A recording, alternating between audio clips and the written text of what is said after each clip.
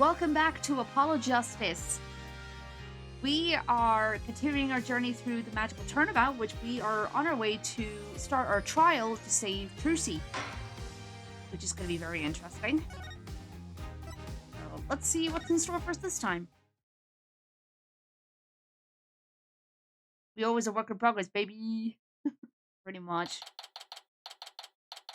Save Trilogy. I know. That's right. Yeah, the office is in jeopardy too. Dang, I forgot about that. So yeah, a lot's at stake. I'm fine. Fine. I'm Apollo Justice and I'm fine. Is Apollo okay? He's been muttering to himself all morning. He's been like that since yesterday. Guess the pressure of today's trial is getting to him. Saber's is like, I'm watching you. Always watching, Wazowski. Poor Polly. He's really tearing himself up. He's really tearing himself up over all of this. Good grief. I don't know why I was struggling with that one. Get it together, Apollo.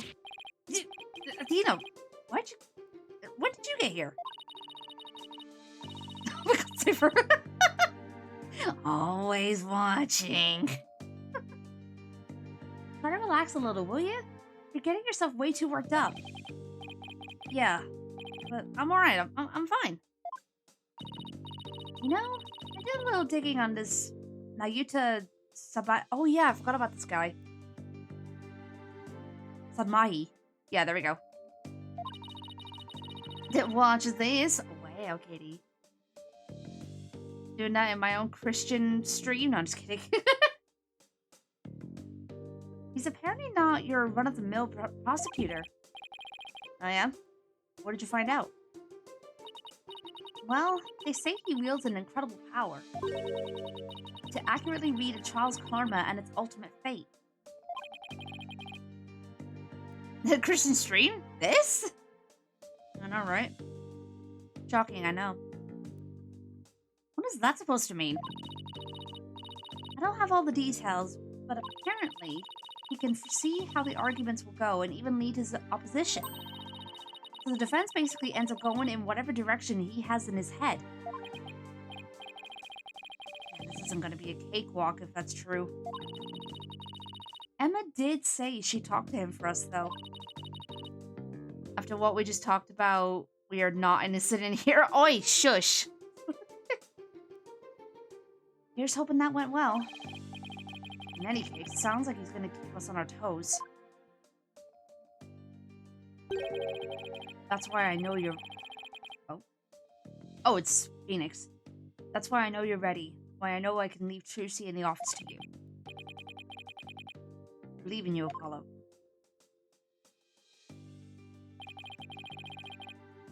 Mr. Wright is putting his faith in me. I can't let him down now.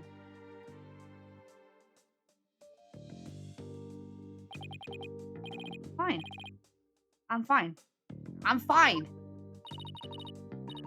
Here he goes again. It's almost like he's chanting a prayer. I'm fine. Fine. I'm Apollo Justice, and I'm fine.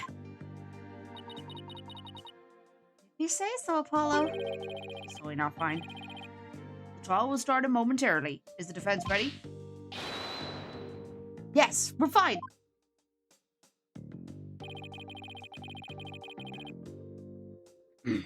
Definitely can't be as animated right now because Tabby's here. Trilogy's fate and the fate of the agency rests on this trial.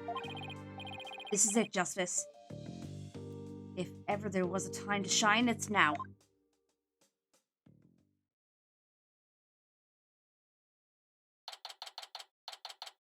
28. He's fine. He's just processing that his boss says he believes in him wholeheartedly. I mean, yeah. Here we go. So I wonder if that mechanic is going to end up coming into play again just because of this prosecutor. It's going to be interesting. Court is now in session for the trial of Trilogy Wright. Defense is ready, Your Honor. Oh boy, here we go. Hey, it's Uji. Okay, Nagita, let's see what you're like. Under prosecution? Prosecutor Sadmati? 1,000 pardons. It was rude of me to keep you waiting. I was praying for the victim. Oh boy. Oh, praying, yes. Yes, I see.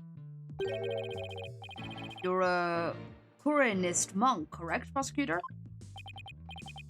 Yes, that is correct. I am but a lowly monk from the kingdom of Kurain.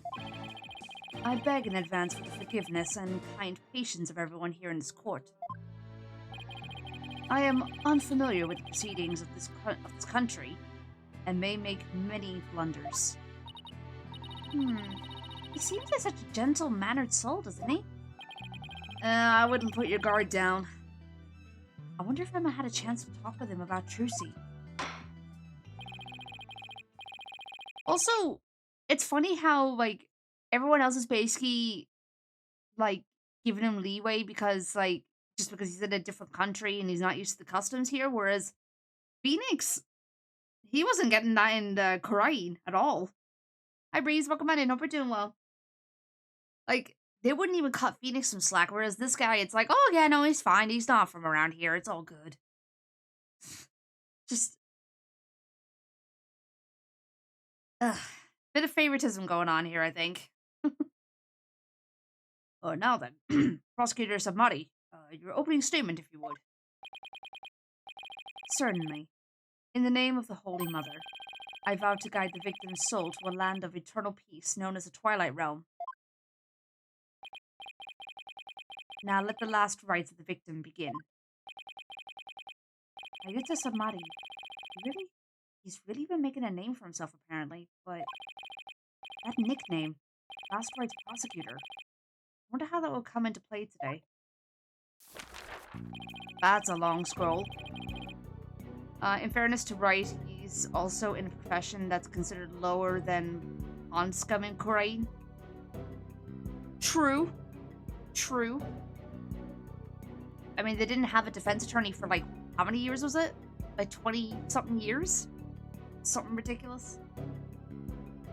The incident took place in the middle of a spectacular magic show. 23, yeah, I thought it was about 23.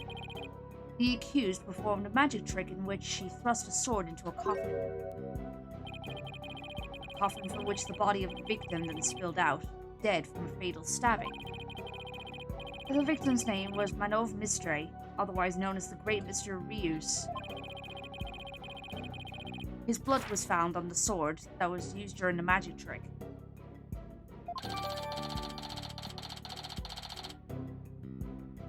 Okay, so that's our autopsy report.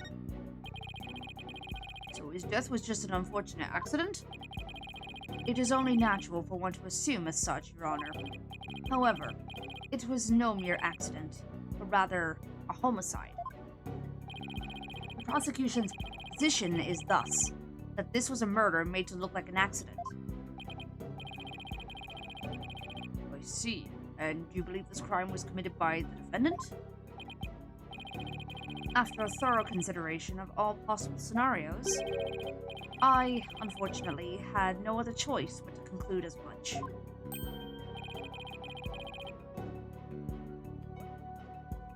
Man of Mystery. Oh my god, yeah, it is Man of Mystery. For God's sake. The puns!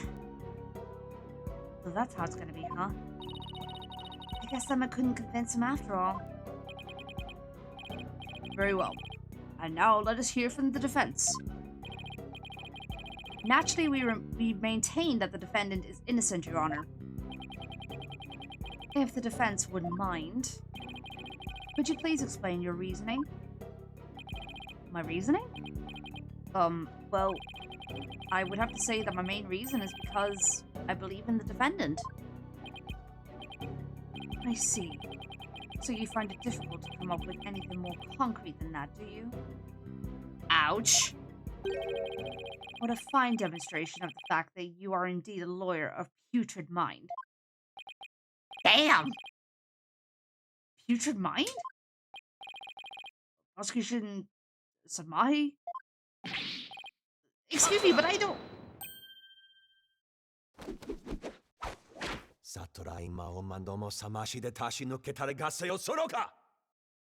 Gesundheit.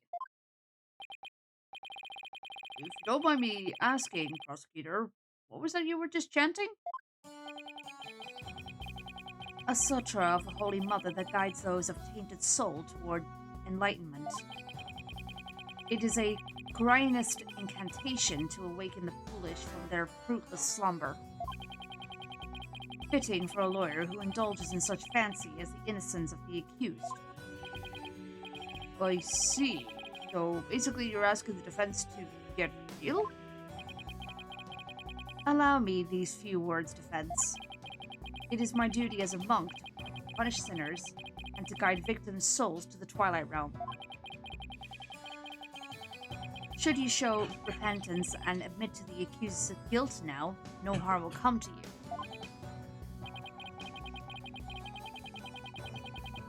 Translation, get your head out of the clouds and come back to reality? Yeah, pretty much.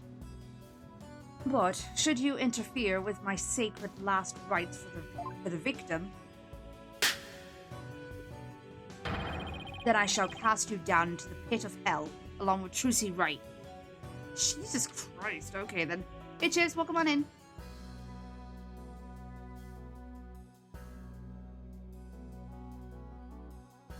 Sorry to read.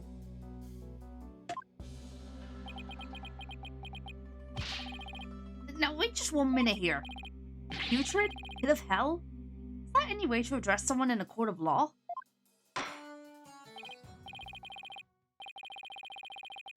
We're just getting started with the trial, Chibs. Prosecutor Sadmati. That may be the way you conduct trials in Korea. But I would appreciate it if you would refrain from such charged language here.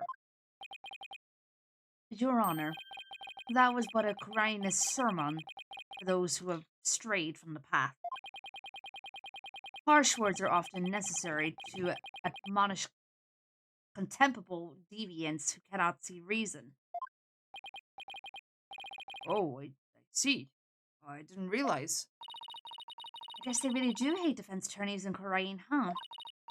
Even still, that was way, way over the top as far as verbal abuse goes. And the trial's only just begun. I object to streaking. Luxo, welcome on in. Hope you're doing well. Thank you for the stream streak.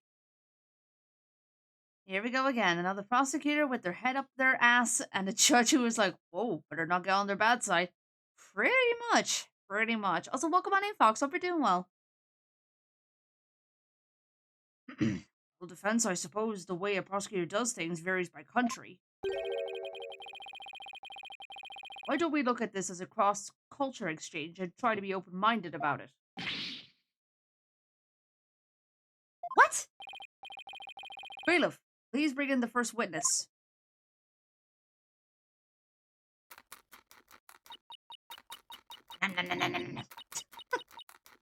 Oh, Emma, she's stress eating. Uh-oh. I thought she'd said goodbye to the snackoos. Apparently not. She's still stress eating. Alright, Saber, best of luck. Oh no, not the snackoos.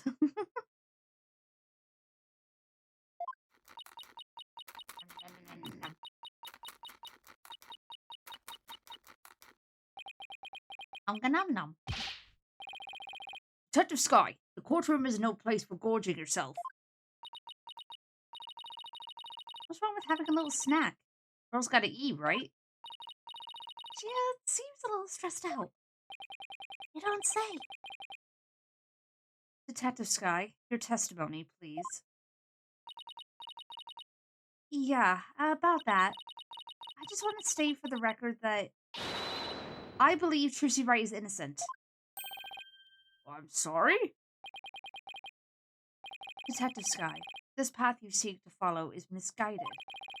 Giving the wrongdoer false hope will only deepen her despair in the end. But let it go and move on. Acts which go against your duty will earn you divine punishment from the Holy Mother.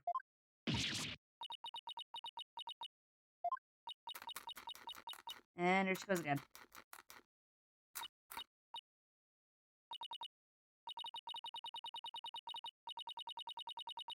Fine.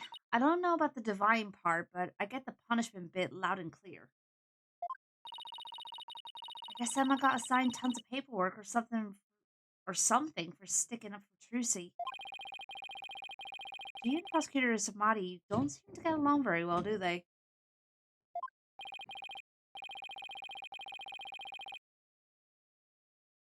What, this guy, Chips? You kidding me? I mean, each to their own, I guess. Shall we continue? The prosecution contends that the accused had a clear motive. The evidence, if you would, Detective Sky. All right. Please take a look at this poster. I did no such thing, Luxel. I don't know, Chibs. I have no idea. It's a true Grammar poster from 13 years ago. Is it just me, or is it a little different from the one in this Wright's dressing room?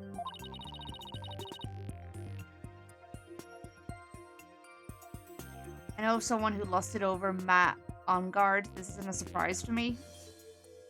Well, I mean, everyone has their tastes. Some people like silver foxes. Some people like them younger. Just keep it reasonable. That's all I'll say. You know, this happened to Dr. Watson in a Sherlock Holmes story. Watson was asked to provide testimony on a murder, and he had figured it out, but the judge was like, dude, you're just guessing. Then some rich dude testified, and the judge was like, you're so valuable to this court. Gotta love it. Gotta love it. This is a revised version of that poster. This one says cancelled under Mr. Reuse. I don't know, the cancel culture got to him. Just kidding. That's right. Mr. Reuse left the troupe after the first version of the poster was printed.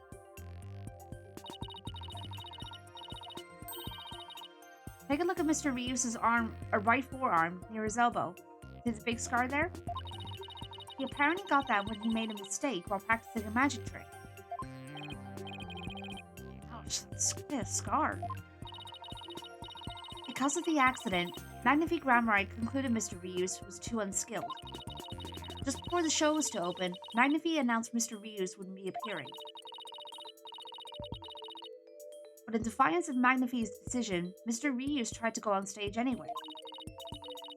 This in turn caused Magnifique to oust Mr. Reuse from the troupe on the spot. He kicked Mr. Reuse out? That seems rather extreme. Did he really have to go that far? When it came to magic, true Grammari was so passionate, or should I say, extreme about it, that it caused problems for them from time to time. Yes, they even caused this court a mountain of trouble with their extreme antics. Probably not being called out right now. And now, the true successor has committed a murder. It seems the troupe's rare talent was inherited by the right person after all. A putrid talent for criminality.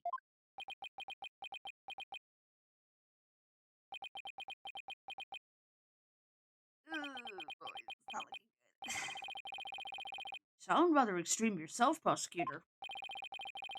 Criminals with impure souls do not deserve sympathy, Your Honor.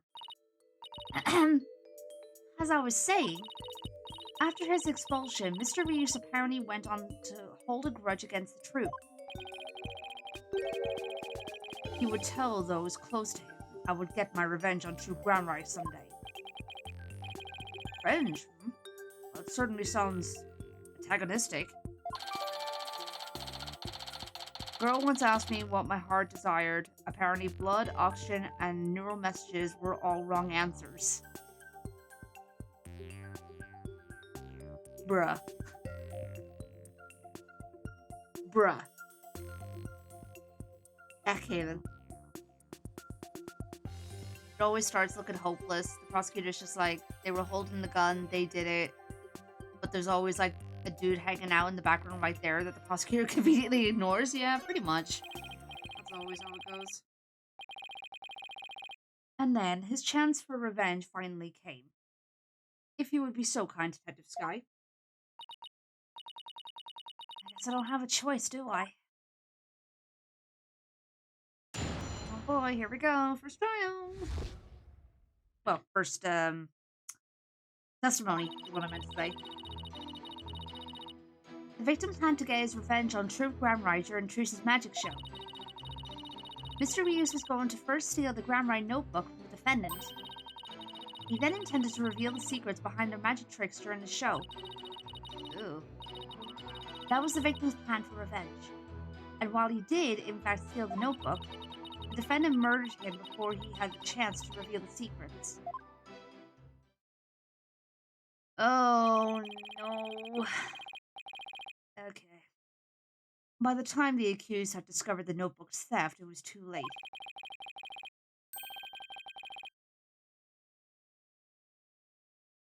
Oh my god, Fox. Her only option was to kill Mr. Reeves and make it look like an accident. Objection! That's nothing but conjecture. Objection! The victim's assistant, Bonnie Is it Fame? I think that's what it was. Bonnie DeFame gave the police a statement. She testified that just before the start of the show, Mr. Reeves said, "I'm going to reveal all of True Grammarai's secrets on stage today." What?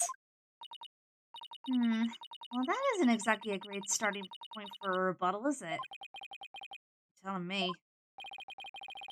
Allow me to give you one piece of advice, defense. Oh? And what's that? Hello. Let it go. And move on. Excuse me? Helping a sinner will only sully your own soul.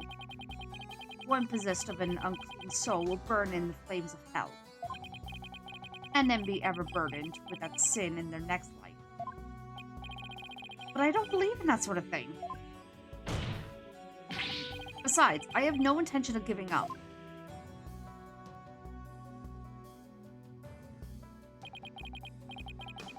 Oh, Holy Mother, grant me the strength to deal with this putrid lawyer.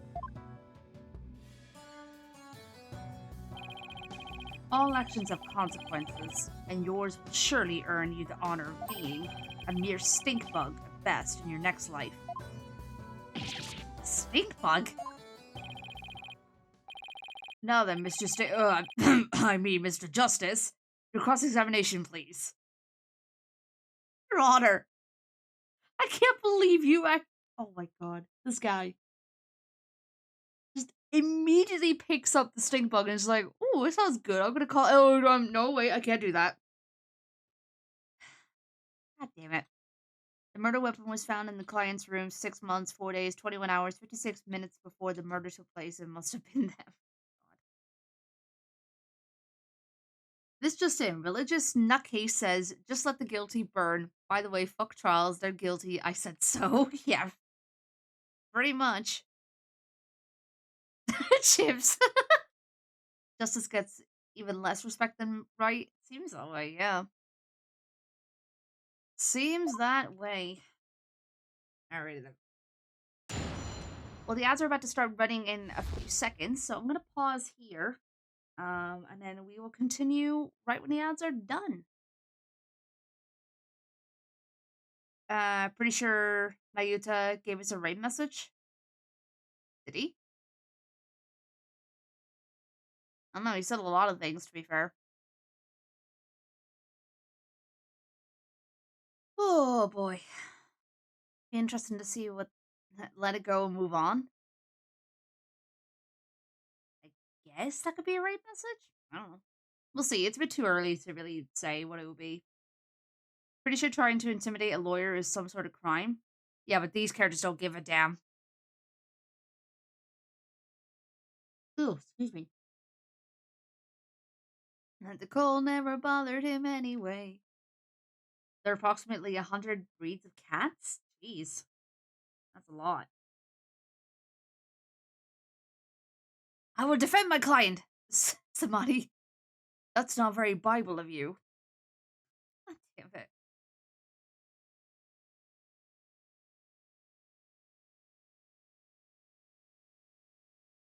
Oi, kitty, no. Ay, ay, ay. You know, while the ads are running, I'm gonna grab something real quick. I'll be right back.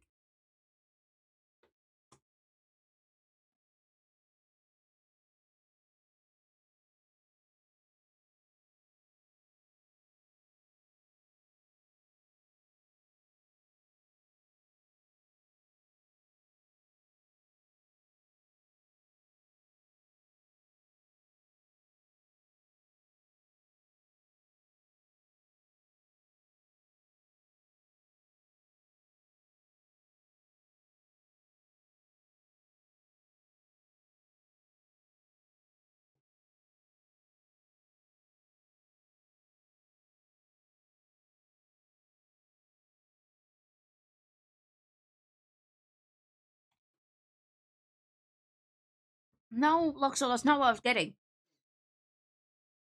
I just got some chocolate.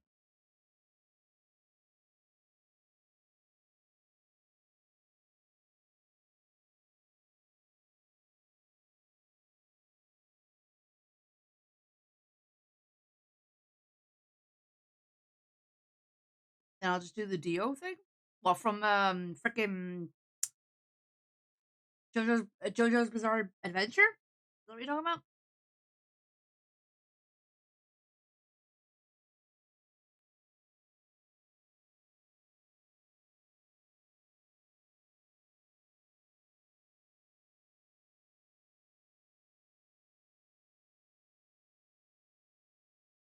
Now, honestly, I tried to watch JoJo's Bizarre Adventure at one point. I couldn't get into it. I don't know, just it was a bit too weird for my taste.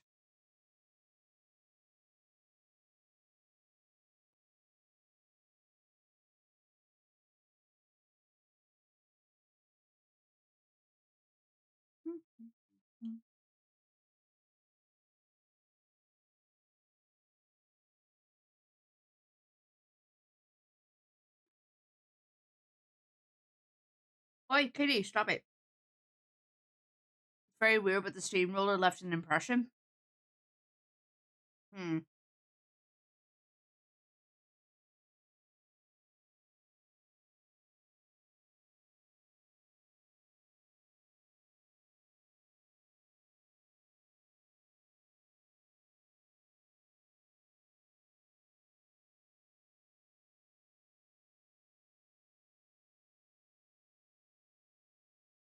I got an ad for Felix cat food, and Robin Williams said, "I'm at a dinner for celebrities, and it's just him, a cat, and this poor woman." Wait, what?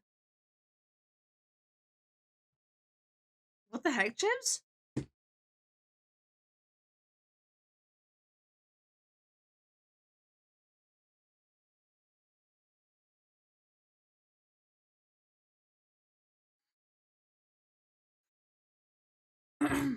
Well, it was advertising Felix cat food.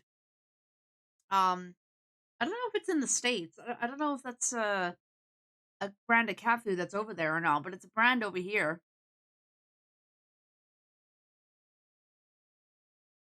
We're so stunned we forgot the ads ended. No, I saw it. It's just, I guess, just curiosity was getting to me there. Anyway. Oh, God, my nose is starting up now. Come on. There we go. All right. Okay, welcome back to Matt's, everyone. Sorry about that. And now we shall cross-examine.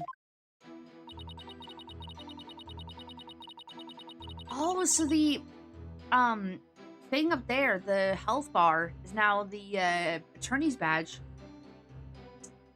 Interesting. Okay. The victim planned to get his revenge on True Grammar during True's Magic Show. Hold it! Revenge after all this time? It's been 13 years already. Why now? I know, right? I thought that was pretty sketchy myself. I mean, wouldn't he have done it a long... Oh, gosh darn it. Detective Sky. Self-indulgent outbursts such as those will earn you divine punishment. In the form of a salary evaluation.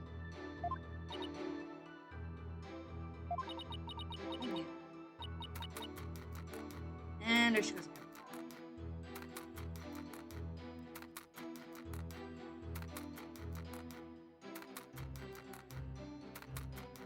Oh, wait. Oh, did I misread it? Oh, you put Robin in it. I was like, wait, how is Robin Williams in it? But you meant Robbie. The singer, Robbie Williams. Okay, got it. I was so confused. I was like, wait, what? Yeah, no, they've been using that song for quite a long time.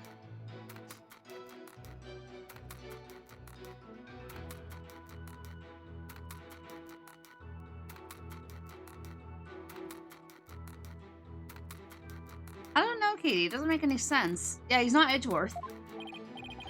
Wait, that's what divine punishment means? Robin Williams coming back to life for a cat? That'd be something. But no, you meant Robbie Williams. Okay, yeah, that makes more sense. Let the detective have her snack. This humble servant of the Holy Mother shall explain. Over a decade ago, True Gramrai was at the height of their popularity. But then, their reputation declined, and they had all but faded from public memory. Until recently, that is, when Trilogy Wright sought to recapture their former glory. At such a young age, too. How impressive. Yes, the accused's skill at magic is undeniably impressive.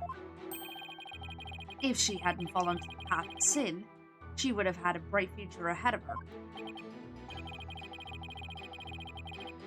It's always sad to see such promising young potential go to waste. Now then, Detective Sky, how did Mr. Ryus plan to get his revenge? And please put down the snackoos before you continue with your testimony.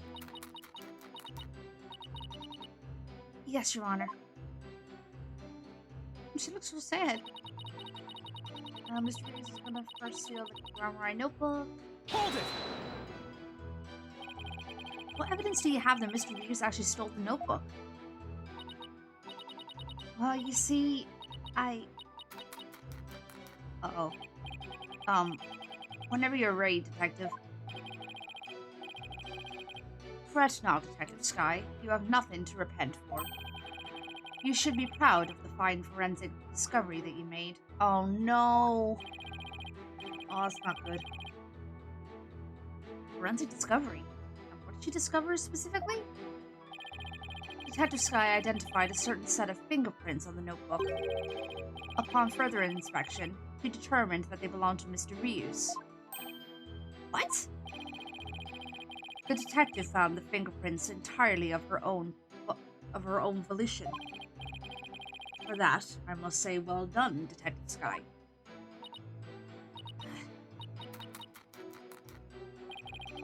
A little too addicted to using your precious white powder, did you, Emma? Now, Detective Sky, I would ask you to explain exactly how Mr. Ryus intended to use the notebook to exact his revenge.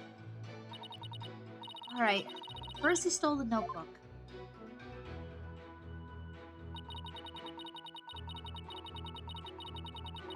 He then intended to reveal the secret. Yeah. I'm going to reveal all of True Gramrai's secrets on stage today. That's what Mr. Ryus himself said, right? Right, but he didn't exactly specify which Gramrai secrets he was talking about. The prosecution thinks he was referring to the secrets behind True Gramrai's magic? Yes, that is the prosecution's assertion. When the accused realized that Mr. Ryus was to reveal her family's most closely guarded secrets, she naturally panicked. So basically, Trilogy's notebook was hiding in Mr. Ryus' things because he had stolen it himself? I see. truly a motive that only a magician could have. Yes, that's what the prosecution believes anyway. Okay. That was the victim's plan for revenge, and while he did, in fact, steal the note. Hold it! Do you really believe what you're saying, Detective Sky? Do you really think Miss Wright killed Mr. Rios to stop him from getting his revenge? Of course I don't think that. Shut up! Keep your private considerations separate from your public duty. I warned you about this very thing before the trial began, did I not, Detective Sky? Yes, you did. Please recite my exact words to you. Emma Sky, you are a detective first and foremost, not the accused. Friend. Remember your duty and fulfill it faithfully. Well, gosh darn it. Hi, Snaker. Welcome on in. Thank you for the helium. And the boots. Excellent. So you do remember what I said to you. Your devotion to your work will be rewarded. The Holy Mother sees all.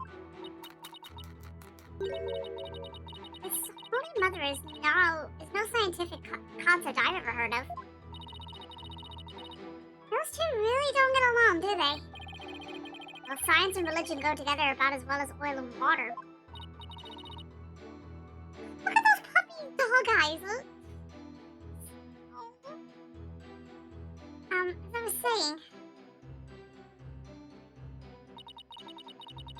Fenn murdered him before he had a chance to reveal the secret. Hold it! Not a thing, Snaker. Stop it. I'm sorry, but what exactly is the basis for claiming him as murdered? Beats me. What? The basis is beats me? You'll have to ask Prosecutor Samadi over there because he hadn't told me his reasoning either. Well, that's frickin' helpful. Detective Sky. Your feeding of information to the defense has not gone unnoticed by my eyes. The bad karma of acts which go against your duty will impinge upon you in your next life. But even before that, it may impinge upon your job in the form of a transfer.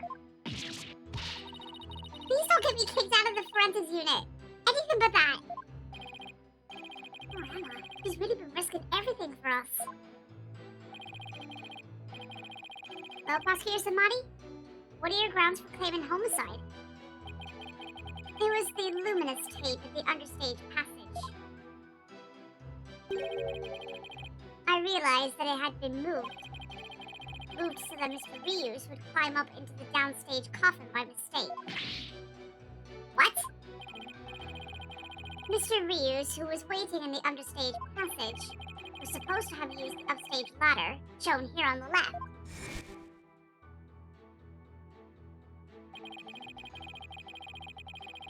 He was to climb up into the coffin that had been set up in the backstage area, after being turned into a stuffed dragon during Act 1. Mr. Rios was supposed to come back to life and emerge from that coffin. But the luminous tape had been moved to mark the downstage ladder. Right? So the victim climbed up into the coffin On the stage itself by mistake. The very same coffin the accused thrust her sword into. And you have proof that it was my client who moved the tape? But of course, Detective Sky. That's right. I identified the defendant's fingerprints on the luminous tape. You what? He actually had proof? Well, defense, are you finally ready to let it all go and move on? Absolutely not. Detective, please add the information about the prints on the tape to your testimony.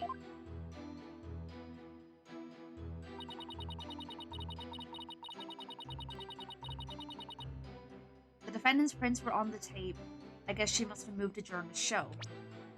Wait real quick.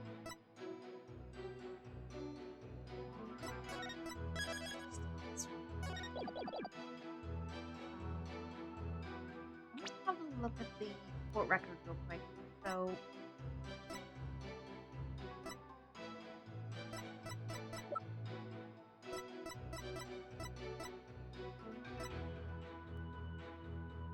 show footage. Stage lift 2.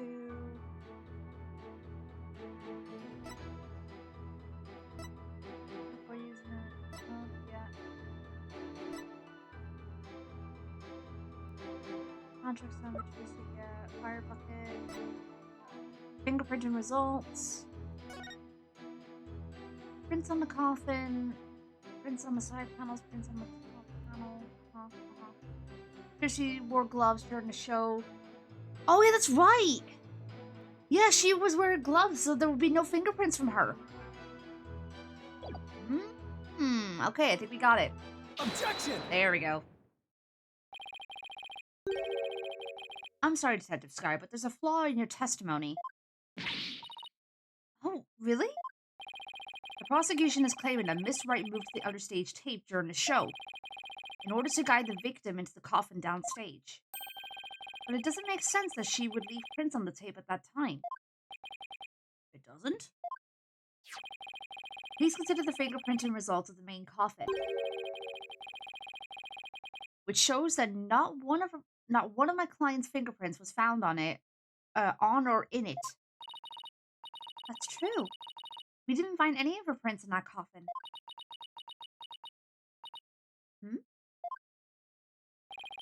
I think you realize what the flaw in your testimony is. Claiming Miss Wright left prints on the tape during the show is inconsistent with the facts. Because she was wearing gloves during the show. Oh! Thank you for the stream streak, Snaker. 50 streams. Good grief. Been seeing a few of those lately. It's kind of insane. She must have left the prints sometime before the show started. In other words, her prints do not prove she moved the tape to mislead the victim. The prosecution's investigation was insufficient. Oh my! But on a personal level, I'm very happy about that.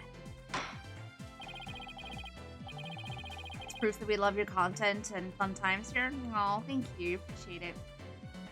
No, do not do that, Ryuji. Also, welcome on in. Well, Prosecutor Samadi, if the defense's argument is true, then you have no evidence the defendant moved the tape to deceive the victim. Like, I see. Apparently, the defense is more intelligent than I had thought. Oi, stop it. More than a stink bug, at any rate. Come on, you bump me up to at least a stag beetle now, can't you? Would that really be any better? Of course, way better. Stag beetles are cool, with those huge mandibles of theirs. Talk to them. Thank you for the hydrate, Hoshi. If the defense wishes to be promoted to a stag beetle, then answer me this question. Alright, shoot. Even with no evidence, the accused moved the tape to misguide the victim. The victim still climbed the ladder using the tape as a guide.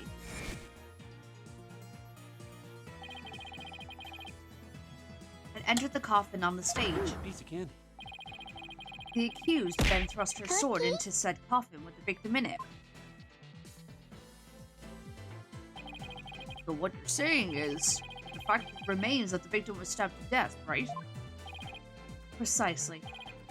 However, this does drastically change one aspect of this case. If the accused did not lead the victim into the coffin on purpose, then it means the victim's death could have been accidental. If it was indeed an accident, the defense can argue that it was involuntary manslaughter.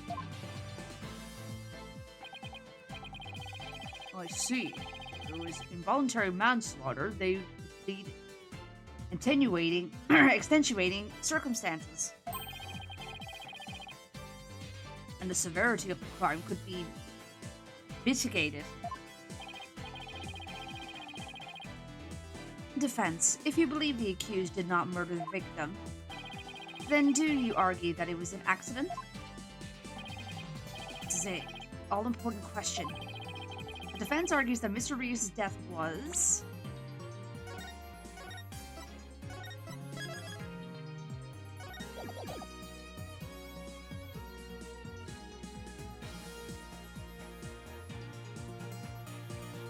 What do you think, Kika? I think someone murdered him, but not Trucy. Clearly not Trucy. The problem here is trying to convince everyone. The only problem... Yeah, I don't know. We could say it's an accident, and then it could lead to something later that then we'll realize that it's a murder all this time. But if we jump into the murder, then they're going to be like, wait, so you don't think that... Do you think that Trucy is a murderer? So it's a double-edged sword, this one, I think. I mean, we can always come back if I make a mistake, so it's not a problem. Let's see what happens when I put murder.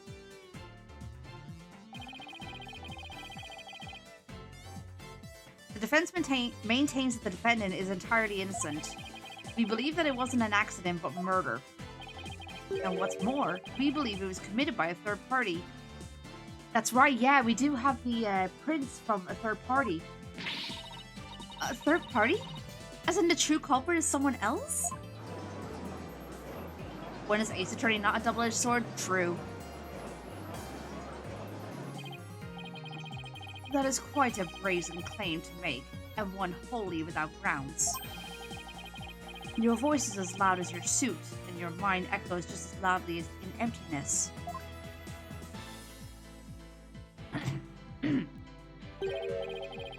Surely you were but a loud red pepper in your previous life.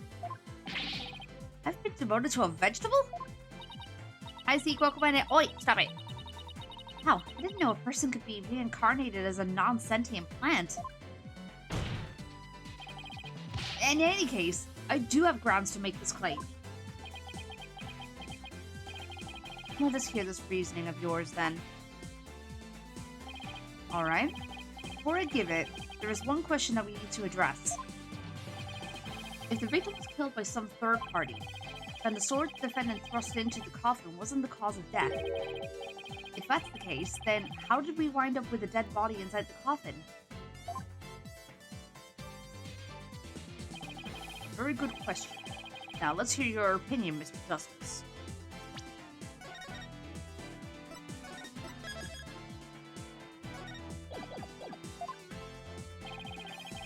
How did the victim's body wind up inside the coffin?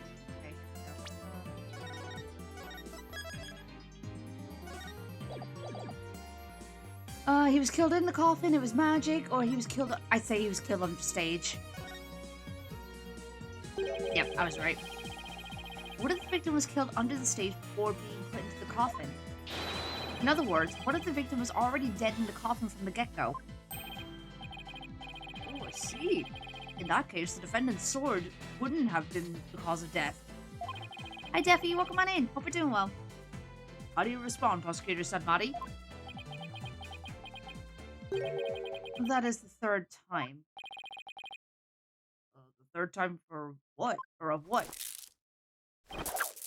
Yeah! What the heck? What the heck is this?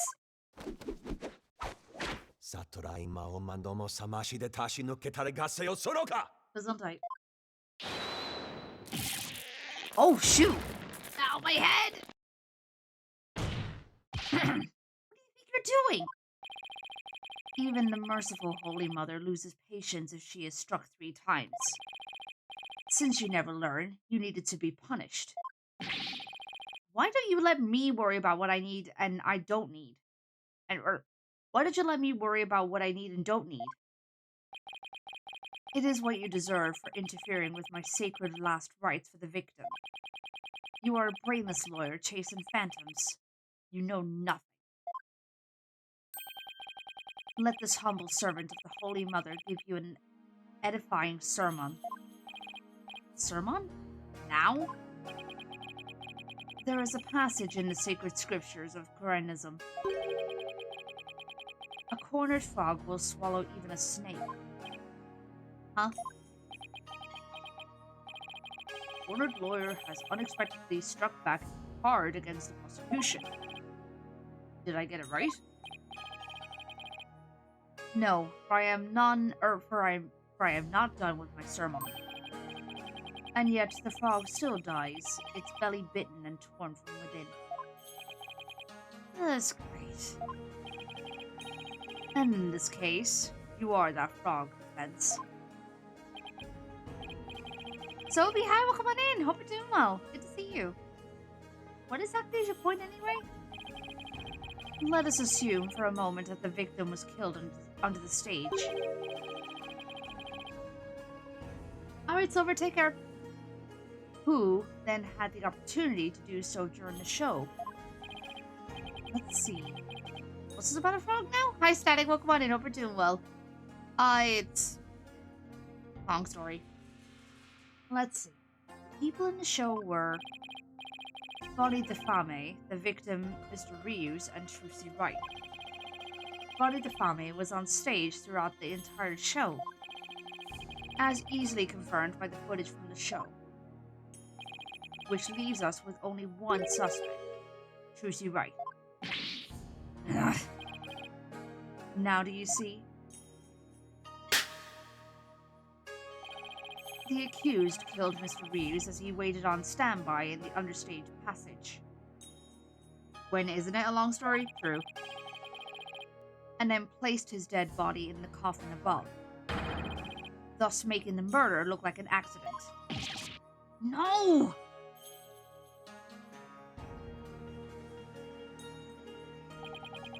O great and merciful Holy Mother, thus another putrid mind has been guided toward enlightenment.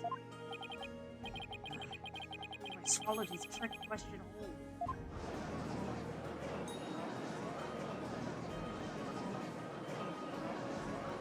Objection! No. Sorry, but I have to raise an objection here. Tina? What are you... There's something I want to point out, Apollo.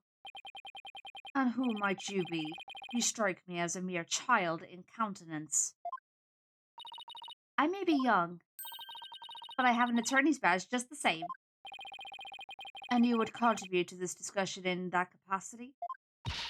I most certainly would. Oh, here we go. You just argued that the defendant killed the victim onto the stage. But let me remind you that Miss Wright is a girl. Clearly. Surely you didn't raise an objection simply to point out such an obvious fact. Your Honor, please send for this little child's guardian to come take her home. Hold it! But I'm not done with my sermon. No need to talk like Prosecutor Samadi, you know. Listen, if the victim was killed in the understage passage, then his body would then have to have been hauled up to the stage, right? However, Miss Wright is a young girl, and a pretty petite one at that. She couldn't possibly have hefted that large body up and put it in the coffin. Take it to hydrate. True. It does seem like it would be a rather difficult task for the defendant.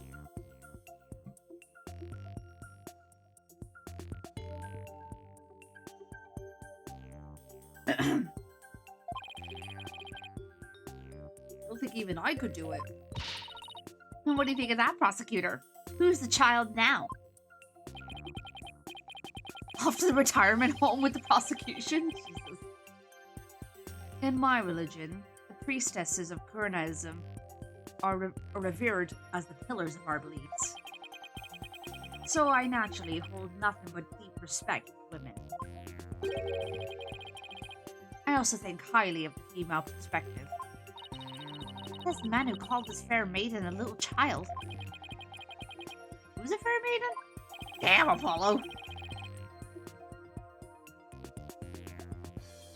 I agree that your point is worth discussing in defense. How, indeed, was the dead body raised up into the coffin? By the accused, Trucy Wright, that is. You're committed to pointing the finger at her no matter what, huh? Then you explain how that even be possible. But of course.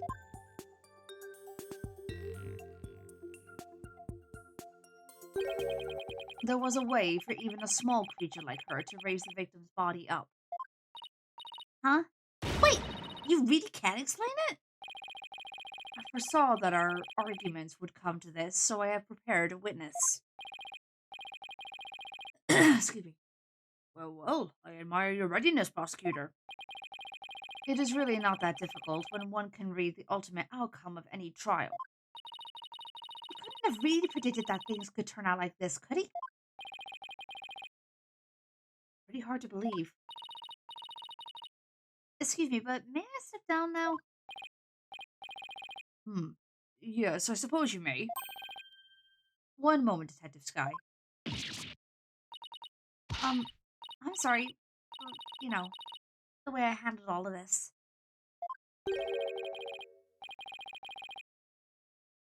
You did a fine job, Detective. Your testimony was invaluable. Everything of the stream streak.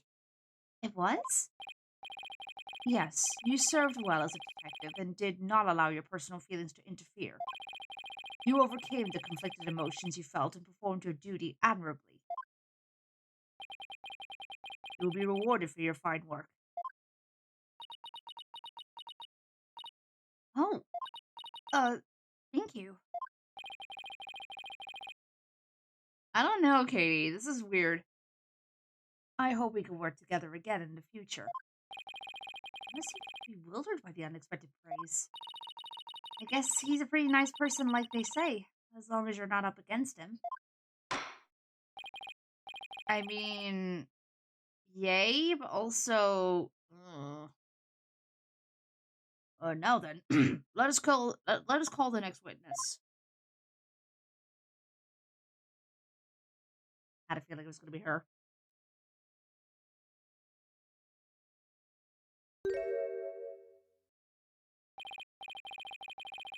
Witness, please state your name and occupation. Hello, ladies and gentlemen of the court. It's very nice to meet all of you. Oh, a voice I gave her, actually. I'm a lagomorphing illusionist from the land of fairy tales, Bonnie de Fame. I can't wait to do some magic tricks for all of you. How's Kit Kat doing today? I'm doing alright, thank you. I'm definitely better than I was yesterday. Still dealing with a couple of things, but otherwise I'm definitely better.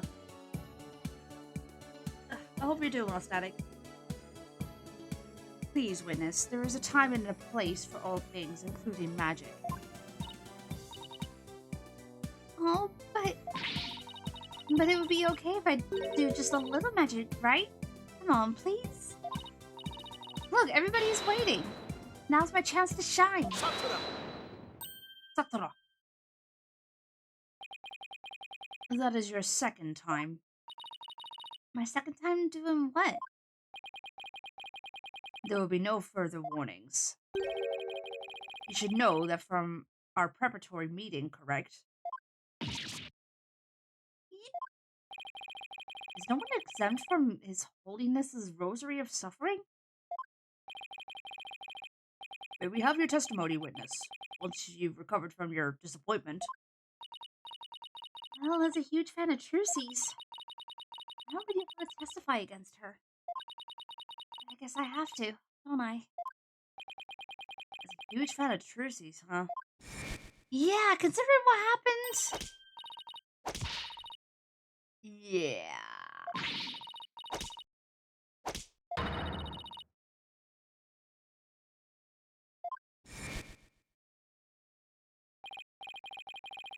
Sure, you're a real fan, alright. Destroying Trucy, you mean?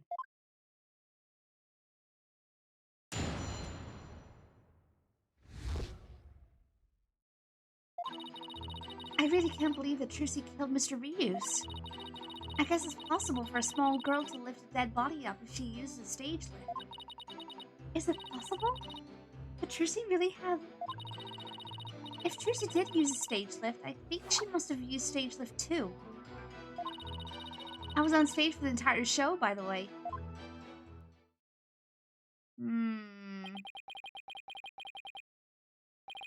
You were on stage the whole time? And you're sure about that? There is no question. The entire audience could testify to that fact. What's more, she is shown clearly in the TV show footage as well. I couldn't possibly have killed Mr. Reeves, not little old me. Therefore, the only person who could have killed the victim under stage is the accused. Furthermore, by using a stage lift, even a petite young lady could have raised the body up to the stage without difficulty. Gotta be kidding me. Very well. The defense may now cross-examine the witness.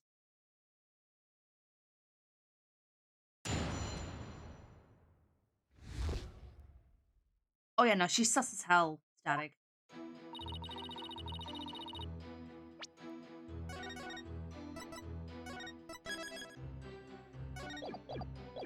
Hold it! You said you're a huge fan of Trucy's, isn't that right? Oh yes. I even became a magician because I wanted to be just like her. The first time I saw her, she was performing at the Wonder Bar. She was only in junior high back then, but she got on stage with tons of confidence. And then she proceeded to win my heart with her astonishing tricks and winning smile. It certainly sounds like she means all of that. So finally being able to perform with her must have been quite a treat for you, right? Oh yes! After all, it was my chance to have her see me. Not just as a fan, but as a fellow magician.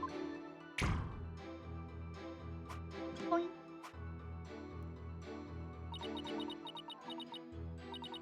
But then, that horrible accident happened. It was not an accident. It was murder.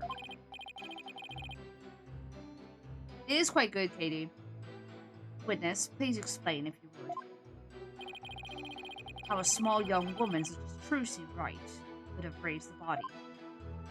Might be real convoluted, but what if the victim intended to get killed in the coffin to ruin the other magicians? You never know with this game, honestly. Hold it! What makes you think it would be possible? It's not like you tried it out yourself, right? Well, actually, we did try it out for ourselves. You did? Detective Sky, if you would. Oh! So that's why you made me do that. Detective Sky, what did he have you do? The prosecutor asked me to try raising one of the male police officers with the stage lift. Without a single word of explanation as to why he was making me do it. You're kidding. It's as if he really can foresee all of our counter-arguments. Do not underestimate this humble servant of the Holy Mother. More like haughty. I guess that means Trucy could have lifted the dead body up. Does that mean...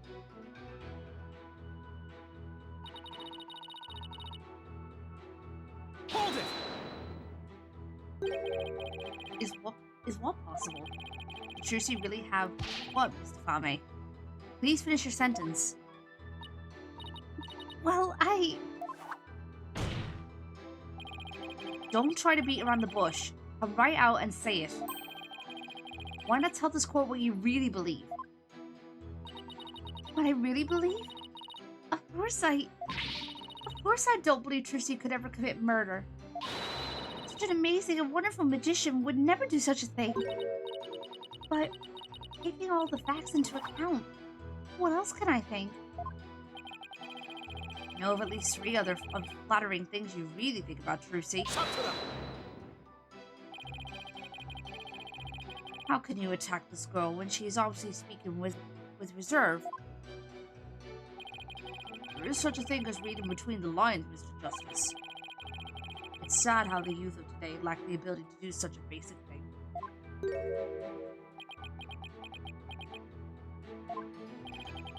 Looking at me like that isn't gonna help me stick my foot in my mouth, bless your honor. Witness, please describe what the accused might have used to lift the dead body. Alright.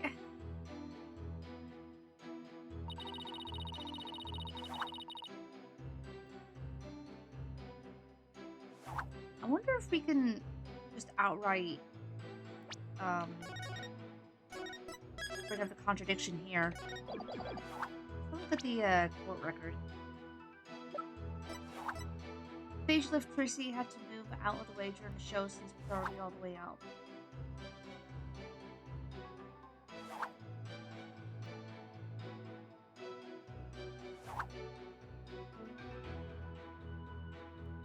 Objection!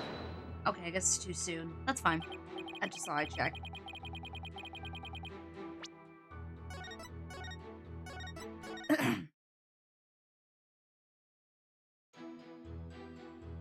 Hold it! Stage lift 2? You mean the stage lift shown here on the left? That's right. For the stage lift, I think even a small girl could easily lift that body up to the stage. And so that makes her the murderer, in your opinion? Of course not. I believe in Trucy. Like I said, I'm a huge fan of hers. Oh, mother. How long is she gonna keep this act up? Defense, what position was stage lift number 2 in after the show?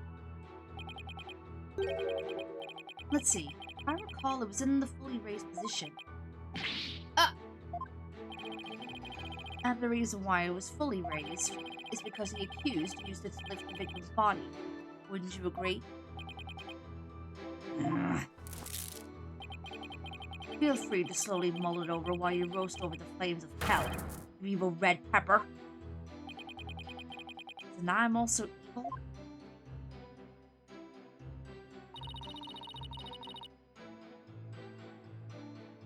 Okay. Hold it! You didn't have a single spare moment to slip down to the understage passage? Huh? Don't tell me you suspect me now. I'm just trying to do my job by fully examining your alibi. Depending on how solid it is, I might have to suspect you, yes. You gotta be kidding me. Don't spit on my head and tell me it's raining, lawyer boy. I'm right there in the footage. Or are you too much of an idiot to see? Huh? Mr. Fame? Are you feeling alright? You seem suddenly different.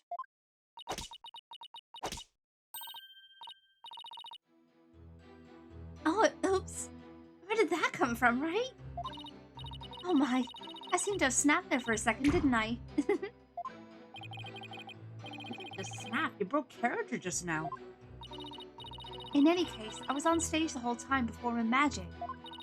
I mean, you saw me in the footage, right? My dazzling and flawless performance? Flawless? That's odd, considering what you told me. You said that you made a mistake with where you positioned Mr. Hat.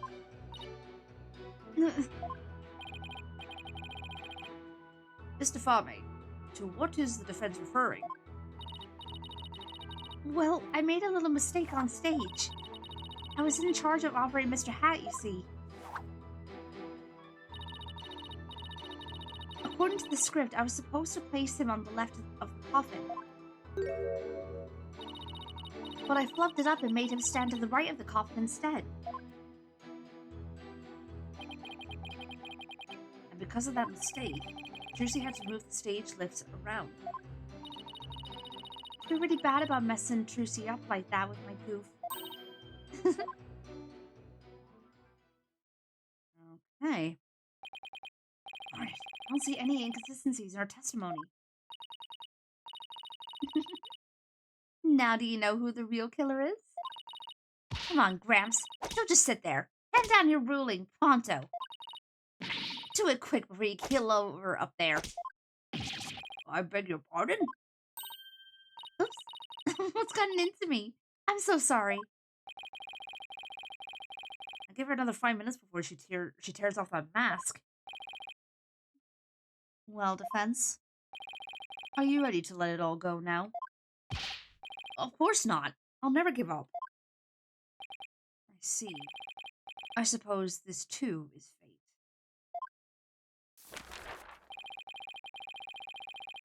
She definitely did it. Either that or she was an accomplice.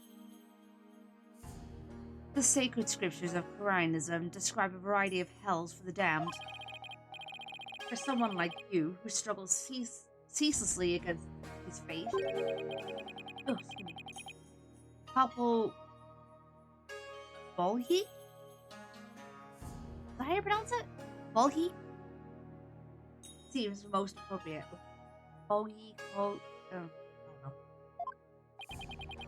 People boil what?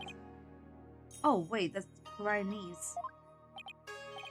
What sort of terrible place is Papal Volhi? Well, however the hell you pronounce it. A place where the more one struggles, the further one falls into the abyss. At the bottom of the abyss, a ferocious beast awaits. Think of it as something akin to an antlion sandpit trap.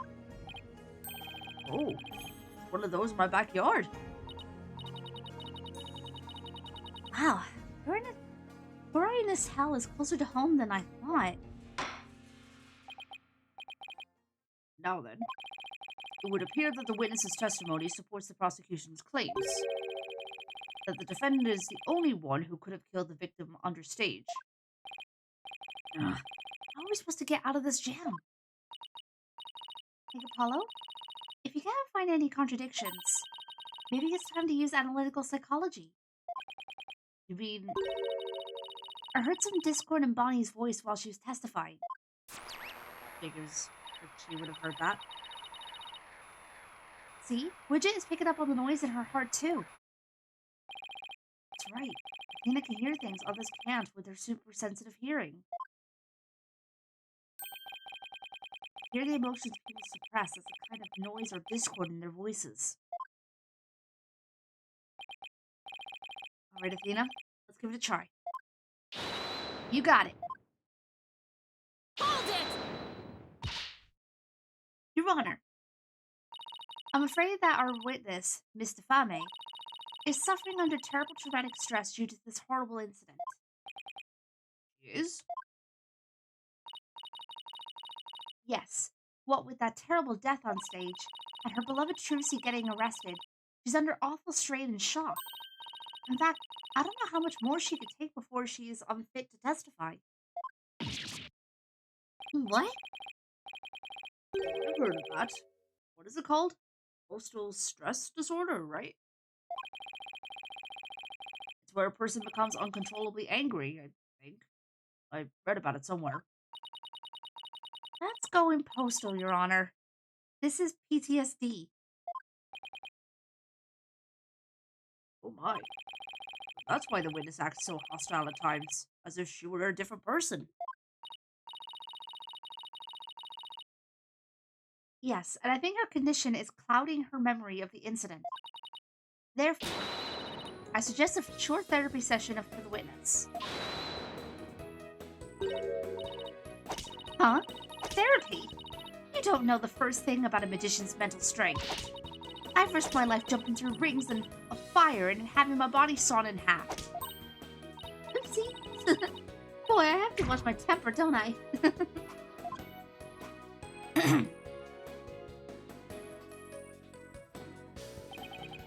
Miss Sykes, please do whatever you can to help this unfortunate young lady. And what exactly is this child planning to do, Mr. Justice?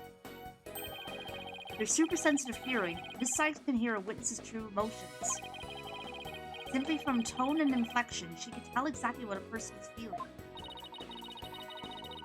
I can even pick up feelings that a witness is trying to suppress or hide. Widget projects the emotions I hear into the mood matrix where I can analyze them. It sounds like some sort of spurious devilry. Though I find it hard to believe, I must ask, how do emotions constitute evidence? You'd be surprised. While I won't say that emotions can be taken as evidence per se, I have seen how instrumental Miss Sykes' work has been in cracking the case. Therefore, I wholly support giving it a try. I see.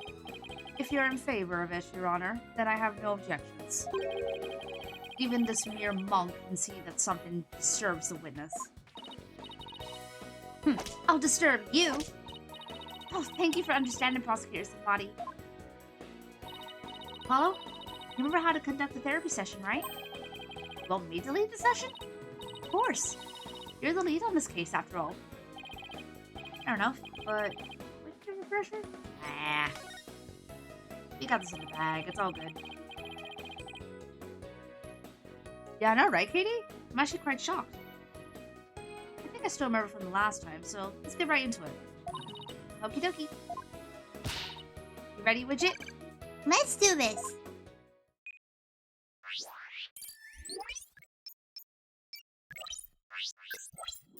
Alright, here we go. Okay. I guess Trucy is the one who killed these reuse. Even she could move the body with that lip. I was on stage at the time. That terrible mistake. Stupid flow caused Trucy so much trouble. What's so bad about it? Ah, here we go. Got it! That contradicts your emotions. Or what you said about your emotions. I have to say, Mr. Fame, you certainly are a strange one. Even though you said I feel so bad about it, it seems you were feeling happy about it.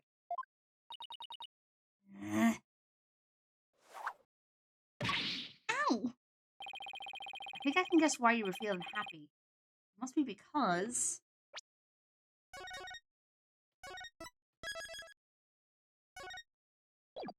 what we got? Trucy's big debut, you made a mistake, you messed Trucy up.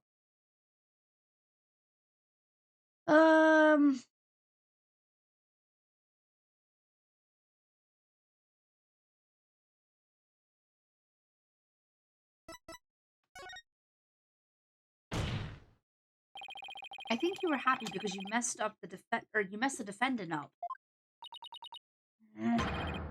I'm right, aren't I? You gotta be kidding me! Why would I be happy I messed Trucy up? I'm a big fan of hers. Because we saw you.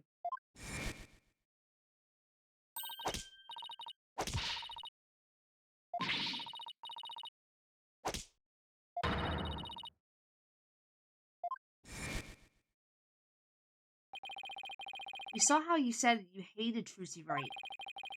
How you were glad she was in trouble, and even how it was what she deserved. Ouch!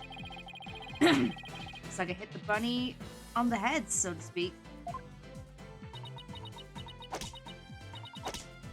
Okay, we got it half. Oh, the noise level dropped. Now if we can get it down to 0%. Well, Mr. Fame, are you ready to confess how you really feel? What do you mean? I'm Bonnie, the sweet, cute little bunny. I'm a rookie magician working hard to be just like my idol Trucy. That's the character I'm supposed to be. Objection! Keep that up, Mr. Fame, and you're gonna have a mental breakdown. Just let yourself be who you really are. Who I really am? Two sides of you are fighting each other and doing you psychic harm. I can hear them. Two distinct voices battling inside you. Hi, RP. Welcome on in. Hope you're doing well.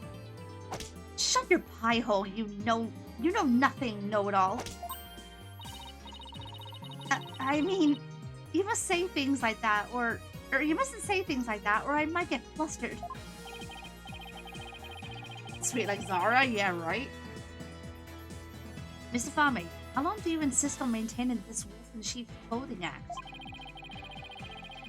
We can't end this therapy session until you get real with us. Set the wild beast inside you free. Ow! Uh-oh.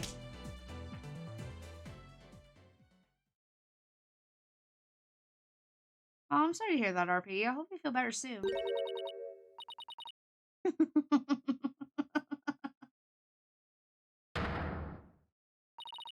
Don't make me laugh. You don't know a dang thing about me. You want to see who I really am? Fine. Take a good look.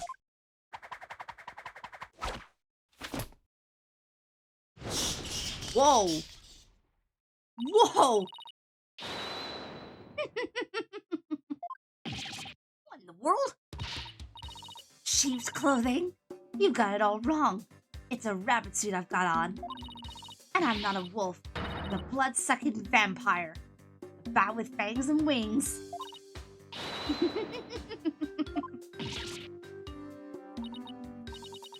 I think we just opened Pandora's box. Oh boy. I'm finally done with that goody two-shoes cottontail act. He's gone batty. I feel free as a bat. This is not what I was expecting.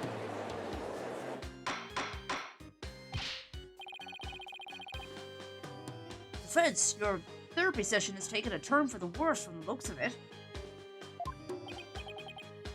There's a perfectly good explanation for this. Isn't there, Miss Sykes? Methinks I created a monster. Blew it. Hey, you, lobster boy. Who, me? Sorry, my nose is really acting up right now. You think I'm glad Trucy's in trouble? That I think she's getting her just desserts? Well, guess what? You're right.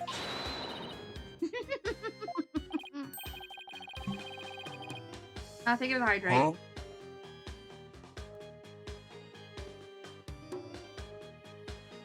Also, no biting. Stop it.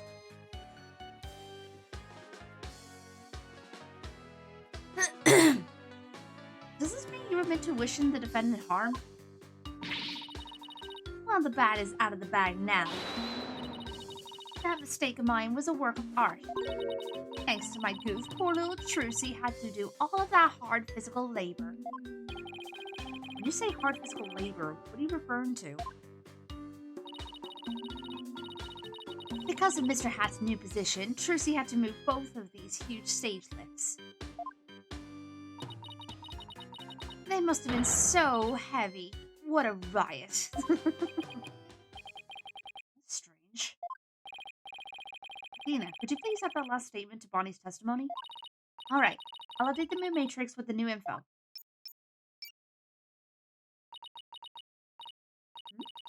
Hey, Apollo. Now there's a new inconsistency in the testimony. Yeah, she finally slipped up. So what do I need to do now? From this point onward, you just do what you do best. Find a contradiction in the testimony and present evidence to refute it. Alright, I've got you now, Bonnie DeFame.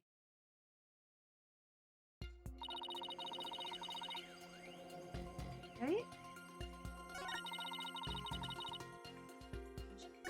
Yeah, I'm supposed to fine, but that's for mistakes. Nope. You know what? Serves her right. Thanks to that, she ends up having to move the stage lifts. Okay.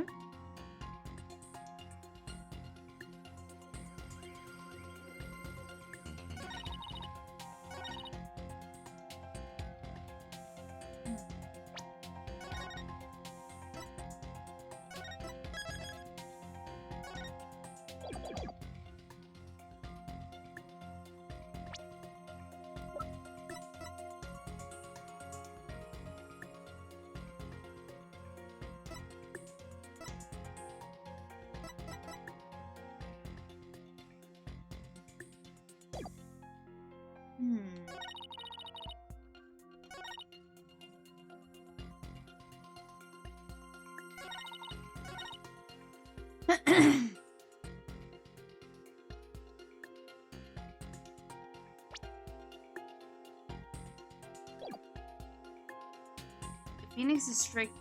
See Phoenix uptight? Oh my god. diagram depicting the stage where the show was performed in the understage passage. Program I created through it. Now it's a smile on the face. Alright, I'm just gonna try and figure out what the evidence is while the ads are running.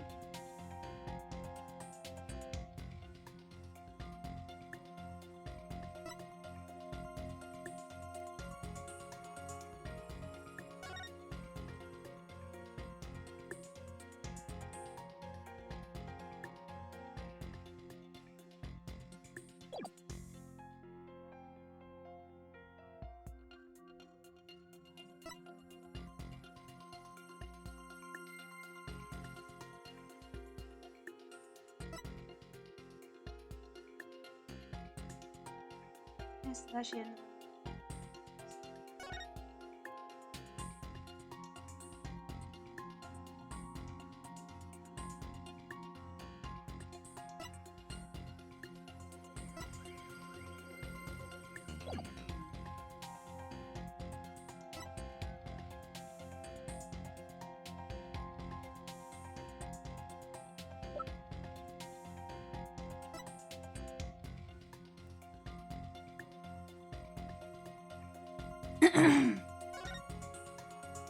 Juicy statement. Bonnie messed up. Mr. had the position for the escape trick, placing him opposite the scripted location on the right side.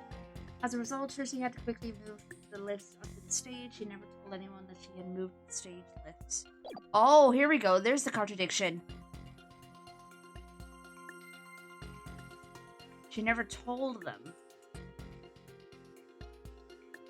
So I think that's the evidence that we need to present here.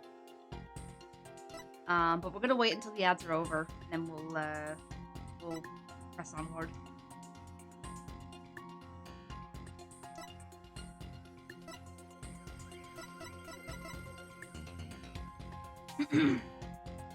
Oh, how's everyone in chat doing? You guys doing okay?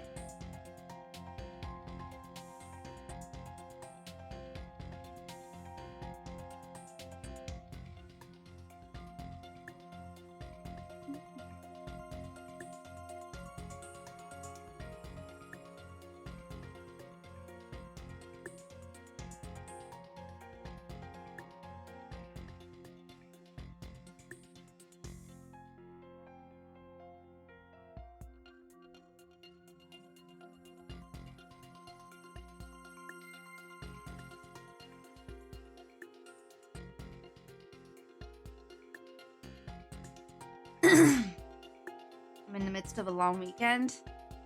Oh yeah, with the Super Bowl and whatnot.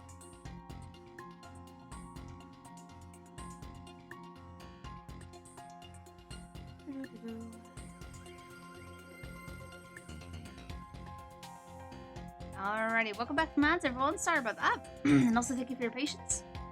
So I think I found the evidence that we need to present here. I'm free! So, Bonnie said thanks to the mistake, Trucy ended up having to move the stage lifts. The thing is, though, according to Trucy's statement, she never told anyone that she had to move the stage lifts. So how the hell would she know? Objection! Like, something's not adding up here. That doesn't make sense. What? So you think I'm crazy now? Maybe a little bit, yeah. No, that's not the point I was trying to make. But I don't hear you denying it. Mr. Fame, allow me to repeat your statement. Thanks to that, she ended up having to move the stage lifts. That's right. I still say that's just what... But how did you know? How did you know Miss Wright moved the stage lifts? Huh? According to her own statement, she didn't tell anyone that she had done so. What?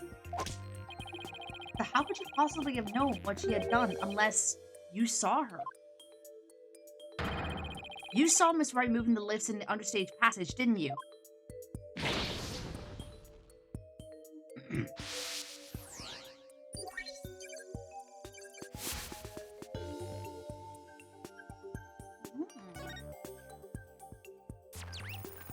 And there we go.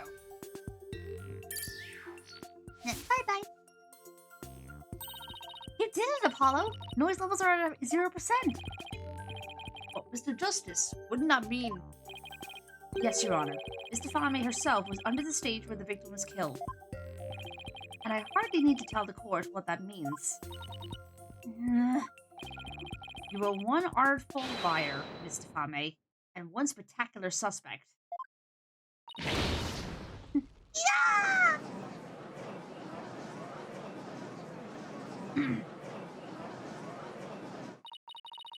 You shiny red lobster boy. You're saying I killed Mr. Reuse? I'm saying that it's a possibility. What's more, I say you had a solid motive to frame my client for the murder as well. Objection! My apologies for raining on the defense's merry revelry. But you seem to have forgotten one very important point. Oh, really? The TV footage. As you can clearly see, Miss Defame was on the stage the whole time. The entire audience can bear witness to that fact, including you. Oh yeah. You have just taken a long and senseless journey only to return to the starting line. The witness could not have been in the understage passage, which means the only one left who could have killed the victim is the accused. A stunt double are a glorious thing, no? For real. Guess the party's over. But Miss Defame knew something she couldn't have known unless she was under the stage. How do you explain that, prosecutor? Said Marty. It's quite simple. The accused must have told Miss Defame about it, but then forgot. Open those useless eyes of yours and take a good look at the footage. If Miss Defame really was in the understage passage, it would mean she was on stage and understage at the same time. You mean she was in two places at once? That does seem to be the only explanation that makes any sense. It may be an explanation, but I'm not so sure about the make sense part. You just have to make it make sense. Your Honor, the witness was both on stage and understage at the same time. That is the defense's assertion. I've heard some illogical things come out of you before, but this is absurd. I'm sure you'll change your tune once you hear my reasoning, Your Honor. My gut tells me you're bluffing, but I'll bite. Very well, Mr. Justice. How do you explain how the witness was in two places at once? Just in case. It should be fine, but just in case.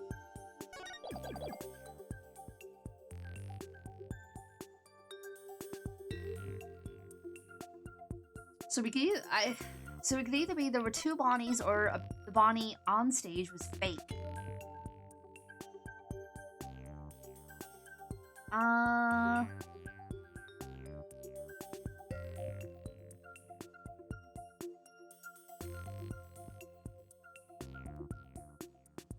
Judge, you've been the judge in a case against an orca. This shouldn't surprise you. For real, though. Let's try this one first. The Bonnie Defame on stage was fake. Fake? Really? Such an assertion is not something one would expect to hear from a genuine lawyer. Oh, maybe you are the fake and your attorney's badge is made out of cardboard. Damn! No, I'm the real thing, I swear. And why cardboard specifically? Let's just say I had an infuriating experience once thanks to one. Oh.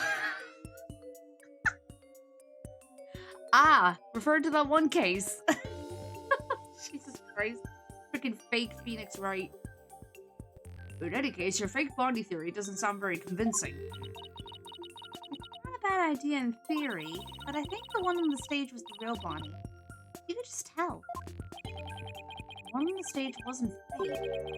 Does that mean the one understage was real too?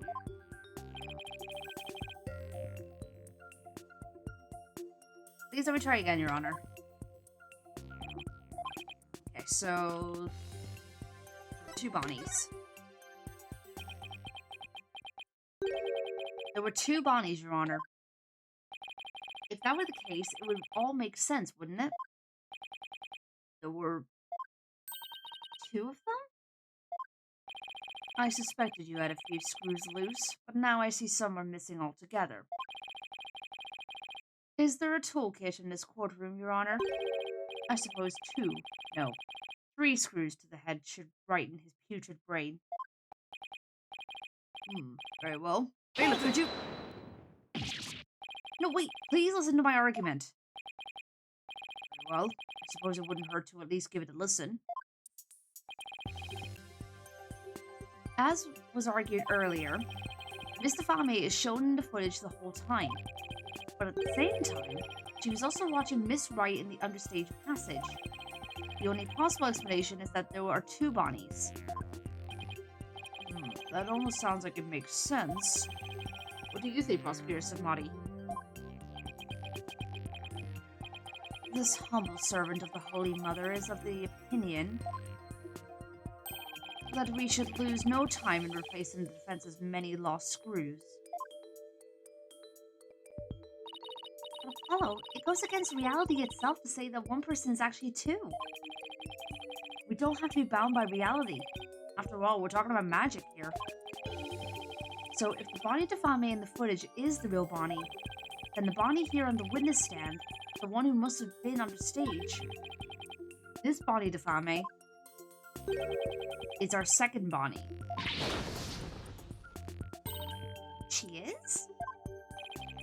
Say we call the one in front of us Bonnie number 2.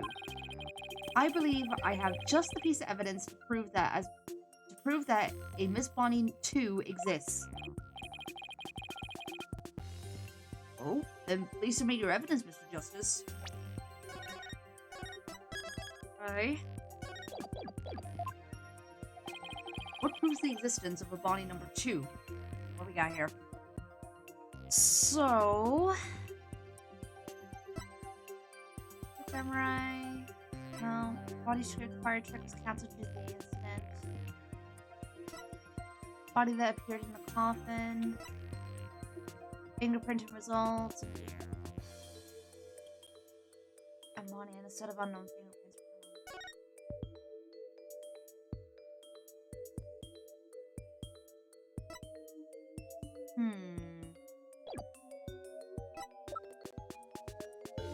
Contract signed by Trilogy herself. It details liability for compensation. Clipboard. Names of rubber store. Trilogy says it's with a recording of Trilogy's escape trick on it. If I had to guess, I would say it's the script. Either that or the fingerprinting results. I think it's one of those 2. That's gonna be the evidence here. I'm gonna say the fingerprinting results. I feel like it's that one. It's the only one that makes sense to me. What's this? During our investigation, we found a set of unknown prints on the coffin on the stage. Okay, yeah, I got it right. These prints were most likely left during the course of the show. But they didn't match the prints of any of the people involved in this case. An unknown third party's fingerprints. I was not told of this. Emma must have kept it from him.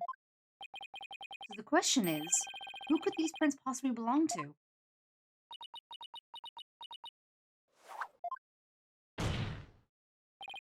Miss Defame, or should I say, Bonnie number 2. These are your fingerprints, aren't they?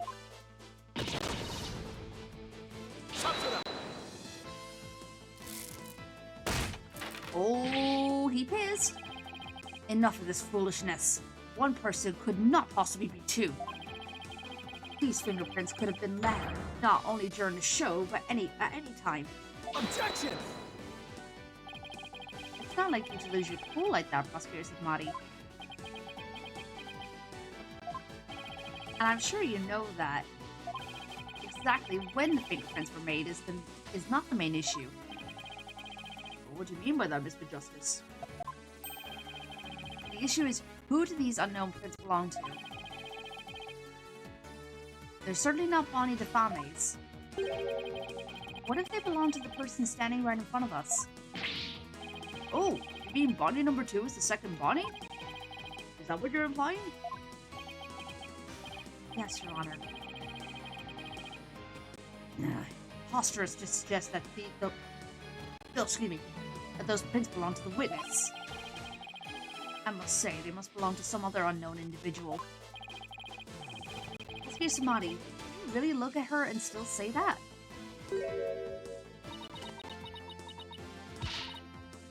You looking at? Take a picture, it'll last longer.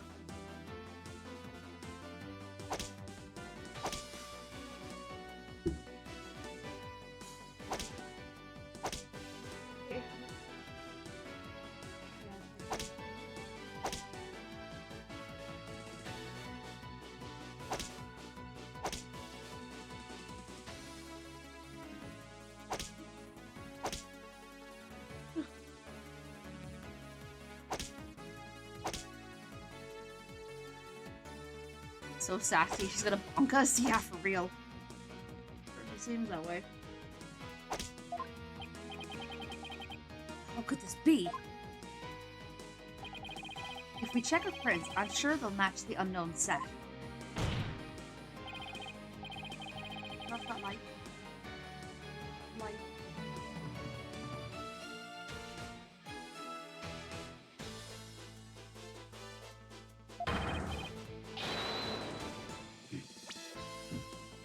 Well, Bonnie, the prints that don't belong to the real you belong to you, don't they, Bonnie 2?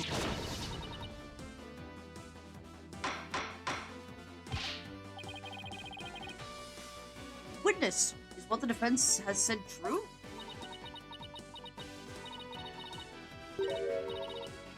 Fine, I admit it.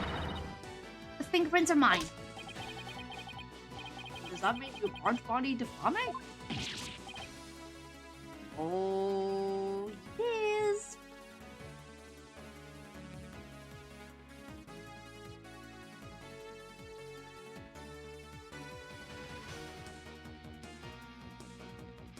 Was that the reindeer on the side there? I don't know what it was for a second.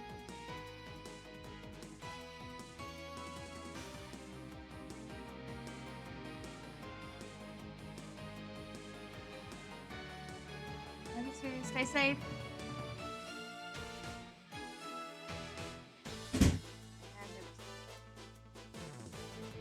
I always join when drama is the highest, I noticed.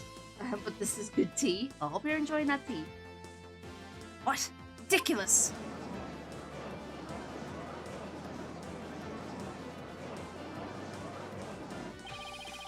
Are there really 2 bodies? Nope, there's only 1 Bonnie. That's because I'm Betty. Betty DeFame. What? We got Bonnie and Betty. Interesting. Ladies and gentlemen of the court, it's time for a wondrous magic show. Gasp in amazement as this lagomorphing illusionist performs her teleportation magic. Watch closely. It's showtime.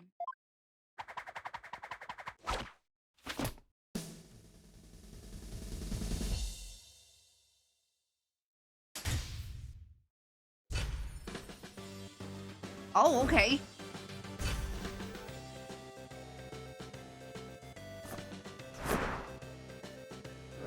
Athena's enjoying it.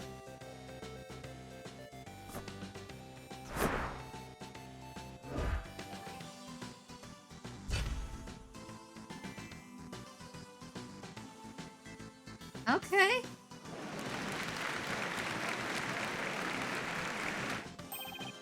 What an amazing trick! The witness has suddenly split into 2 people. It's not a trick. No gimmick to it either. We're simply twins. What? Twins? So that's how the teleportation trick works. Ever since our debut, I've had to hide or pretend I'm Bonnie. All cute and sweet and goody-goody. I can't tell you how stressful it's been. But I don't have to hide anymore. And that's right. Our days of sneaking around are finally over. Cover is blown, but they actually seem pretty happy about it. So which one of you is the nice Bonnie man we met in the dressing room? And that would be me. And the sharp-tongued Bonnie we saw with the ratings Raja on stage was... Hey! Who are you calling sharp-tongued? All starting to make sense now. Well, okay then. So, Mr. Justice, this changes the facts of the case rather dramatically, doesn't it? It certainly does. During the show, it was Bonnie who was on stage the whole time. So Bonnie couldn't have committed the crime. But Betty, on the other hand, who was under stage, did have the opportunity.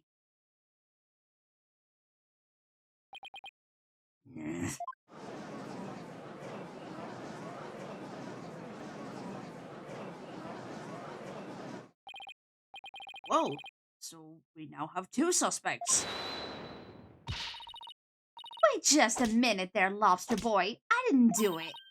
That's right. Betty might have a foul mouth, but she'd never kill anybody. Hey, who's got a foul mouth here? Oh, well, speak up. Huh? Hold it! Please save your siblings squabbling for later. Betty, you must have been in the understage passage during the show. Otherwise, you wouldn't have known about the stage lifts being moved. So what exactly are you doing down there? Or were you doing down there, sorry? Fine, I'll testify. Anything to get you off my back. Prosecutor Samadi, Betty DeFame is ready to testify. What do you say? Betty, you lied to this humble servant of the Holy Mother. Hey, what else could I do? I couldn't blow our cover and ruin our magic act. Besides, am I gonna go to your Twilight Hell or whatever for being a liar? You will indeed. However, it won't be after your death. Rather, I shall give you a taste of your punishment on this mortal coil. An interrogation hell. Hi, Dual Rabbit. Welcome on in. Hope we're doing well. Now then, Betty DeFame, please explain to the court. A cat! What exactly you were doing under the stage? Oh boy. Should be interesting. It's true. I had business in the understage passage because of the upcoming trick. It was the fire trick, right? The one Mr. Reeves was supposed to do? That's right. It's a very dangerous trick, so I had to make sure we were prepared for it.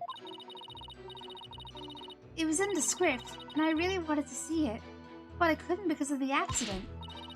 Shut up! You're gonna give it away! Anyway, I was real busy.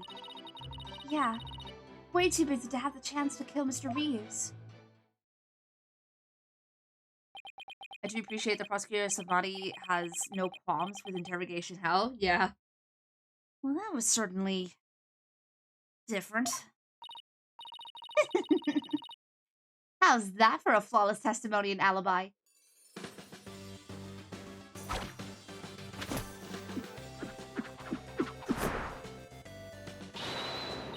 Our magic is real. It's not a trick or a gimmick. Oh my, he's floating. Hi, Bernie. Welcome on in. Hope we're doing well. Trial's been interesting so far, to say the least. Oh, didn't need to press forward like that. Whoops. Your Honor. You could see she's being held up, or you could see she's being held up from below. You were supposed to pretend you didn't see that. It's a little something called etiquette. But I can't help it. Whenever I see a contradiction or inconsistency, I just have to point it out. Now then, the defense may begin its cross-examination.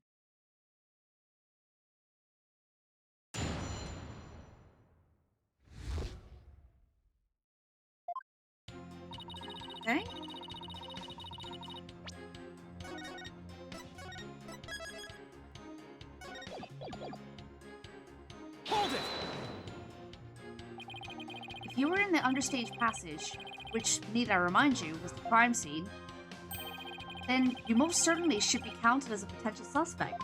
But I don't have any motive to kill Mr. Reeves. But you, by your own admission, hate Miss Wright. When she was arrested as a suspect, you said it was what she deserved. Objection. So you believe the witness killed a man simply due to her dislike of Trucy Wright?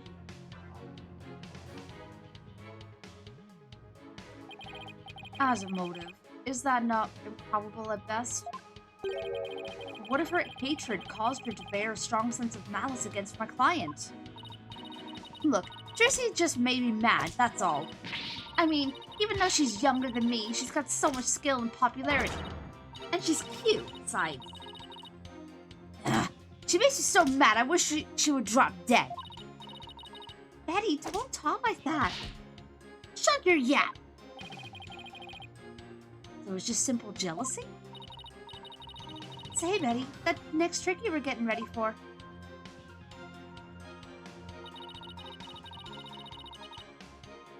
Hold it! Bonnie? We're trying to get Betty's testimony right now, so... Oh, right. I'm sorry. You step down if you'd like. I'm worried about Betty, though. She could lose her temper and say awful things sometimes. Hey, what are you, my mother? Don't forget, I'm the older sister. You got that? Yes, I got it. I guess I'd worry about Mount Betty constantly blowing her top if I were Bonnie too. So Betty, you were down on the stage getting ready for the fire trick, were you?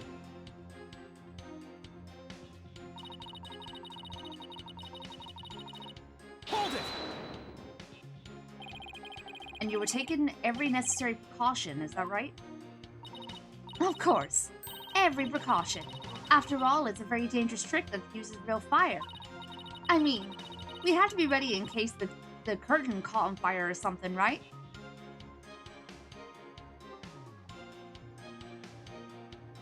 Why did you click out of the game? Hello? By the time people realized it wasn't a part of the act, it might be too late, huh? If by people you mean Athena Sykes, then yes. Jesus! Oh, a fire trick. That sounds really impressive. Your beard would go up in smoke, old man. I bet people would mistake you for a cue ball or something without it. A cue ball? Hey, don't be rude to the judge. Betty, you know that fire trick?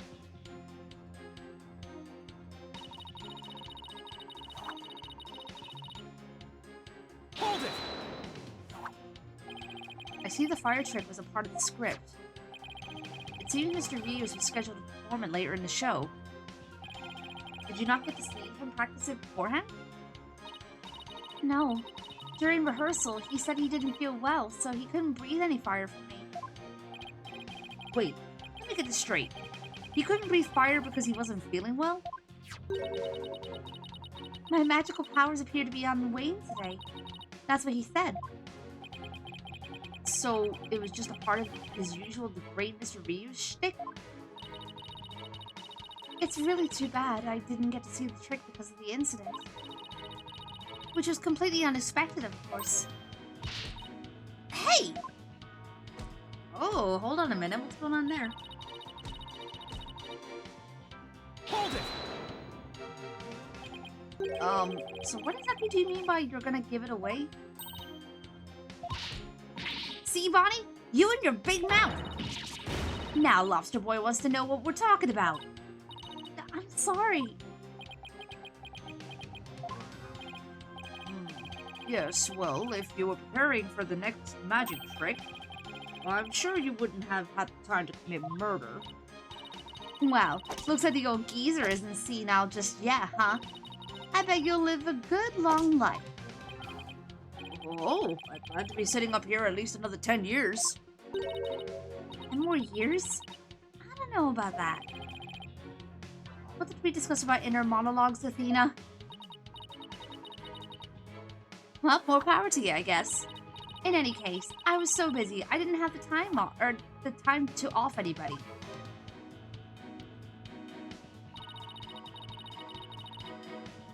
Hold it!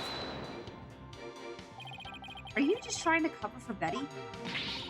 No, of course not. I believe in my sister. I know she'd never murder anyone. But you think my client would? No! I believe in Trucy too. I know she'd never murder anyone either. Well, we just ran out of suspects in that case. Yes, but...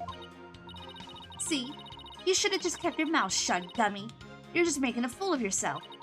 Just be nice and quiet like a good little bunny, got it? Right. Guess I'm no help. Oh boy. It's impossible to get anything out of Bonnie with Betty right there. So Betty was too busy getting ready for the next trick to have time for murder, huh? There must be some way to prove that wasn't the case. Let's have a look. So it's true at business, yeah. Yeah, that's right. It's a very dangerous trick, so I had to make sure we were prepared for it. This is in the script. I really wanted to see it, but the accident.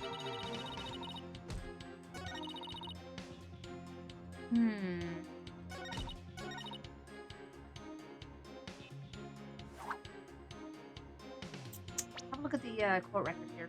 So it was in the script, and I really wanted to see it, but I couldn't because of the accident.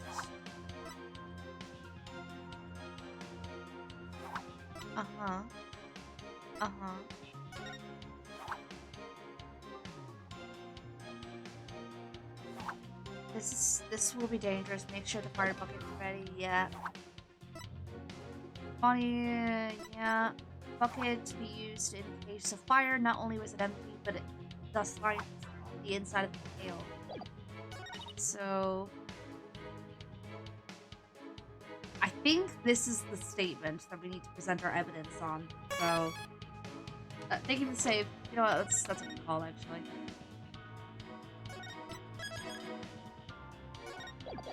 I feel like this is the one. Objection! Yeah, called it. I hate to break this to you, Betty, but there's a big flaw in your testimony. As big as the one in that floating trick you did earlier. Oh, harsh words. Well, let me tell you something, forehead boy. No one has ever figured out how we do our teleportation trick. This is a bucket. Dear God. There's more.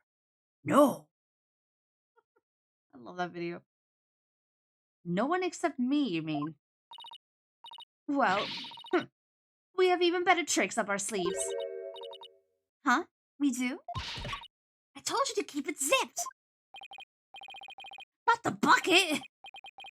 Oh no, don't fight you two, Mr. Justice. What's this about a flaw in the testimony? The script has this to say about the fire trick. This will be dangerous. Make sure the fire bucket is ready.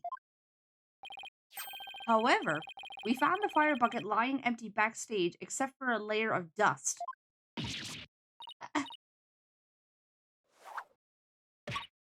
Ow! You didn't even attempt to get ready for the next trick, did you, Betty? You got me!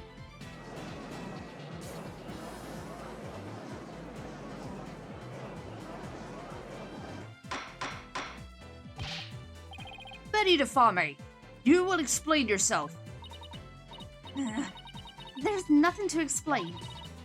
Come on, Betty. We can't hide it any longer. We might as well tell them. Shut up! You can barely take care of yourself. Don't try and tell me what to do. Well, if neither of you will explain, I guess I'll have to. The reason Betty didn't prepare for the fire trick is because she...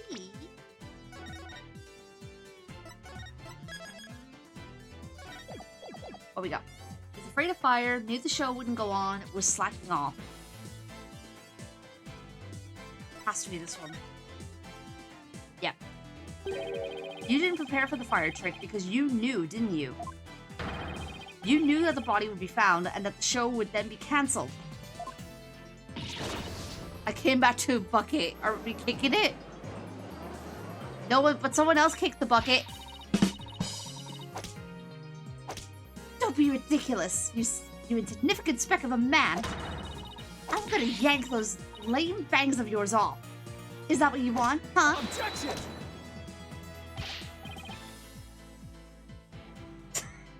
Why are you booing me, Katie? Whatever, they can go back. Now stop stalling and just tell us the truth already. I can't reveal my secrets. I'm a magician. Objection! You have been chased in the shadow of an illusory culprit defense. And having chanced upon a convenient target, you have let yourself get carried away. Exactly. What's your proof, huh? I'll kick your bucket. Wow, Katie. Okay, then. And yet, I concede the witness's taste for false words has only been proven. I advise you to confine your deceitful trickery to your magic act, witness. Foxy Kai, hi, welcome on in. Hope you're doing well. Deceitful trickery? Objection! As your court-appointed therapist, I'd like to add something here, Betty. You finally let yourself be who you really are. But if you continue to hide behind lies, you'll just be imprisoning your heart all over again. But all these questions mean you're trying to put me in prison for real. So I'll be behind bars either way. Does that mean you're admitting your guilt? Of course not. I can't believe you people. Every one of you thinks I did something I didn't do. You... Lobster boy, you ball geezer, head case brat, Cerberus monk. Jesus, okay. Cue ball geezer? Thank you for the stream straight, Foxy Kai. Appreciate it. Ain't she a treat? Oh yeah, absolutely. Headcase brat? Really? Betty, calm down. Come on now. Deep breaths. Deep breaths.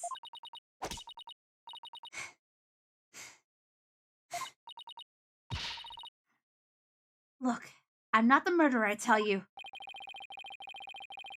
Then how did you know the show would be called off before the fire trick?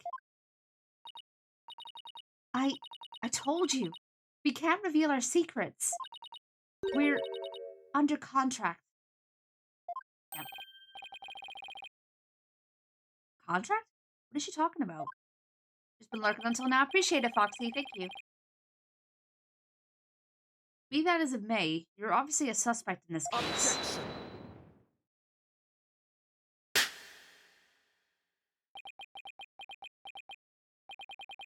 I'm beginning to see the karmic threads that make up the intricate tapestry that is this case. Huh? Allow me to summarize your assertions, defense. First, that the victim was killed in the understage passage. And second, that the witness and the accused are the only two who could have done it. Exactly. What's more, Betty knew that the body would be found, and that the magic show would then be called off. Therefore, it's reasonable to conclude that Betty killed the victim understage. But what if Betty knew that the show would be called off for some other reason? Like what? In the course of my investigation, I found it strange that the dragon set piece fell when it did. That, in conjunction with the body tumbling from the coffin in such a dramatic fashion, all seemed too perfect for mere happenstance.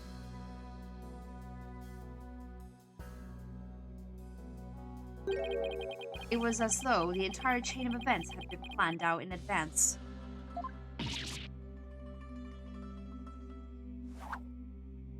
Ow! Planned out? After deciding to take this case, I scrupulously studied everything I could about the mass media in this country. I read the newspaper, old news reports. I even browsed tabloid magazines. Very industrious of you. I'm impressed. During this process, I learned about a strange practice favored by the TV world. A practice called the hidden camera prank. Betty and Bonnie, you knew about this, did you not? About the dead body appearing, the set piece falling, the show being suspended. You two were informed of this plan.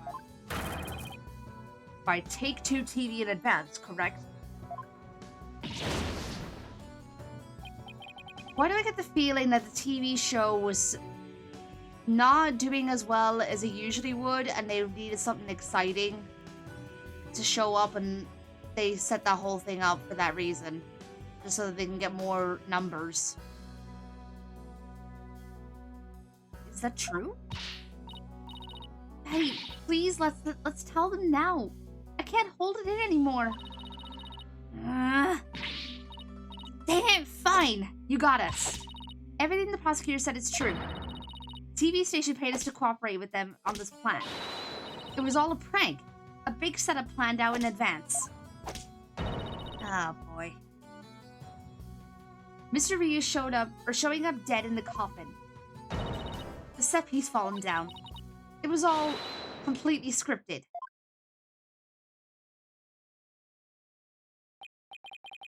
It was all prank?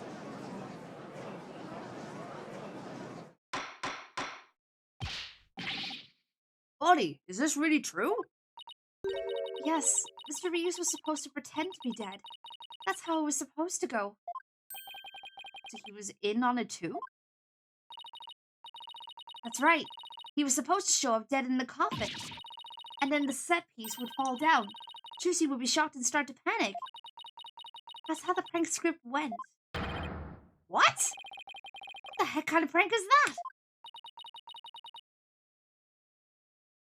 We never thought he'd actually wind up dead. Yeah, that was the only thing that was different from the script. Poor Mr. Reeves. I'm so completely lost right now. Well, Betty and Bonnie, it certainly sounds like you have some explaining to do. All right. I guess desperate times call for desperate measures. Just this once, we'll share how it was done with you. So listen carefully. You'll never hear this kind of thing anywhere else.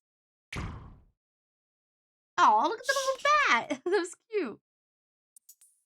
Okay, here we go. After our teleportation trick, I went down under stage. When Mr. Reeves' body appeared from the coffin on stage, it was time for Betty to do her job in the understage passage. That's right. I used to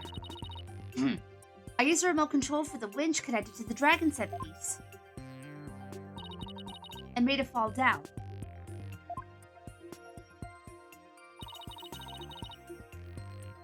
And just before the dragon fell, I called Trucy to the backstage so she wouldn't get hurt.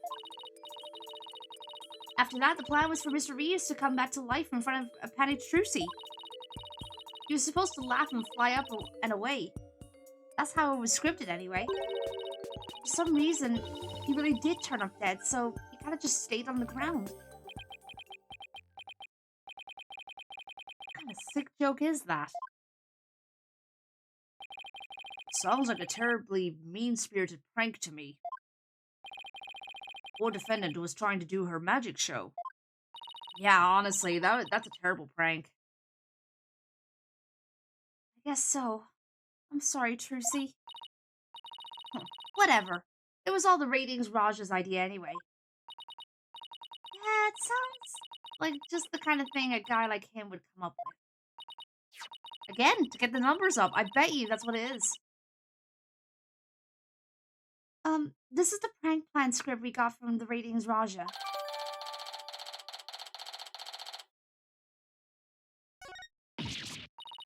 Dang it! You made us break our contract. Now we won't get paid. But where does this all leave us? Who killed the victim and when? Yes, exactly. Those are the key questions. If Mr. Reuse was only pretending to be dead in the coffin as a part of the prank, then when he was under stage, there would still be life within him. And if that is the case, then Betty, who was also under stage, may be excluded from our list of suspects.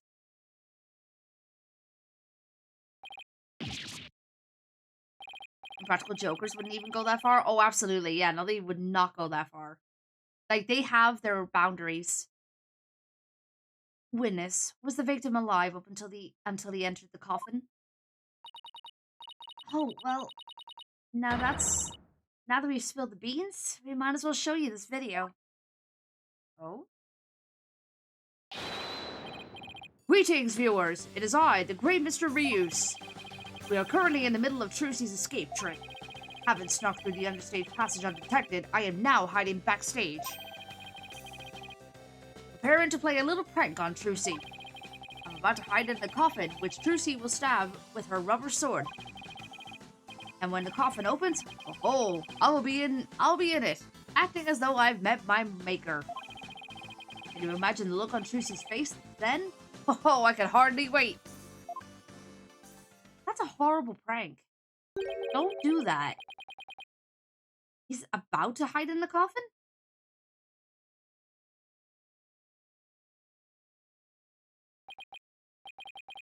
It would seem the threads of karmic destiny have led us to the truth.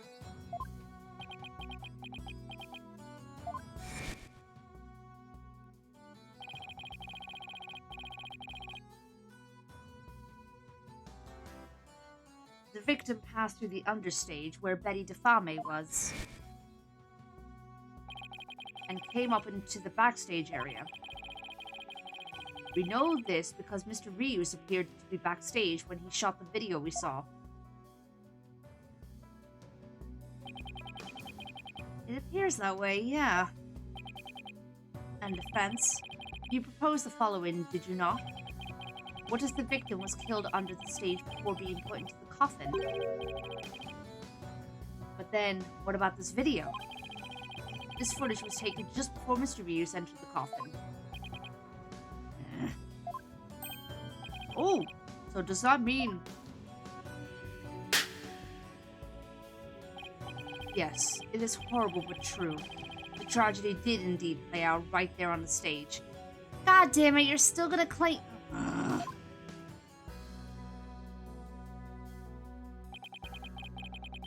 Went into the coffin where Mr. Reuse was hiding. Trucy Wright thrust her blade. Oh, for God's sake.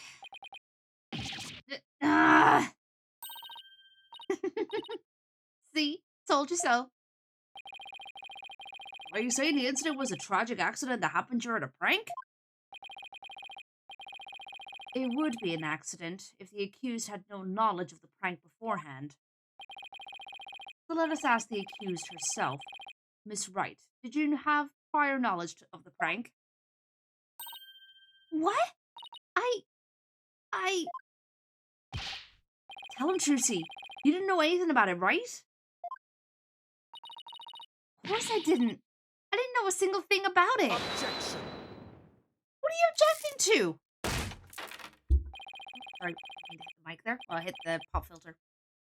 Still think you could play innocent, do you? In that case, you leave me little choice but to present this piece of evidence. Huh? Bonnie, get the video camera after Mr. Reuses comes tumbling out. Trucy Wright. Uh-oh.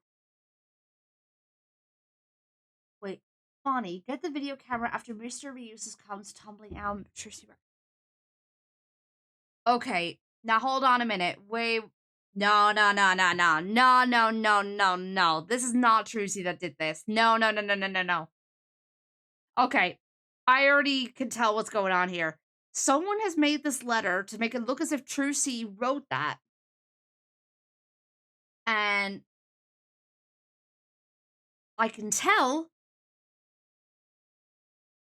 Yeah, that's a forged signature. So, okay, I know what's going on here. So, a little bit of context for anyone that doesn't know. We had, you could tell, yeah, because if you think about it, Trucy had, she had signed a contract at one point, in the last time when we played this game, and we found out that the clipboard here has, something in it where you could basically put like another piece of paper, and like the paper that you write on top of, like the ink or like what you write will go through into the next paper.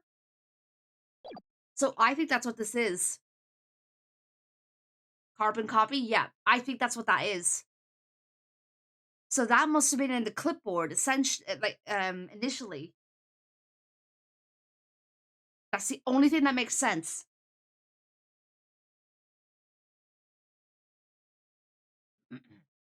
So yeah, I think I already know what's going on here.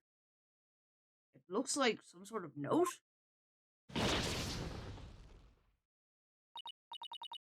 That's. I found this note in the dressing room after the incident. At the time, I did not understand what it meant, but all is clear to me now. This is wild. I'm here for the tea. What's this? Let's see. It says, get the video camera after Mr. Reuse comes tumbling out. It is a note signed by the accused, instructing Bonnie to collect Mr. Reuse's video camera from him, it seems. I don't get it. It doesn't make any sense. I found it in the dressing room before the show. When I saw it, I realized that Trucy knew about the prank. It does bear her signature. I'll give you that much. Oh boy. The defendant had prior knowledge of the prank? It would appear so, yes. When she learned about the plan to trick her, she decided to use it to her own advantage. So she thrust the steel sword into the coffin where the victim stood chuckling to himself. Is that not what happened, Miss Wright? Of course not! I didn't write or sign that note! Ah, but the handwriting matches yours. All of the evidence and testimony points to you being the culprit. But I didn't do it! It wasn't me! Explain the existence of this note. You can do that, can you not? I can't explain it. I didn't write it, so I don't understand. I didn't kill Mr. Reuse. You have to believe me.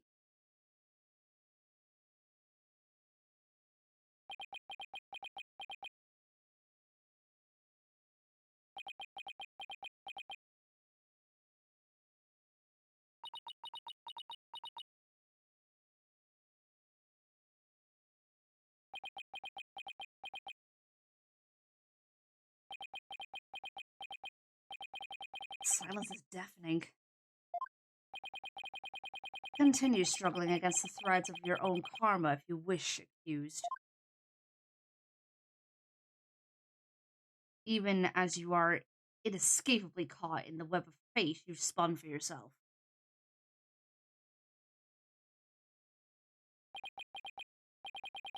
Miss Wright, it is time to resign yourself to your fate. No, I didn't do it. Ha! I knew it! Sweet-looking girl? Murderer? She took all of us in with that act of hers. I told you she... Oh my god. I didn't do it. I really didn't. Why doesn't anyone believe me? Shut up, you killer! We won't fall for that anymore. Oh my god. Gallery, Jesus Christ. This is bad.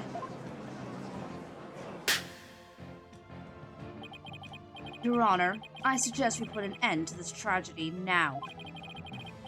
Give your official ruling, and let us offer the victim's soul the last rites it deserves.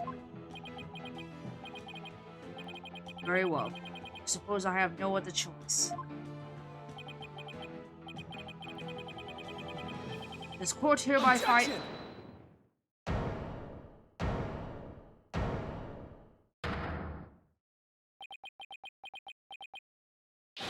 The defense has an objection. Apollo! You, even now, you would...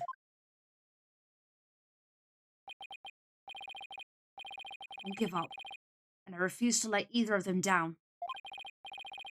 Mr. Wright, who's counting on me, and Trucy, who put all of her faith in me. Mr. Justice, the fact that you have raised an objection means that you have evidence with which to refute the prosecution's claims, correct? Yes, of course, Your Honor. Do we really have anything, Apollo? Actually, we do. There's one piece of evidence we could present here. Very well, Mr. Justice. You may proceed. As we saw in the show footage, there's no question that the defendant thrust a sword into the coffin. Hi, Slushy. Welcome on in. Hope you're doing well.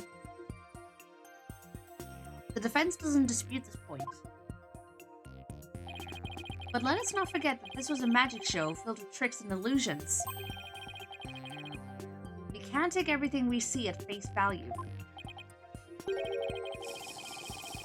Thank you for the hydrate.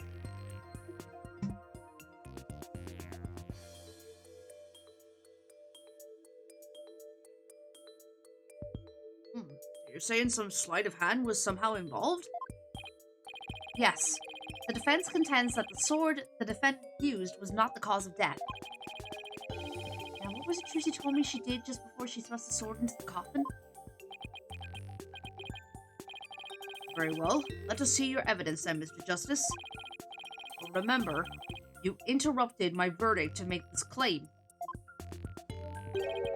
You will be severely penalized if I find you are bluffing. Oh, Jesus. All right. Well, in that case...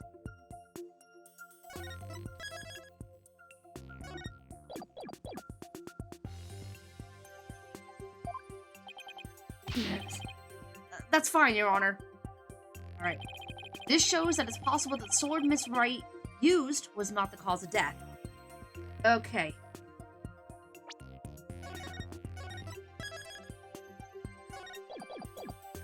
This shows that it's possible that the sword Miss Wright used was not the cause of death. Okay, let's have a look. So what we got here?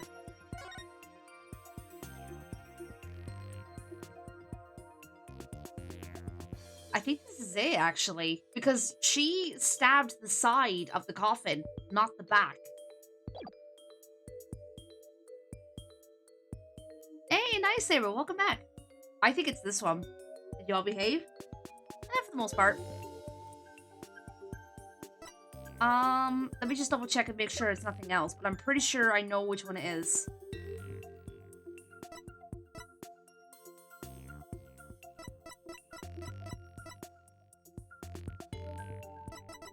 Yeah, no, I'm convinced. Take that! No? How does that not prove the point? Hello? That's bull. How does that not prove the point? The video literally shows her stabbing the side of the coffin, not the back. That's bull.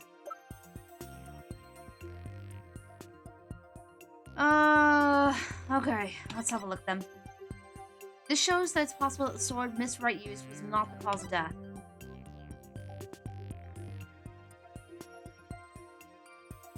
This one then? Take that! Okay, so what was that? What's this? A sword from the show? That's right, Your Honor. This rubber sword was in the sword stands under stage. During the trick, Miss Wright was supposed to swap the real sword for a rubber sword. And she told us on record that she remembers very clearly that she did. Not to get some client notes done in the time I've got. Hopefully all goes well.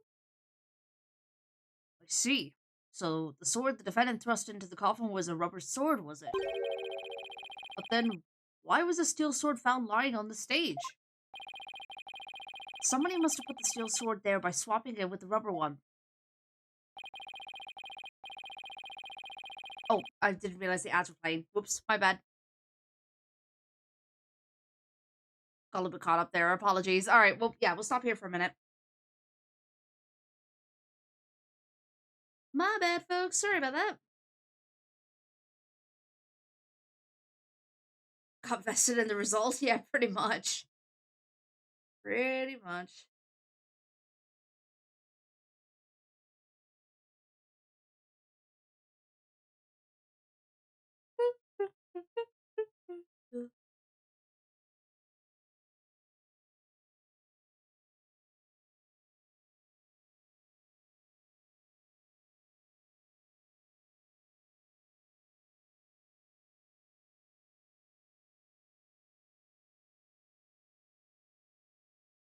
I'm just gonna check some stuff while we're waiting.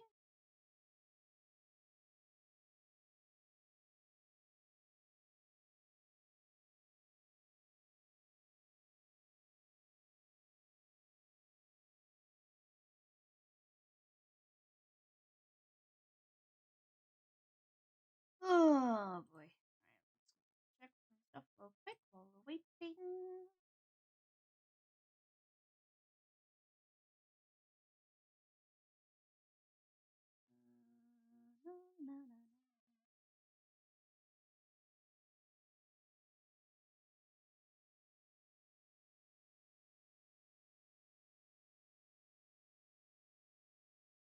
Oi!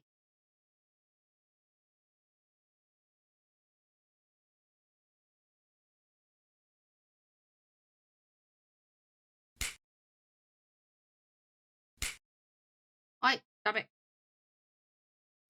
Stop it! Stop it!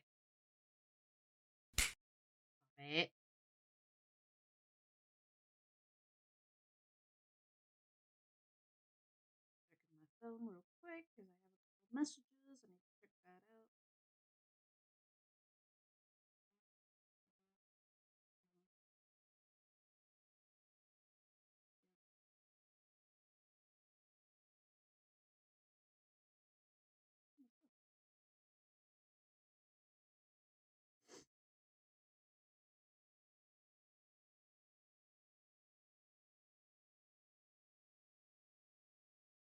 Never mind.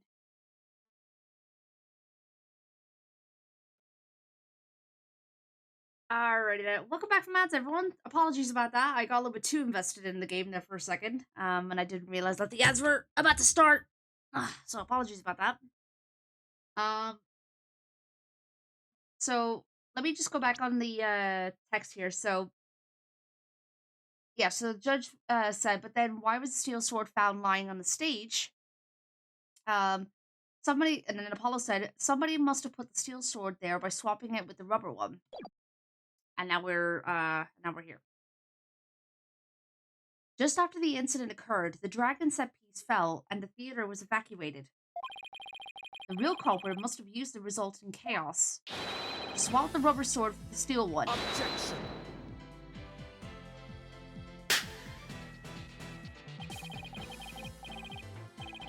Do you not know when to give up, Stinkbug? That is not possible. Blood was found in the coffin hole that the sword was thrust into. It must have been left there when the accused withdrew the sword. This is incontrovertible proof that the sword she used was the steel one. Objection! But that blood could be the result of someone tampering with the crime scene after the fact. After the set piece fell, and the audience was cleared out of the theater, there was plenty of time for somebody to plant that blood there. Objection! If the sword was... If the sword the accused used was a rubber one, then when exactly do you propose the victim was killed? Given that Mr. Reeves was alive when he entered that coffin. Objection! Finding the answer to that question is precisely why we need to continue this trial.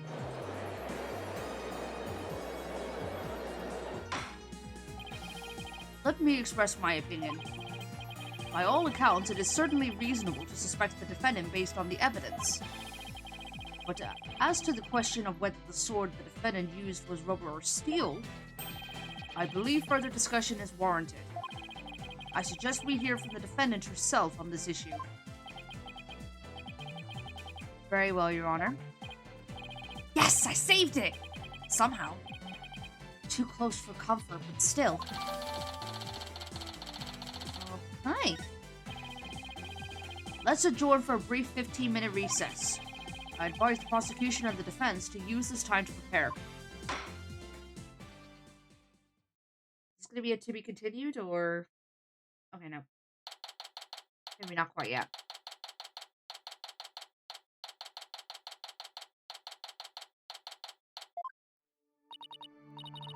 Oh, that was hairy. Tell me about it. We barely made it through by the skin of my teeth.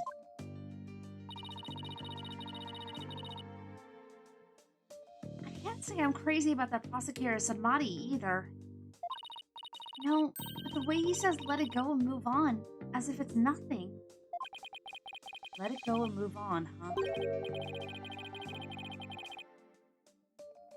Who the heck is that? Oh boy, am I interrupting a secret conclave of villains or something? Oh, it's you! Like your next evil scheme in the works already? What do you want? Keep making that face, champ, and everyone's gonna change the channel. Look this way, Trucy. Now, smile for the camera. Let's see those pearly whites. Isn't that what the Grammar Creed tells you to do? You? Mmm! I want to punch him. How does it feel, Trucy? Everybody online can't stop talking about you. They're calling you a real witch out there. Would this be the end of true Grammar? Go away, you creep! Oh, what's this? Something just charged into frame? It looks like a yellow gorilla or something. Could it be Trucy's pet? Oh! Oh, he's pissing me off. Filming is prohibited inside the courthouse. Do you want me to get the bailiff?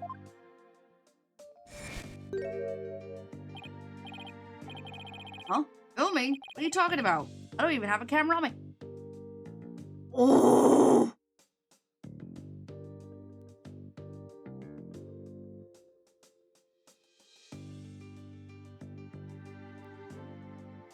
No, that's not all I want to do. Yeah, I'm with you, Bert. I just want to talk to him. I just want to talk.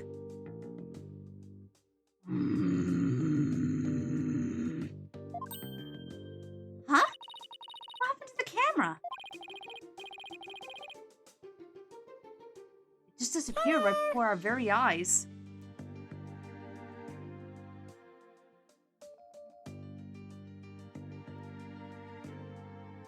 Someone getting some impromptu acupuncture. Pretty much. Jesus Christ.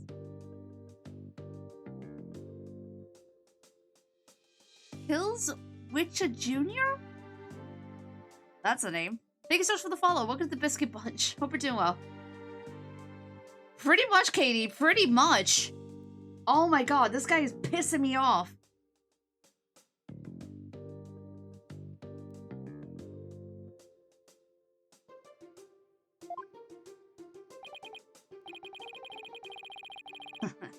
I'll be enjoying the rest of the Trucy show from the gallery. I put out a call for Trucy's fans to come and support her earlier, by the way. But I'll get some great footage out of them. This is gonna be good. Hang loose, baby.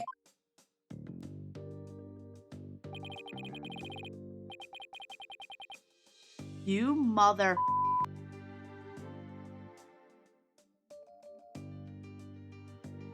He called in some of Trucy's fans? For what purpose? Apollo? What did Mr. Rettins just said? That was some high-level sleight of hand. Huh? Why would he know how to do something like that? I don't know, but he definitely has some serious magic skills. No way. But I thought he said magicians were all a bunch of good-for-nothings.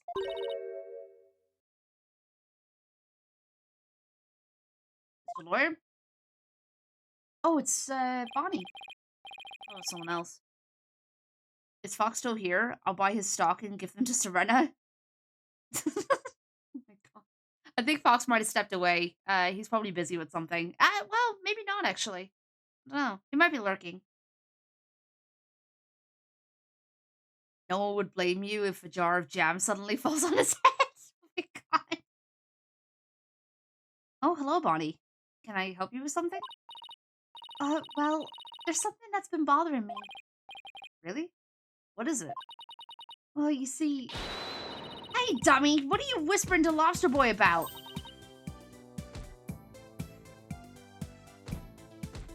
He is busy with podcast things. Part of why we visit, it pulls him out of his podcast work. Yeah, no, the guy needs a break every now and then. He really does need a break every now and then. Betty, what the heck do you think you are? Are you crazy? You want a piece of this? You know you have to talk to me first before you do or say anything, you harebrain. He is a workaholic some days. Honestly, Saber, I can kind of relate. I'm a bit of a workaholic as well, so I get it. Shut your mouth, you dumb buddy. Come with me now. I wonder what was bothering her. There's no way we're finding that out with Betty constantly hovering over her like that. Court is about to reconvene. Will you be alright testifying? Yeah, it's just... I wonder what Mr. Rettons has up his sleeve. I doubt he's bringing in actual fans. Yeah, probably not. Wonder what he has up his sleeve, too. He better not be trying to get under Trucy's skin right now, of all times.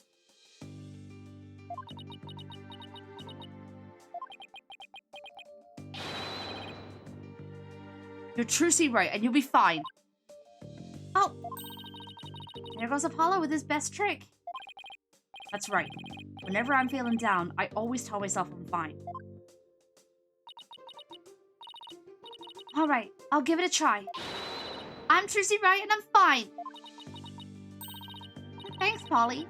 I think I could do this now. Atta girl. Good luck up there on the stand. You'll do great. Thanks. I'll be fine. I can do this. Alright, Justice. You can do this too. Time to focus on the rest of the trial.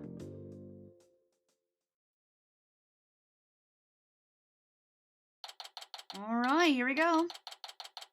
Are there any Ace Attorney games where the whole game is a single trial? Yes.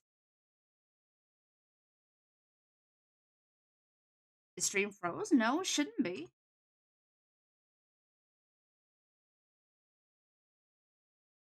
It might be on your end, Saber. That was a hiccup on my end then. Hold on. Court is now back in session.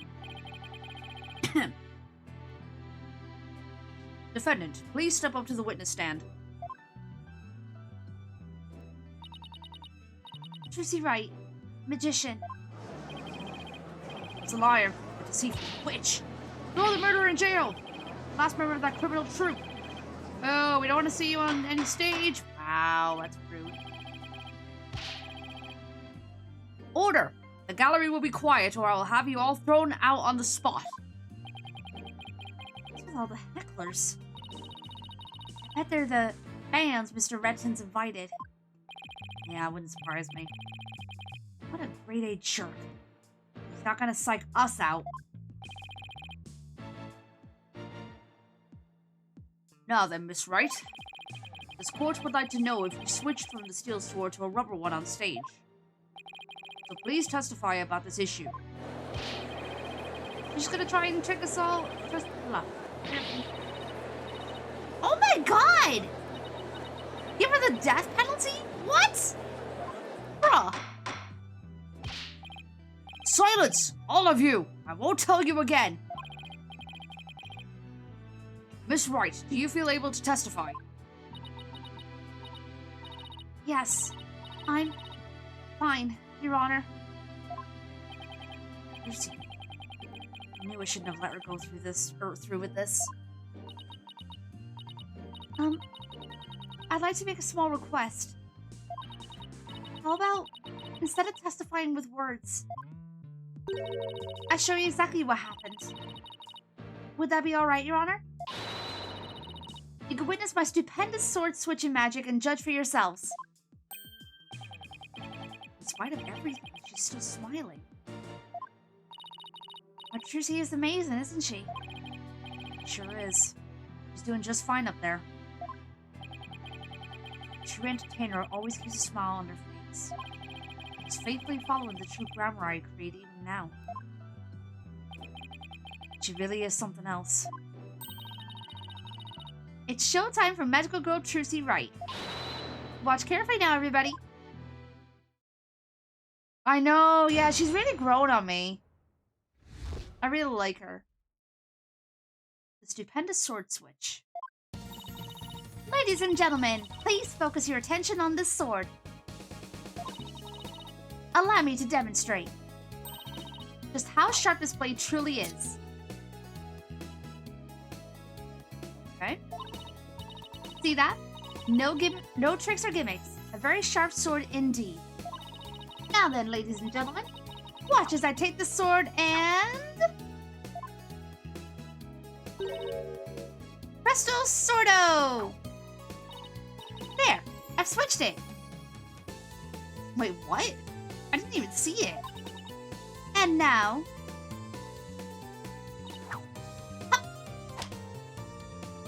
Huh?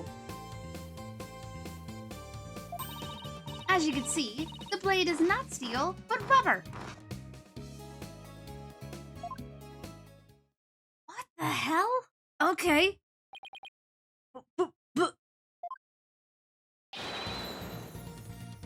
Bravo, Miss Wright! Yeah, definitely deserves that clap there.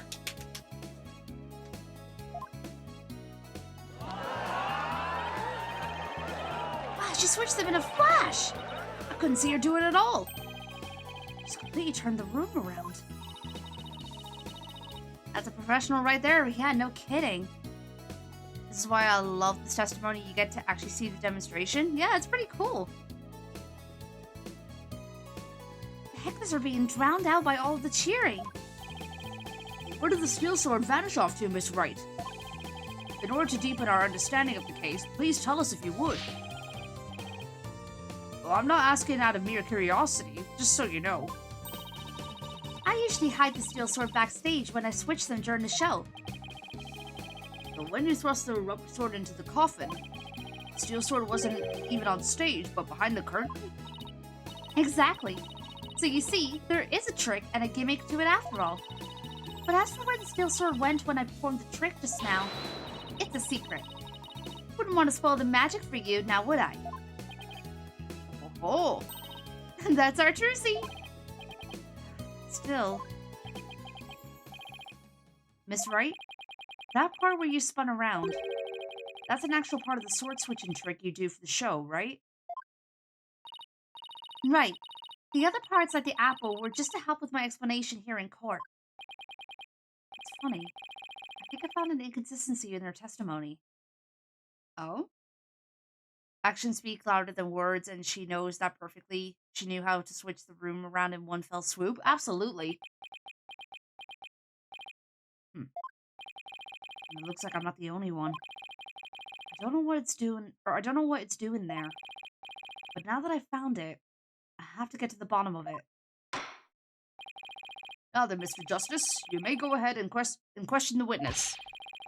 But try not to ask dumb questions and spoil this wondrous magic. I thought this was supposed to be my cross-examination.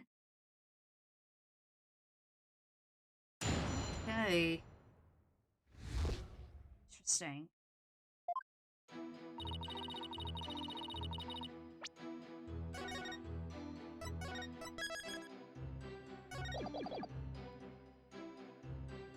Okay.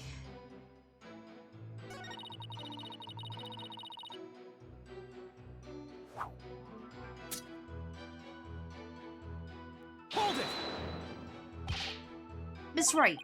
Please don't swing that big dangerous thing around. Somebody could get hurt. Apollo, please don't shout when I'm swinging said blade around. Somebody could get hurt. Oh. Yeah, sorry about that. I couldn't help myself. You should know better than to talk to me when I'm on stage. Justice, I'll see you in my chambers after court is adjourned. Uh-oh. I don't suppose somebody could make me disappear before that happens. Let's just watch quietly, shall we, Apollo? And now, back to the show.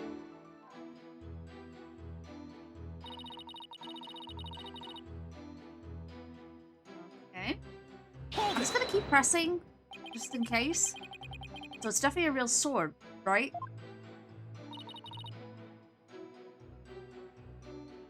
Now, Apollo. I know you're excited, but you have to control yourself. Justice, you needlessly interrupt this wonderful magic show again. I will be forced to bring my very real gavel down on your head. It does seem to be completely taken in by Teresa's magic. Yeah, it's like she's cast a magic spell over him. Better not interrupt her anymore. There's no telling what the judge might do to me. Okay, fair enough. It's right, please ignore any further outbursts from Mr. Justice. And proceed with your spectacular trick. Alright, here we go then.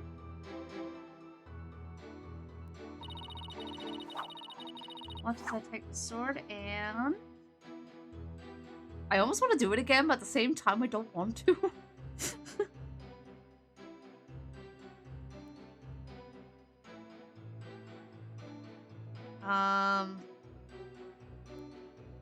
Do it? Should I do it? Should I press on this statement?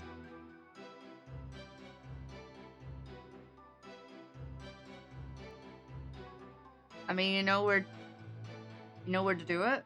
I mean, true.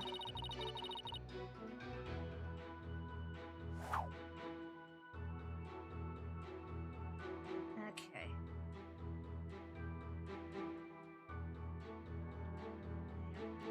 Hold it! So you switched swords when you spun around just now. That's right. It's the same way I do the trick in the actual magic show, too. But I'm also doing a lot of extra things that I don't do during the show right now, though.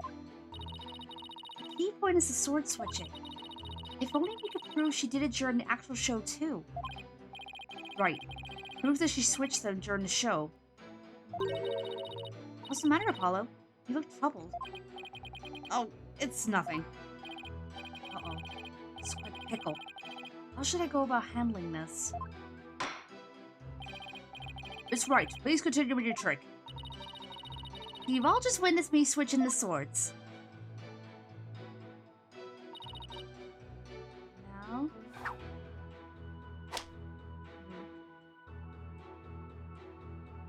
Hold it! I'm just sort of pressing to see if I can get some extra stuff.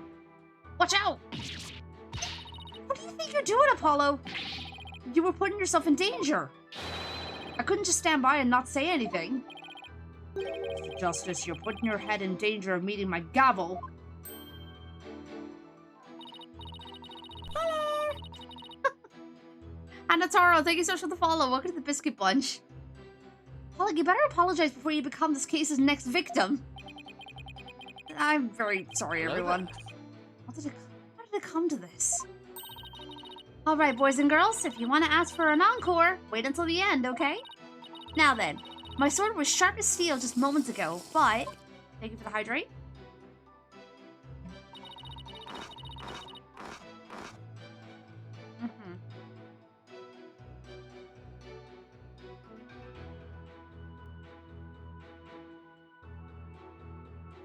Incorrect hydration levels and posture can cause excessive wear of the streamer, and in extreme cases can lead to spontaneous cessation of existence. Okay, then. It is recommended to check and adjust the hydration and posture of your streamer every 60 to 90 minutes of operation. Thank you. I appreciate that. Hold it! Oh, that's incredible. When in the world did you switch them? Huh? But I explained it once already. show it to me again. Sure. But remember, the magician doesn't usually share her secrets. So this is a very special exception. And I'm very grateful for your generosity. Believe me. I better take a good hard look at the instant she switches the sword. Even though she explained how she does it, I still can't see her do it. It blows me away no matter how many times I watch it. Yeah, me too, but... When is it, Apollo? Did you notice anything about the way Trucy moves during the trick? You mean like her movements? I don't get it. What's the real story, Trucy? Judge may be wanting or waiting a gavel the cuss out of your head after the trial. Oh, excuse me. Hi, Stubby. Welcome on in. Hope we're doing well.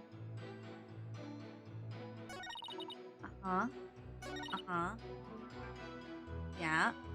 So I really need to keep a close eye on the animation here.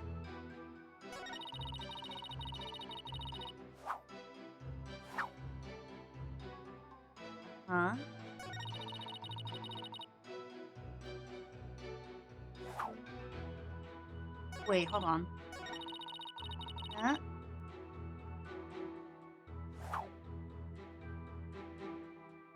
How did she do that?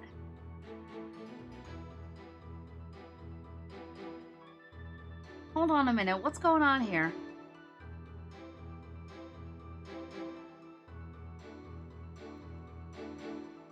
She spins.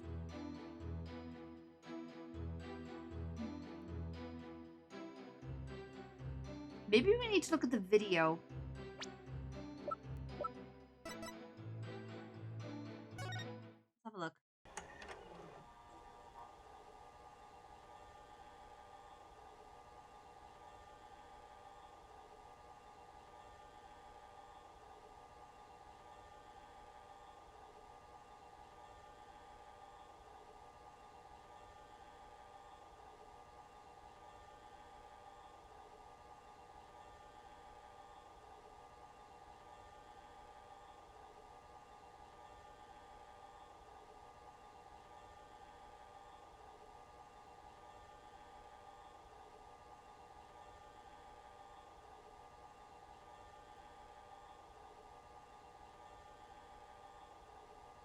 Hi, Plasma. Welcome on in. Hope you're doing well.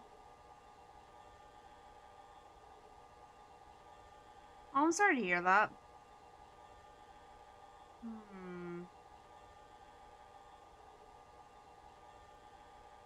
So,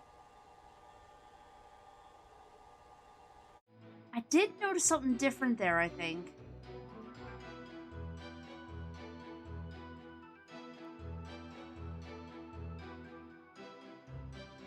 Okay. Hold on a minute. I'm just gonna save here. I'm pretty sure we have to present the video, so...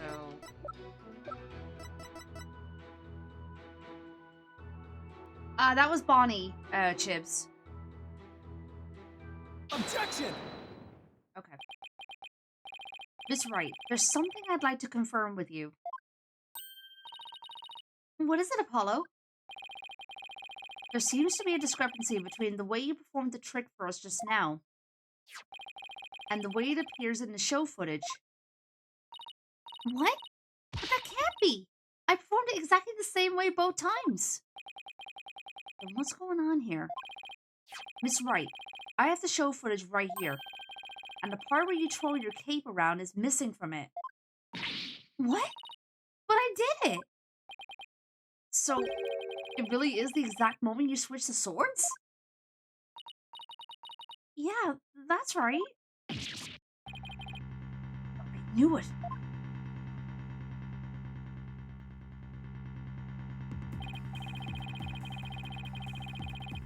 Well, I certainly never expected the defense to expose the accused's lie for me. Justice, does this mean that you are arguing the defendant did not swap the swords during the actual magic show? No, Your Honor, that wasn't my intention. I mean... I did swap them! I know I did! I'm absolutely sure of it! Objection! human memory is unreliable at best, but in this case, I am afraid that it is the witness herself who cannot be trusted. We could see the footage for ourselves. The claims of this witness are false. But...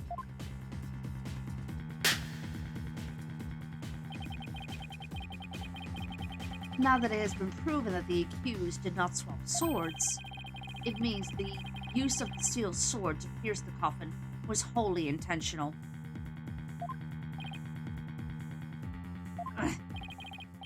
And by the way, was it not you, Mr. Justice, who argued that Mr. Reeves' death was not an accident, but murder? I assume you have no objections to that still. It was, after all, your own assertion. The defense... Objection!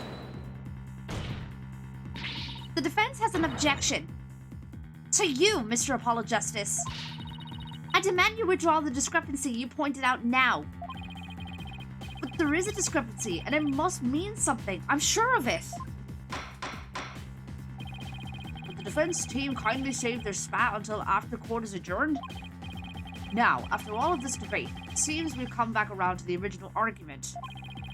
The defendant knew about the prank plan that would place the victim inside the coffin. What's more, the defendant did not perform the sword switching trick on stage. Through her actions, I'm afraid I have come to see the true intentions of the accused.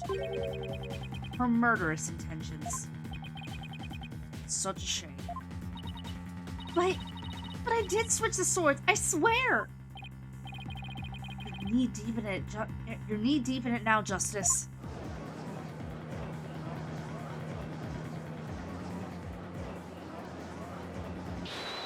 Oh. Bonnie? Excuse me. Let's see, you are... which one again? Benny? Oh, that's not right. Bonnie? It's Bonnie. You were mixing the two names together, Your Honor. Oh, pardon me. And do you have something you wish to say, Bonnie? Yes, Your Honor. I'd like to testify. About what? The more I think about it, the less possible it seems. I don't believe Trucy killed Mr. Reeves. Bonnie? Hey, what's the big idea?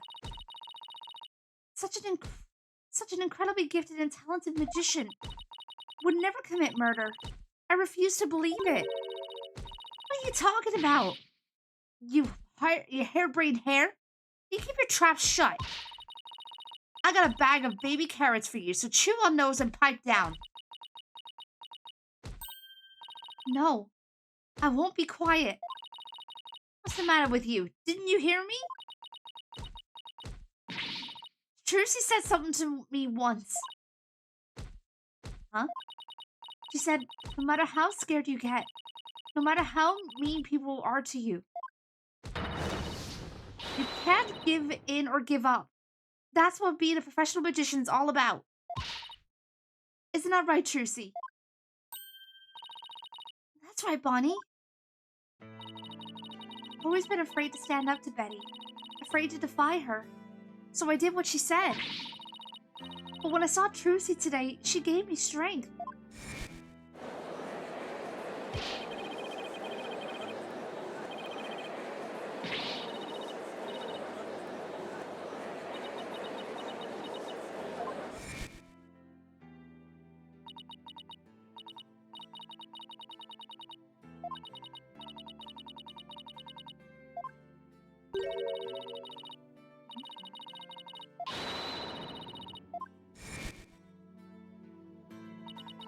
Seeing her courage, the way she kept smiling despite everything. She's just incredible. So I'm not going to run away. I'm scared, but for once, I'm going to be brave.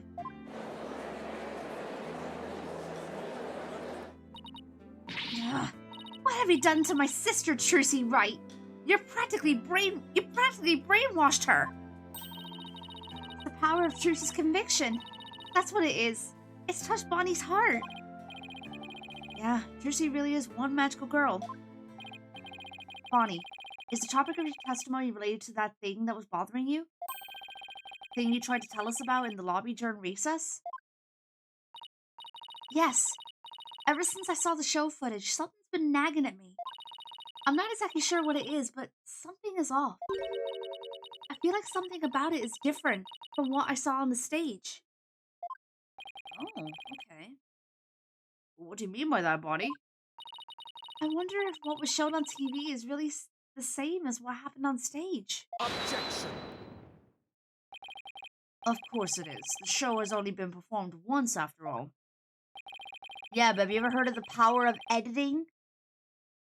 I can't show anything other than what happened on that stage yesterday. Or I can't show anything other than what happened on that stage. Objection. Bonnie's testimony deserves our attention. We have to examine the show footage. What can we check it against? Do you have some other footage of the show? Well, I have some show footage. You do? Hey, Geekster, welcome on in. Hope you're doing well. I actually ran out of water, so let me go refill my water bottle real quick. 1 second.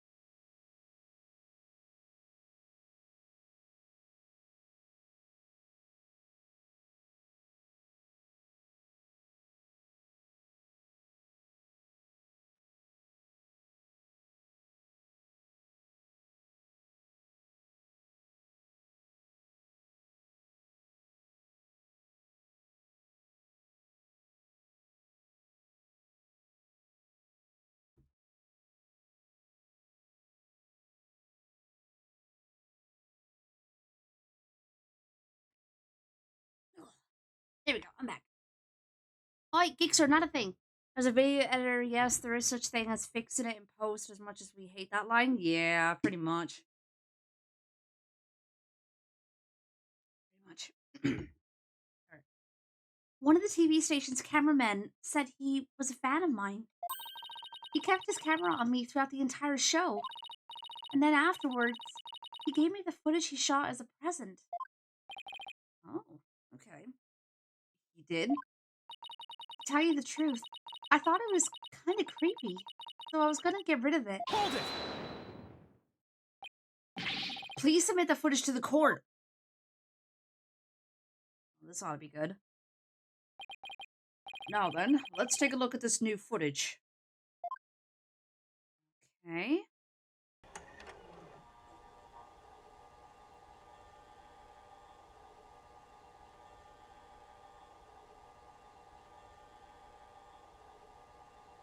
Oh. Oh, okay. Yeah, that's kind of creepy.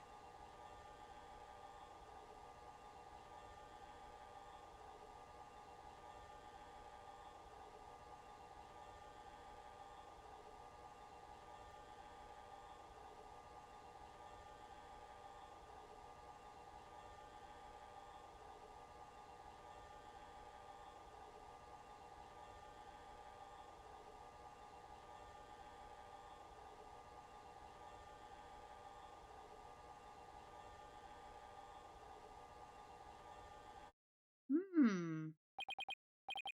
Wow. Okay, then. He really did keep his camera on body the whole time, didn't he?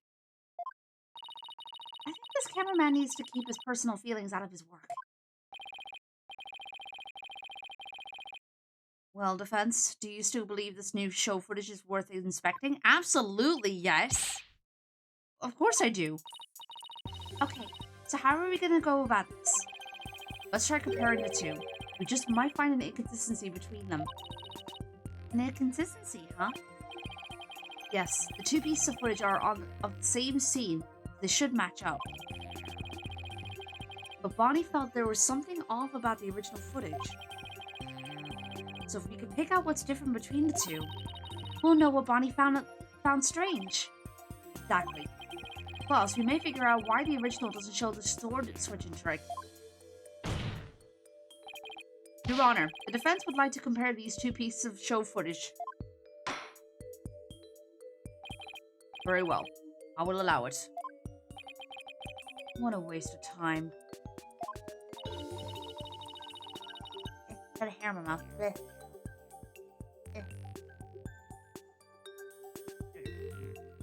Apollo, do you know how to compare the two pieces of footage? No, I've never done it before. I'll give you a little lesson then. Use the video player's buttons to go through the footage. Wanna go back? Yeah, okay. Wanna hold with... yeah. Oh, and by the way, if you fast forward or rewind when the playback is paused, you could do a slow frame-by-frame playback. Okay, and so how do I switch between the two videos? Just use the switch camera button. Okay. Now, if you find a difference between the two pieces of footage, put the cursor over what's different. Yeah, thanks, Athena. You really know your stuff. Not really. I just gave it some gusto and then went with my gut on most of it. What? I sure hope she guessed right. Anyway, let's give it a try. Alright, here we go. So...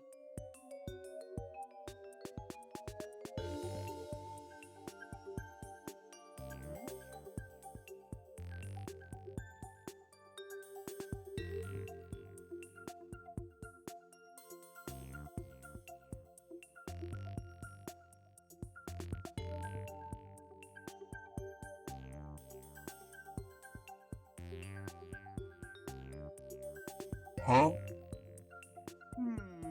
Okay.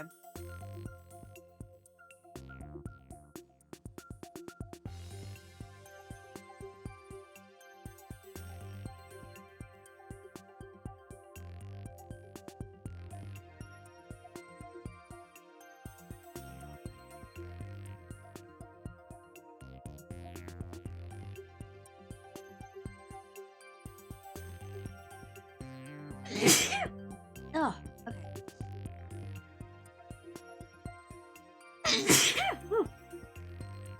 Let's look at the other one.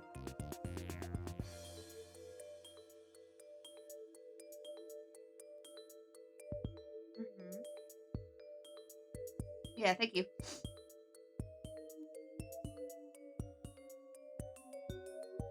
That's the other emote that I need to do is like a freaking bless emote.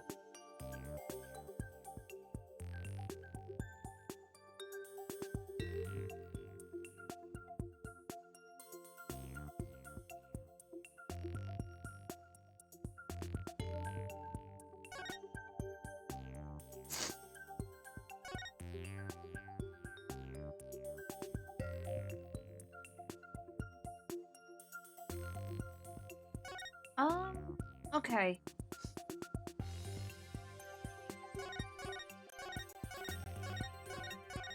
I'm gonna go back frame by frame. Cards seem different. I feel like it's around...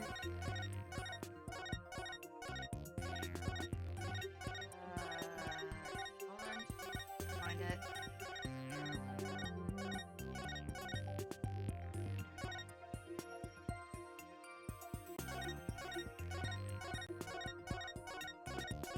Yeah, I feel like that card bit is where it starts. Back here. I would just do this. Okay, that's a lot better.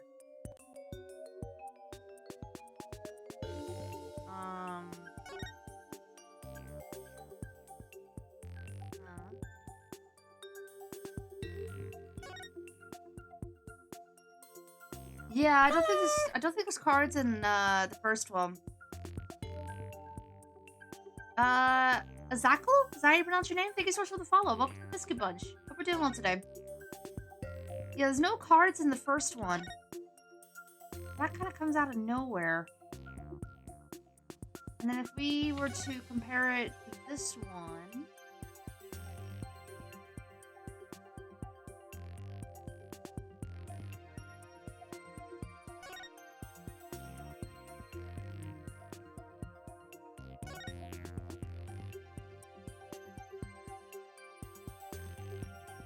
I feel like this is it, but I could be wrong. I'm gonna save real quick. Oh, can I not save? Never mind. Okay. That's fine.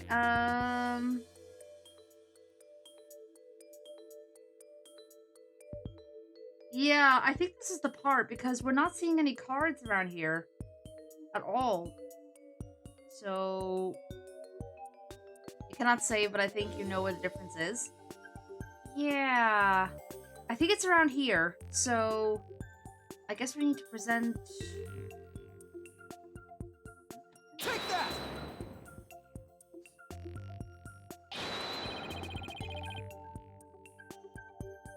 Okay, I guess not. Load. Okay, let's go back in. Oh, it's all the way back here? Oh, wait, hold on. I think I took the wrong one. 1 second. I might, maybe Hoshi.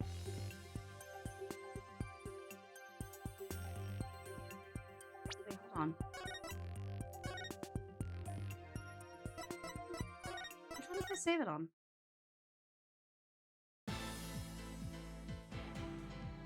Oh, shoot. Do I have to go all the way back?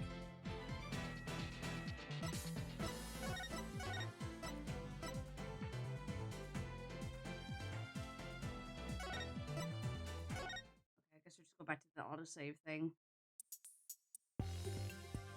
Okay, here we go. Whew. I got a little bit scared there for a second. Okay.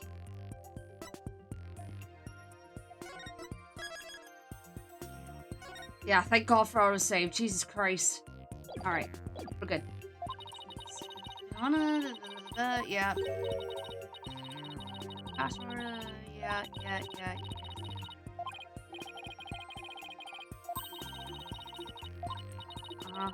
Find a difference between the two pieces of footage. Put the cursor over what's different and present. Oh, okay. That's where I went wrong. Okay. I think I got it now. Right, can we crack on now?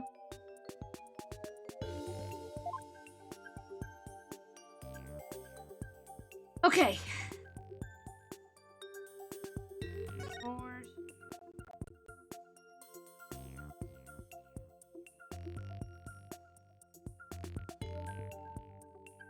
Yeah, it was like right around here.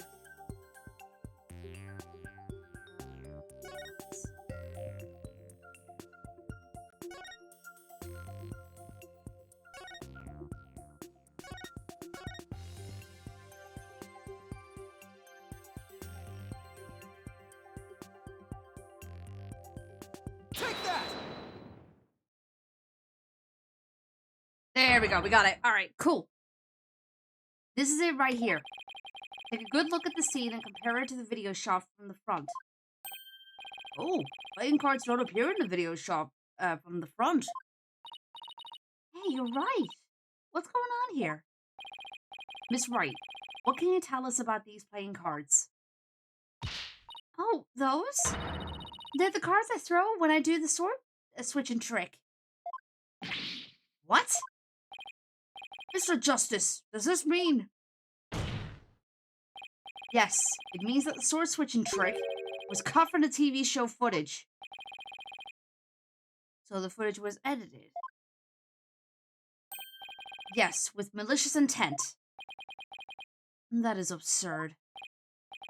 Well, we must get to the bottom of this right away. Bailiff, the TV station might still have the unedited footage. Go see what you can find out. Yes, Your Honor. Oh, what now? Oh, you're doing that now? You're doing this now?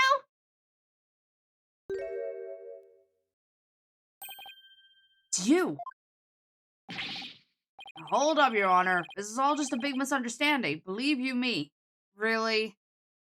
Really?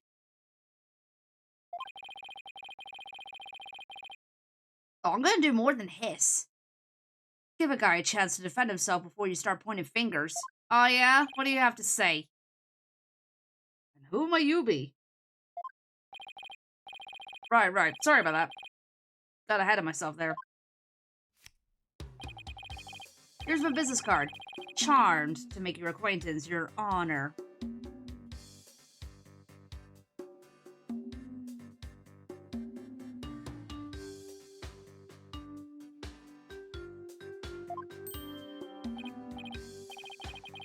Oh, well, very polite of you.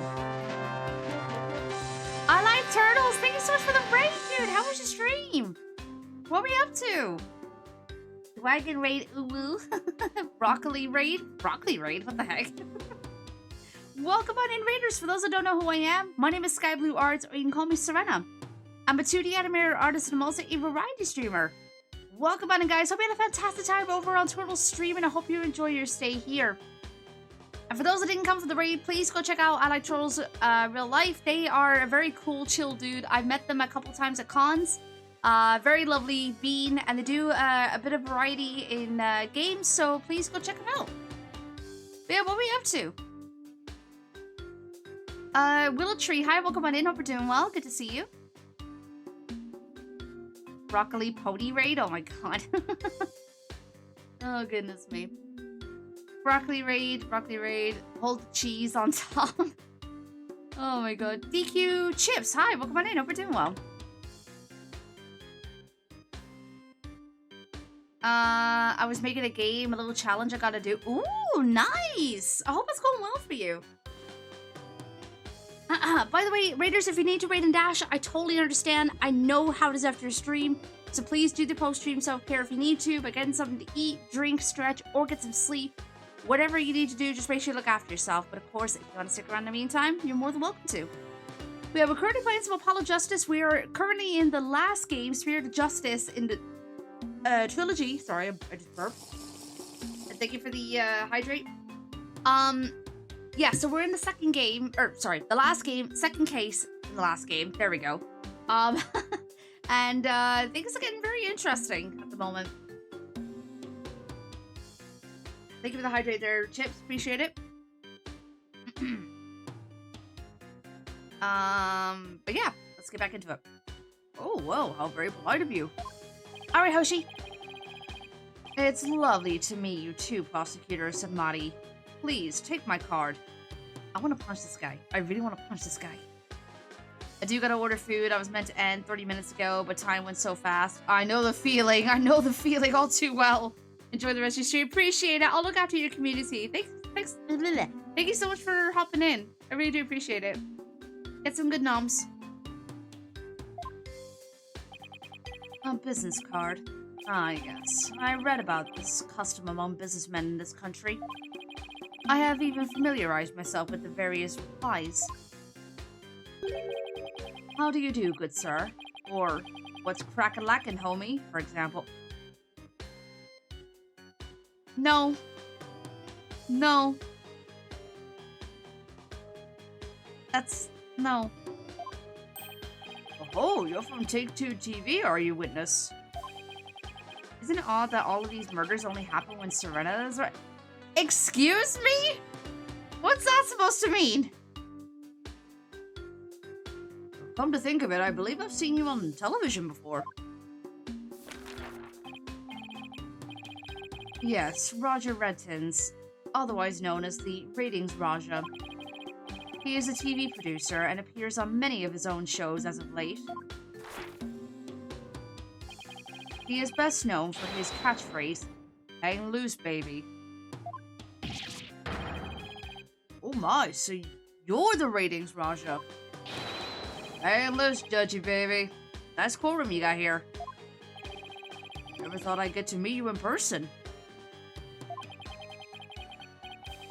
Prosecutor Samadi, how do you know so much about him? In preparation for the case, I watched all of his shows. I found the Ratings Raja Goes to Burger Barn of particular interest. It inspired me to visit that restaurant straight away to learn more about the local cuisine. What? You went to Burger Barn? Who would have thought? Oi, Katie, I swear to God. You must have really wanted to try it, huh, buddy? Is that line? Whew. Compared to my ascetic training, an hour's wait is nothing. I recommend the Southwest Burger with jalapeno jack cheese, by the way. I'm having a really hard time picturing him in line for burgers. Oh no, Hoshi, hey! Prosecutor Samadi's unexpected enthusiasm for food aside. Mr. Rettins, what is this misunderstanding you mentioned? Well, for starters, it's true that the footage was edited. Point here! You'll get your hands on this anyway, so I might as well show you the unedited footage. It's a pretty long video, so I'll just show you the parts with the playing cards. You can see the cards when Trucy spins around, so keep your eyes peeled. Okay.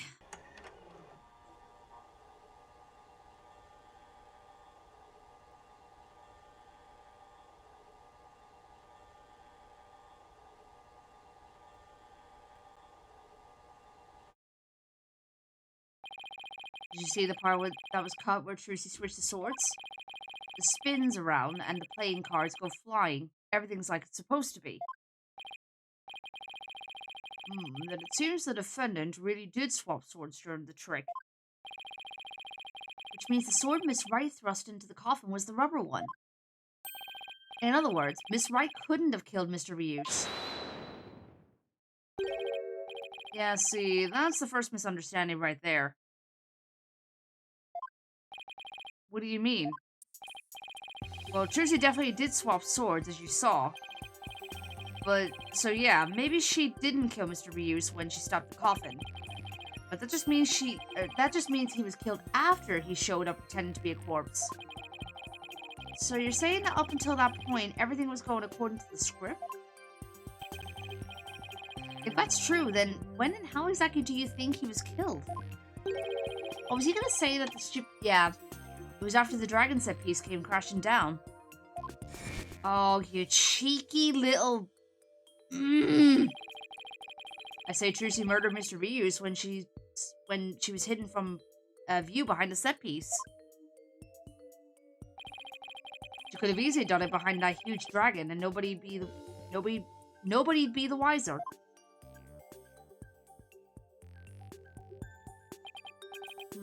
See. Indeed, there is a ring of truth to your assertion. Bet. Plus, there's a suspicious-looking shadow in the footage, too. It's towards the end of the footage, just before the dragon hits the stage. It might be easier to just see it for yourselves. Okay.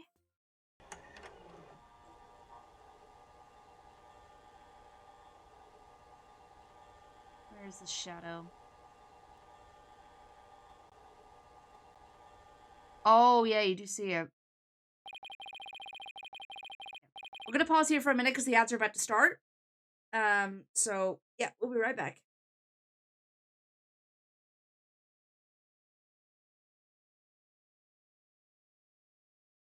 Good timing? Yeah, I know, right? That was perfect timing.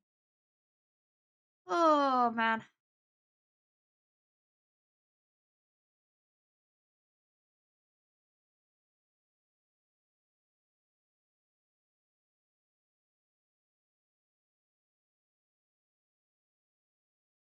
I'm just gonna check the stuff while we're waiting.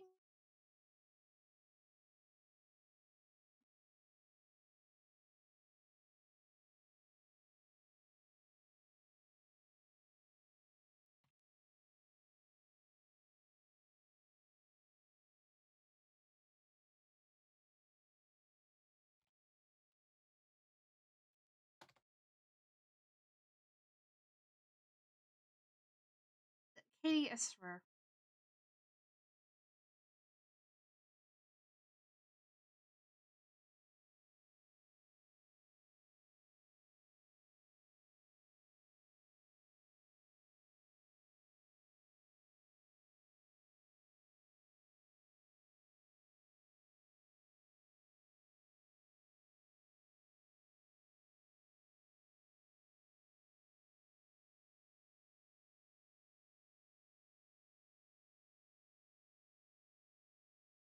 No, I do not, Katie.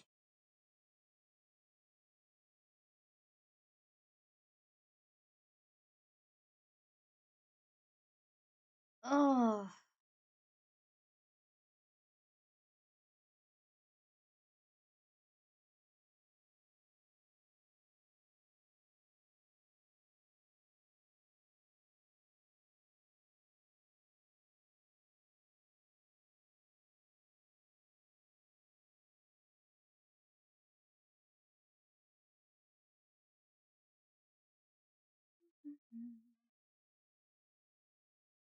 Yeah. I cannot wait to freaking throw this man in jail.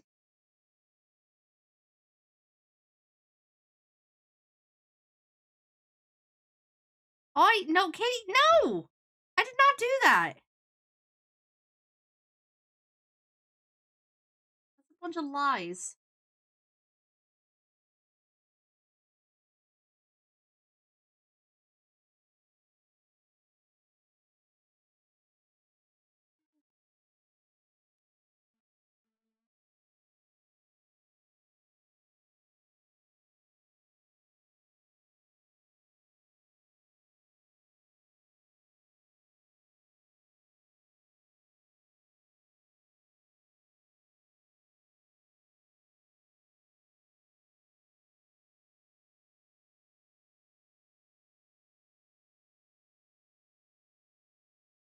I don't know if the game would allow me to kill this guy, Chips.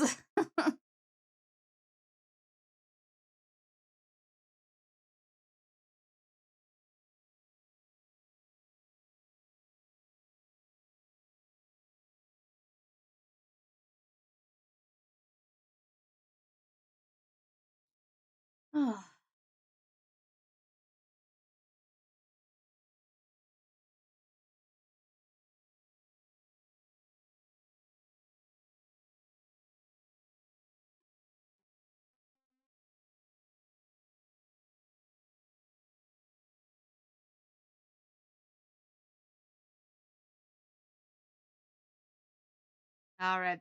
Welcome back from ads, everyone. Sorry about that. And also thank you for your patience. Appreciate it. Alright. Let's deal with this. Okay. It's only for a split second, so it's hard to catch, but look here.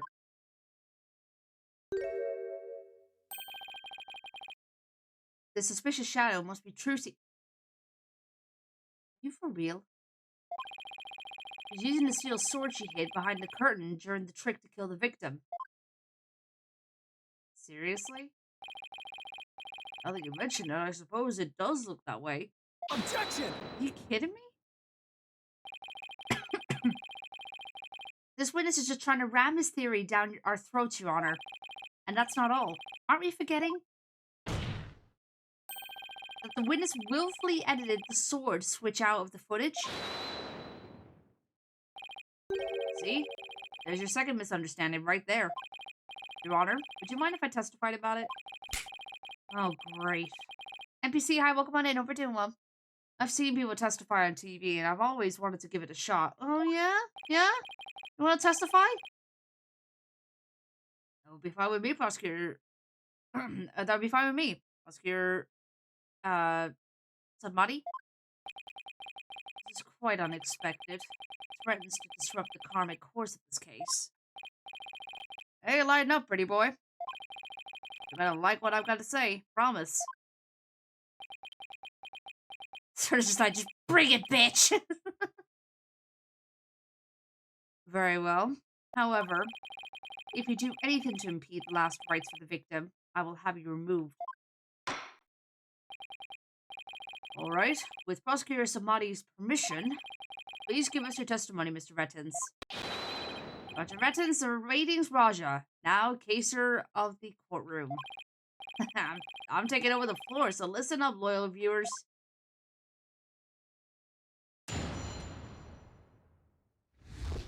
I'm gonna kill him.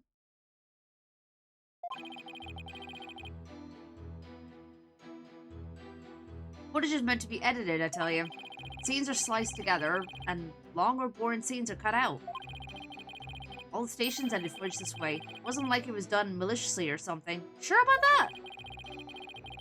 It's just a coincidence that particular scene was cut. It wasn't intentional. Or what? You got some proof that I had an ulterior motive for editing that footage?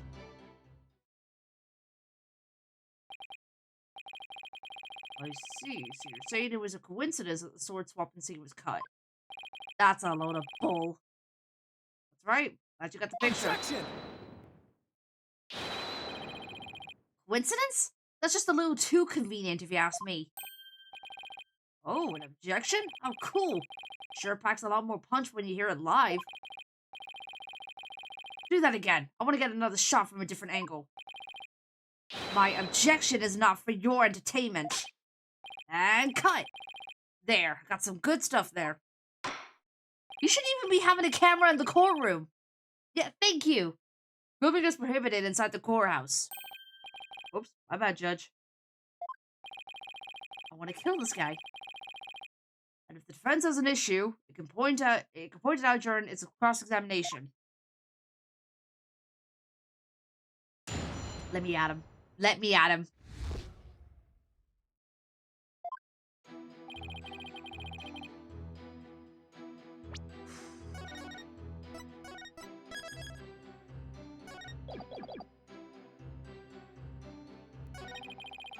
I almost don't want to waste time with him.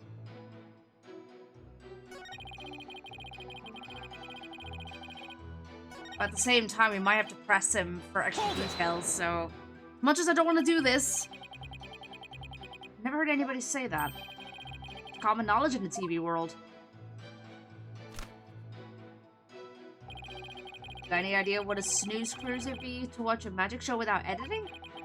A magic show like that one, anyway. That was ice cold. Yeah, no kidding! Anyway, editing is what makes TV worth watching. Yeah, within reason! Hold it! Are you saying you thought there were boring scenes in Miss Wright's magic show? Gotta ask, that script and presentation deserve a place on the cutting room floor. Wow. Broadcasting that mess as is would have been a complete disaster. I'm gonna kill him. That's why I had to edit the footage. Oh yeah, hey, you said it wasn't your fault, and yeah, you're saying here that you had to edit the footage. Yeah, right, yeah, I'm calling bull. What didn't you like about the show exactly? The whole thing. It was a major snooze. Then why did you bother?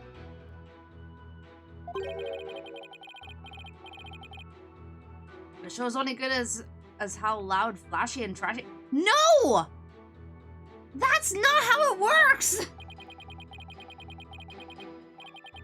It was plenty loud and flashy on its own. All you did was add the trash. Ha! Got him! Suppose each industry has its own way of doing things. Unfortunately, yes. Just as we in the legal profession focus exclusively on evidence and testimony. Exactly. Whether it's showbiz or the legal biz, we do what we gotta do to get the job done. Yeah, no, this guy could have a whole cactus shoved up his ass. And I don't think even that would be enough. Anyway, editing footage is just a matter of course in the TV. Right.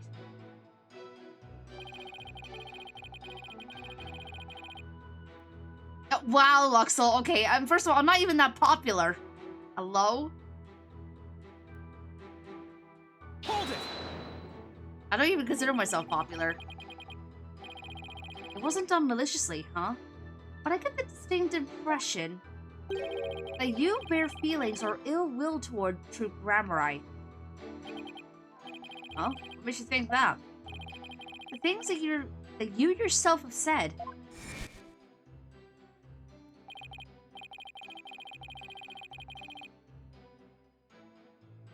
Explicit. Yeah, see?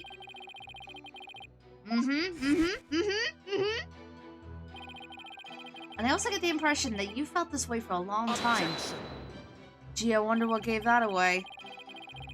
Words such as those can be interpreted in many different ways. For example, though I bear the defense no ill will, I would not hesitate to say that he is a good-for-nothing lout of a lawyer. You bear me no ill will?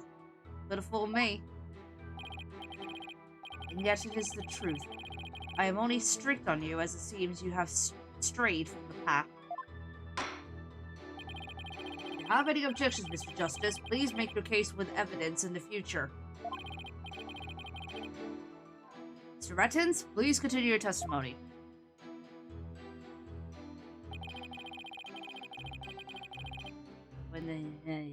Hold it! Of all the scenes you could have cut, why the sword switching trick? That seems like Too much of a coincidence to me. Thanks for the helium staker. Also, now you're gonna tell me how I'm supposed to edit my programs, big shot? Yeah! Hard being the boss kid, you gotta make the tough choices, like which content gets cut. But let me ask you this. Why exactly did you make such a tough choice in this case? You would understand, champ. It's all about... Oh, I didn't mean to do that. Something on television. I tell you, people tell you how to do your job when they don't know the first thing about it. You're trying to air it to the general audience. They may not understand how the business works, but they'll know what's good or bad. They'll know what's trash. People want good content.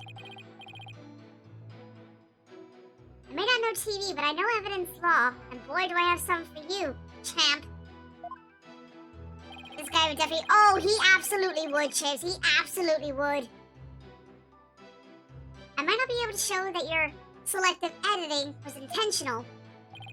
However, I know you bear the defendant ill will, and this is the evidence that proves it. Oh, we're going with this? Okay, I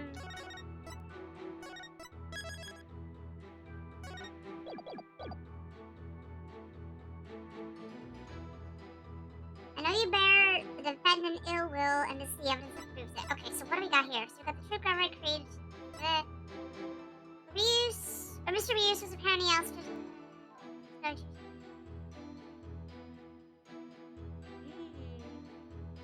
Okay.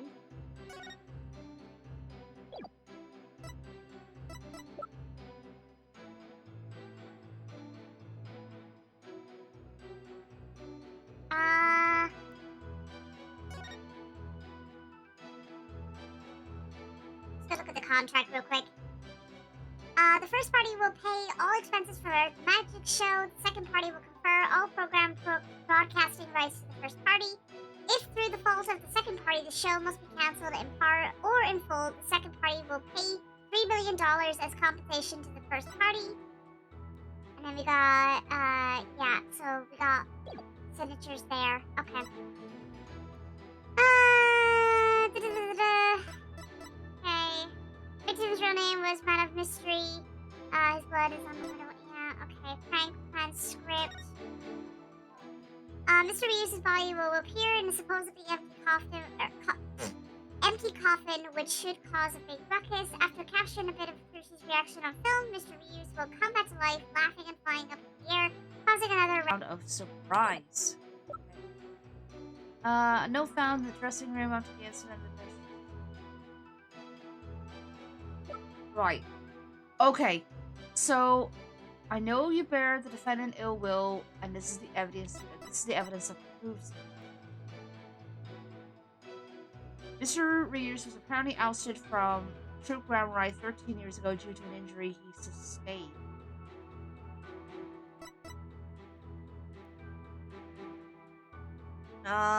Okay. I have a couple of things in mind in terms of what it could be. The evidence? I think? I'm thinking it's either this or this. I'm gonna try the poster first. Take that! It's not the poster. Okay, interesting. Interesting. Okay, so go back in. Let's see here. I know you bear the defendant ill will, and it's the evidence that proves it.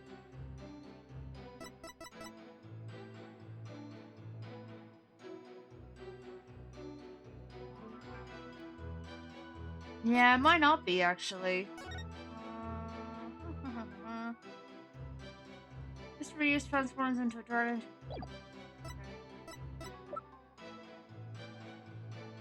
Contract.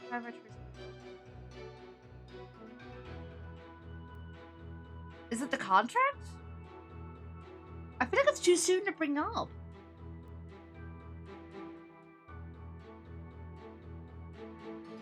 Let's try it. Take that! Okay, yeah, no, I didn't think so. I thought that was too soon.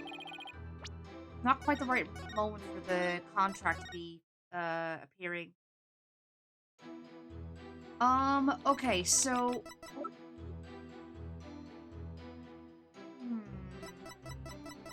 prank plan script. Bonnie, get the video camera after me.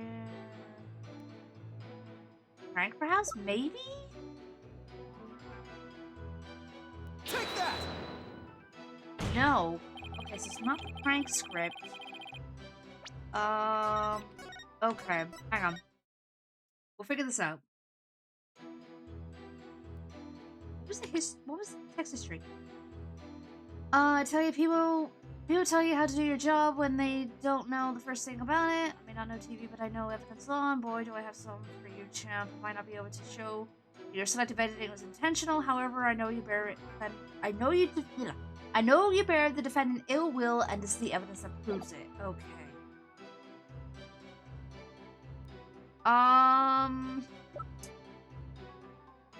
This one? Take that! No. Okay. Interesting. No. Interesting. Let's see evidence. Diagram depicting on. Huh?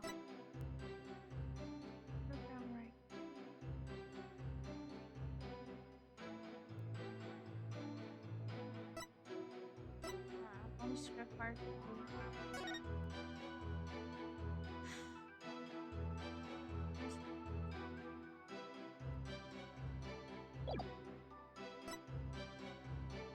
Is it this one? The show script? Oh, hang on.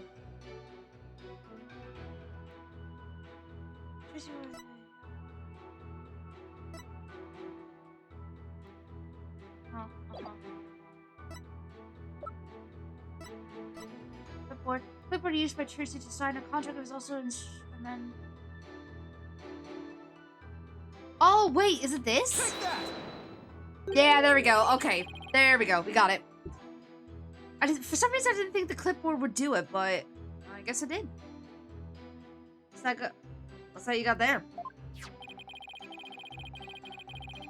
This is the contract you had Miss Wright sign just before the magic show.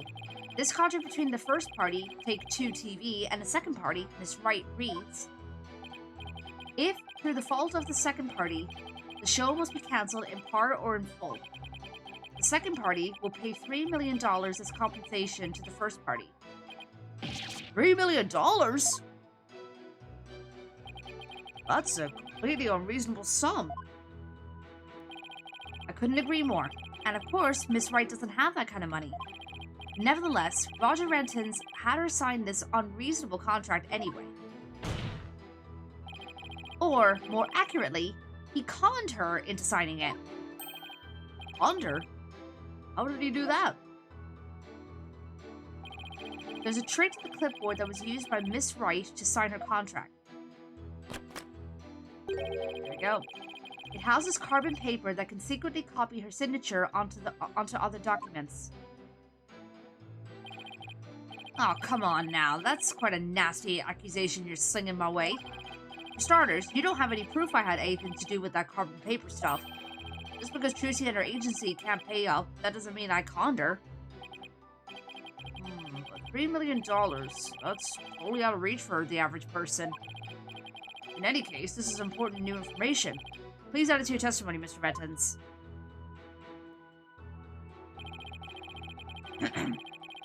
Where's your proof linking me to that tricked out clipboard? You don't have any, do you? You wanna bet? You wanna frickin' bet?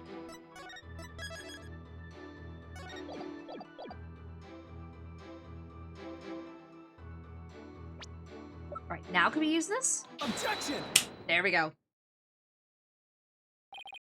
You must be quite the con man if you can fool a magician with a simple trick. But if you think you can con a lawyer, you're very much mistaken. Hey kid, would it kill you to enunciate in front of the camera? You know, like a newscaster?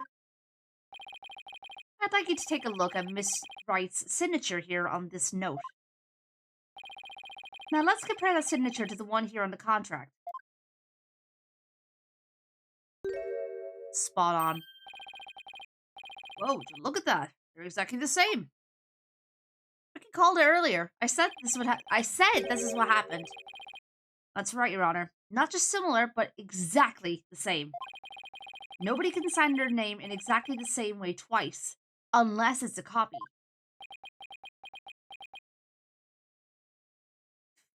It's got the thing just saying, yeah, keep going. Oh, yeah? Well, we'll give you some good content, buddy. These signatures are proof positive that you conned Miss Wright. And they definitely prove your malicious intent. Hey, not bad, lawyer guy. Didn't know you had it in you. Thank you for the pet, Spock. Really getting interested now. Got great ratings for sure. Oh yeah? Yeah? Don't try to dodge the issue, Mr. Rettins. The fact is that you bear ill will against my client. So the show footage was definitely edited with malicious intentions. Isn't that right? Objection. What have you got to object to? What a forced argument, defense. All you have really proven is not his ill will toward Miss Wright, but his pecuniary. How do you pronounce that? Pecuniary? Pecuniary? I don't know how you pronounce that. Regardless, his greed. That's right. I just wanted money, baby. Fat stacks of cheddar, that's all. Okay, chat, if you're gonna throw cheddar at anyone, throw it at him. Because he's asking for it. After all, I never even crossed paths with Trucy before this magic show. But I said throw cheese at him, not me! Hi, Silver, welcome on in.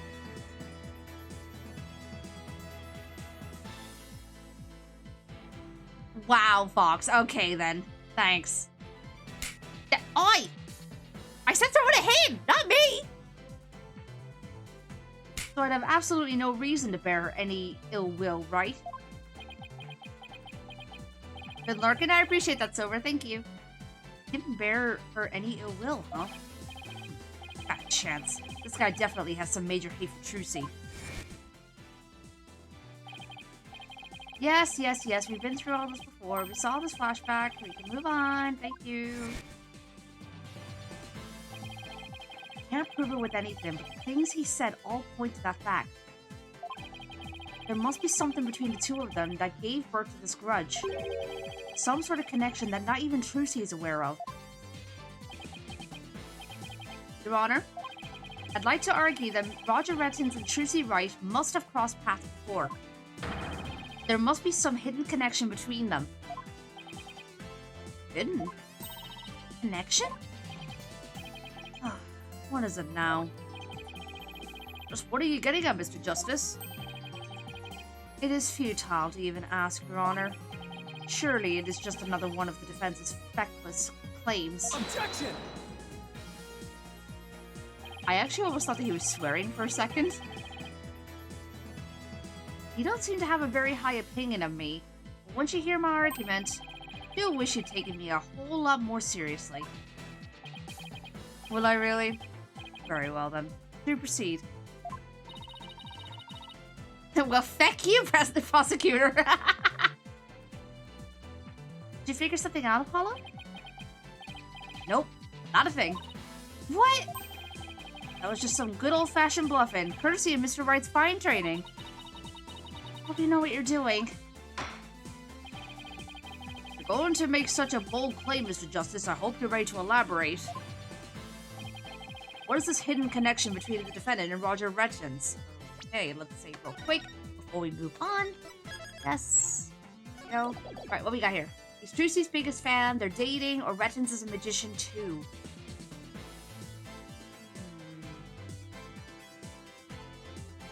Definitely not they're dating. That's a weird one. Trucy's biggest fan. They're dating. Yeah, what? Wait, she mentioned about sleight of hand earlier. He's a magician. A sleight of hand trick Mr. Rettins did during the recess earlier. Yeah, there we go. That's right. She brought it up. Uh-huh. Boom.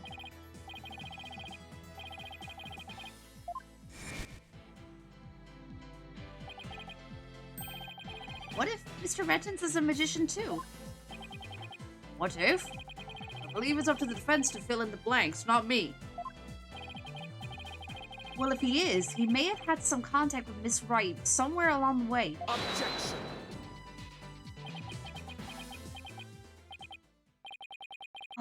Your argument is hardly worth responding to. But by all means, please do continue. As a passage in the sacred scriptures of Koreanism states, he who gives a sermon to a monkey is himself a monkey. Yeah, it doesn't matter what you say to Dimwit. He isn't gonna get it anyway. But we saw Mr. Rettins perform a magic trick. He made his video camera disappear in the blink of an eye. Well, I think it would be pretty funny if I were a magician.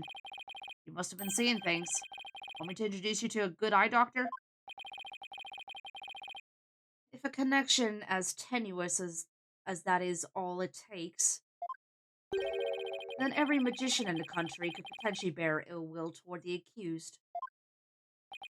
I guess you're right. You're not the sharpest knife in the drawer, are you, short stuff?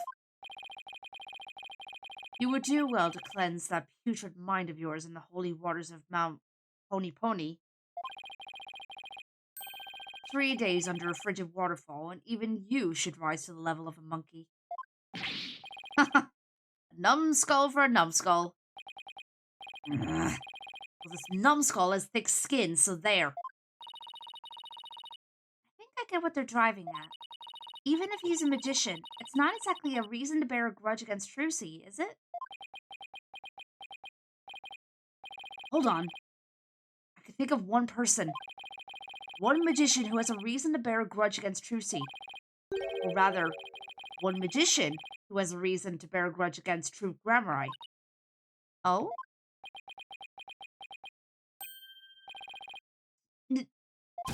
No way! Is something wrong, Mr. Justice?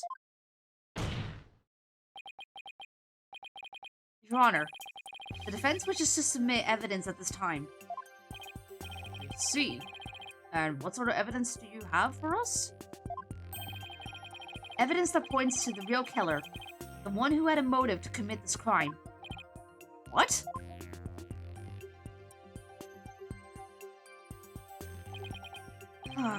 And what have you come up with this time, defense? Trucy Wright is the sole heir to True Grammari and its name. This puts her square in the crosshairs of one particular magician. And this piece of evidence points to that one person with a grudge against Miss Wright.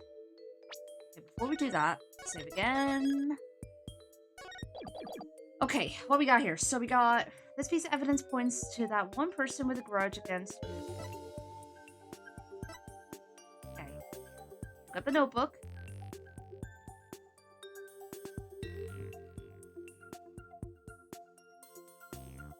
I get the feeling... Wait! Hold on a minute! Wait!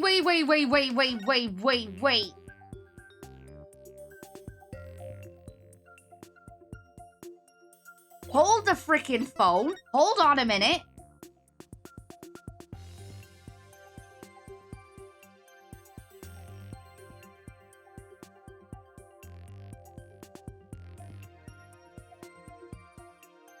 He doesn't have a scar in this photo. There's no scar.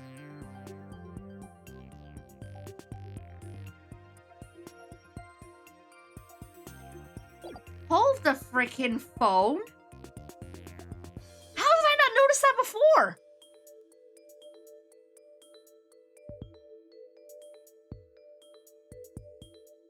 Holy crap.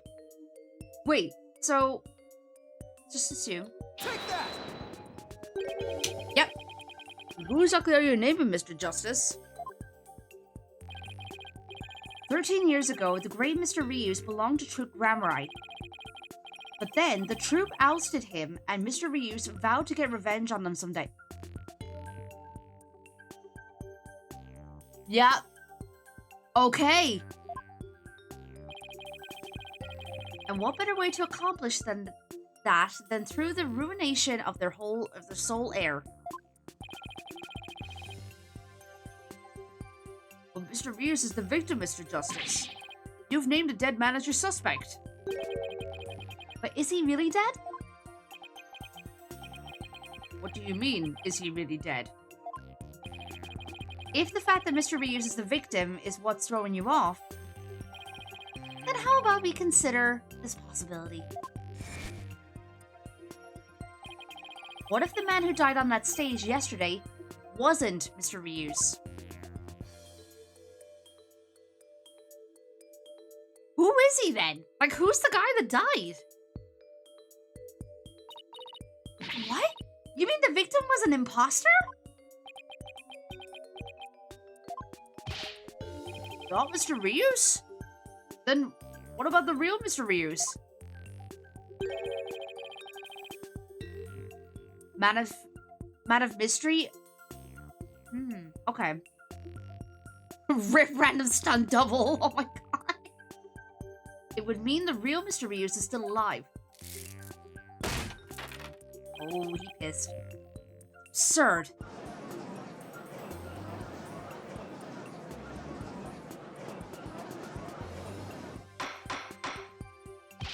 Mr. Justice! Who is the real Mr. Ryus if not the victim of this case? It's all coming together now. Oh yeah, it's all coming together. I finally see the gimmick, the trick to this entire case. This should explain everything, Your Honor. The real killer, the one who hated Troop Gramurai and wanted to sully its name.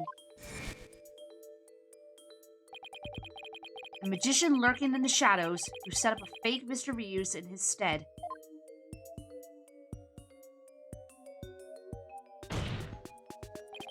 The real Mr. Ryus is... Take that! What? That's... Yes. Yes, it is. Roger Redtons is the real Mr. Ryus. What? Him? Objection! Oh, what now? Oh, hollow red pepper. Your impotent seeds sprout naught but meaningless empty words. You can't possibly have proof to support such an outlandish theory. Oh yeah? You wanna bet? You wanna bet? It's not a bad idea for a soap opera, but not even die-hard fans of the genre would stick around past the pilot. You want proof? Well, I've got proof. To prove it by... proving that the Mr. Ryus in yesterday's magic show was a fake. And to do that, I just need you to look at the spot on this poster. Oh yeah, no, I'm seething right now. I'm loving the karma that he's getting. This is the injury Mr. Ryus sustained while practicing a magic trick 13 years ago. However, the video the victim shot of himself shows no trace of that injury. Oh my, you're absolutely right. Now, Mr. Redtons, what do you suppose we'd find if we took a look at your right forearm? Is there by chance a nasty 13-year-old scar under the sleeve of yours? Come on. Well, Mr. Redtons, Why don't you roll up your sleeve and let the court have a look? Or are you hiding something else up there?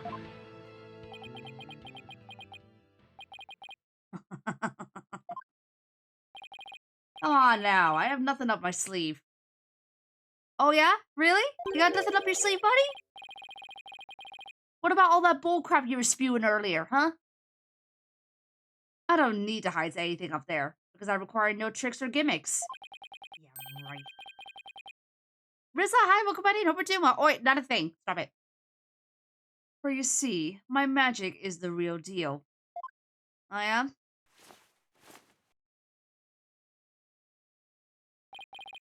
Is this what you were hoping to see? There it is, the scar! Just as I thought.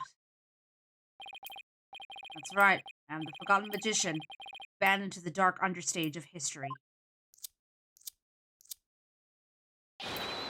Great Mr. Reuse.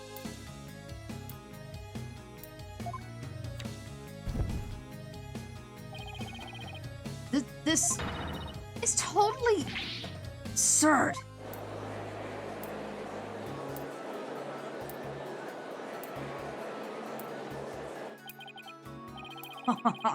How ironic when you say that this odious mark carved into me by true Grammari would bring me back into the limelight once more. Strange are the karmic threads before me. If witness is the real Mr. Reuse, then who is the victim who perished in the magic show? He was but a fan. I met him on one of my programs several years ago. He said he had become a magician out of admiration for the great Mr. Reuse. In confidence, I told him my true identity and let him take on my mantle. When did this man take over for you? About 2 years ago. I taught him my tricks and even acted as his producer. And so a mere amateur became a popular magician overnight. Courtesy of my magic on the stage we call television. Hope you enjoyed the show. Really had us all fooled. Mr. Rentons, or should I say, Mr. Reuse, in your hatred of true Grammari, you killed the victim, Mr. Mystery. And then set up Miss Wright to take the fall, didn't you? You did it all just to tarnish the Grammari name. I have no idea what you're talking about, lad. I set up the prank, that much is true. But it was simply a harmless joke on Trucy, I assure you. Oh yeah? Oh yeah? Really? Yeah, she learned of the plan and made use of it to commit murder. That is how strongly the criminal element runs in the blood of these Grammaris. Objection! Bro!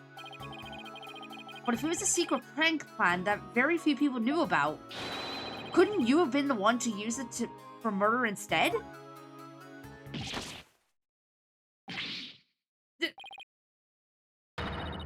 His head! Don't look at me like that. Just kidding. What the heck was that? Heed my words, lawyer lad, for I fear your grasp on reality is slipping.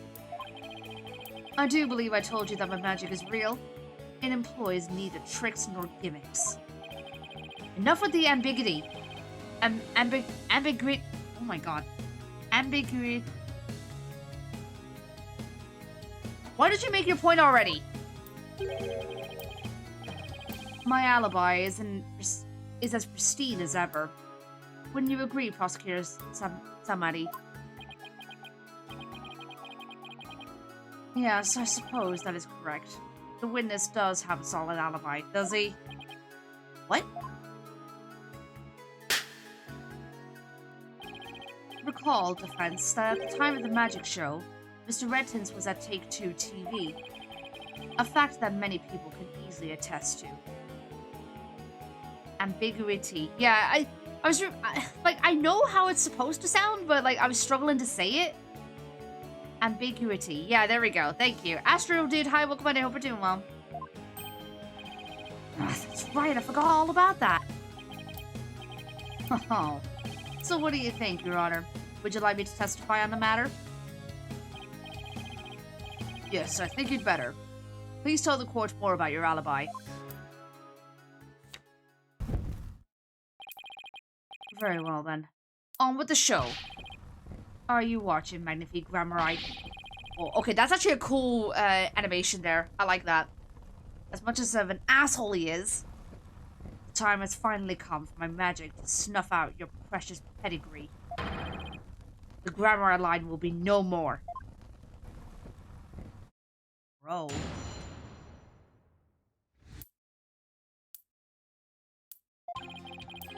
I was at the TV station at the time of Penrose performance.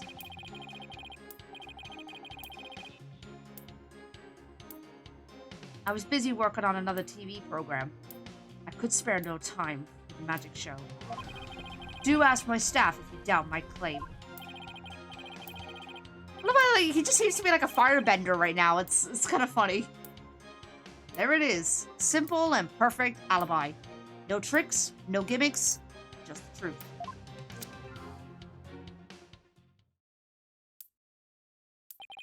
Do you understand now, perhaps? I did not grace the theater with my presence until after the incident. So how could I have committed the murder? The staff did say he was there at the station. They did say that, yeah. So it sure does sound like a rock-solid alibi. That can't be right. If Mr. Renton's is the killer, he'd have to have been at the theater. There's gotta be a hole somewhere in his story. I assure you there are no holes on Mr. Ryu's stage. No tricks, no gimmicks. True magic doesn't need trapdoors to escape through. Do enjoy my show to the fullest. And my real alibi. The twist of the case is he's secretly Fire Lord Ozai. Oh my god, could you imagine? Okay. Thick boy, that's a name. Thank you so much for the follow. Welcome to the Biscuit Punch. Hope you're doing well. This boy is definitely not thick though, that's for sure. Hold it! But you did come to the theater eventually, isn't that right? Indeed. Anxious to see how the show was progressing, I made my way to the theater. Let's see. My journey took about 10 minutes by car. Could he actually have been at the theater during those 10 minutes, killing the victim? Oh, allow me a stab at reading your mind. I'd rather you did not. Ha. Could I have been at the theater during those 10 minutes killing the victim? How in the... But no, I took a taxi. The driver can attest to that. Feel free to call the taxi company if my word does not satisfy you. The driver is a big fan of the ratings Raja. I even gave him my card. Gave the driver his card? It's very clever of him. You might as well give it up, lad. Questioning real magic is a fool's errand. Besides, you know very well what I was doing at the time of the incident.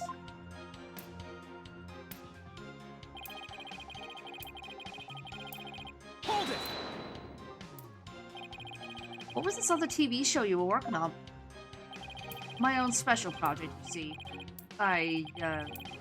One moment. Perhaps this is more appropriate. It's a Ratings Raja special production. Yeah. Hang loose, baby. It's called Desperation Regeneration. Switch personas just to say that? What's the show about?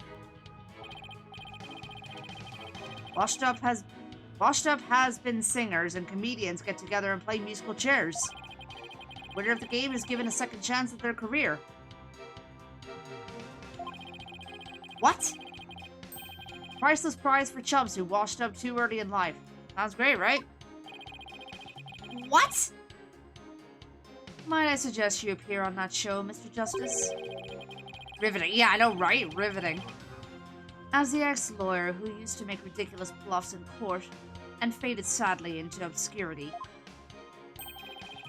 Let the ratings Raja produce my TV debut? Not in his lifetime. Or not in this lifetime, sorry.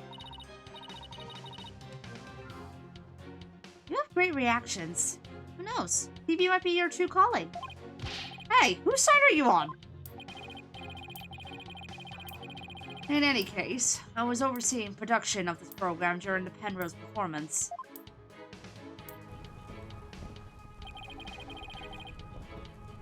Hold it! How do we know those staff members aren't in cahoots with you? I make it my business to perform solo. My magic has neither need nor want of assistance. After all, one of them could reveal the secrets behind my magic, could they not? So he doesn't trust anybody, huh? It's the complete opposite of Trilogy.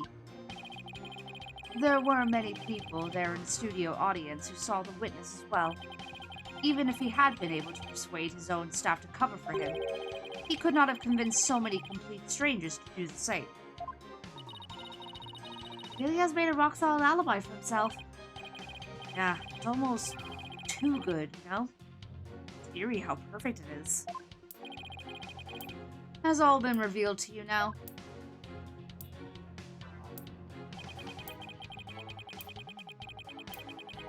Alright.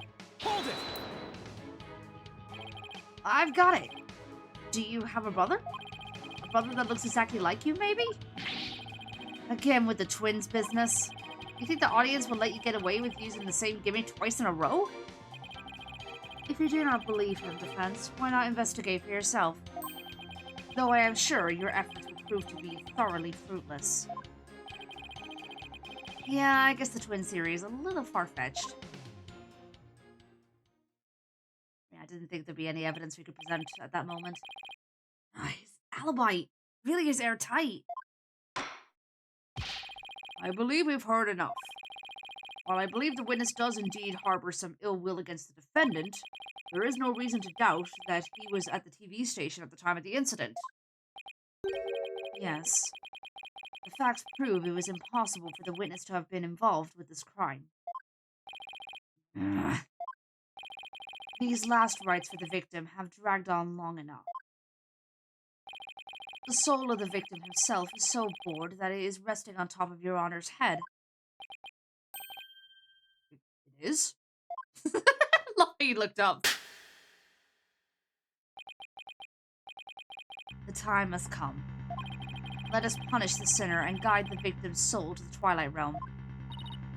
Hello, Trilogy will be thrown in prison and will be out of a job.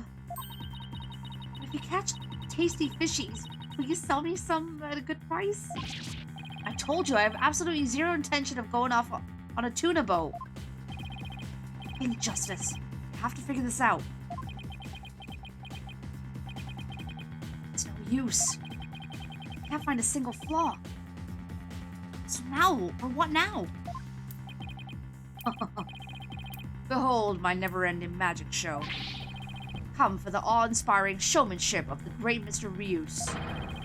Stay for my grand illusion until the end of time. Oh boy. Wait, is he saying we're still trapped inside some sort of illusion of his?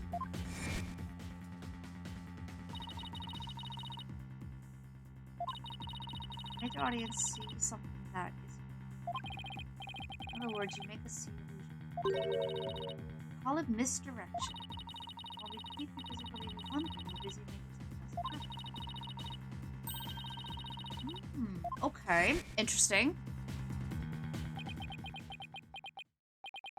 Could it be? You know what, Mr. Rettins? I guess we have all been spectators to the elaborate illusion you've prepared for us. An illusion that has subtly turned your attention towards something you wanted us to see.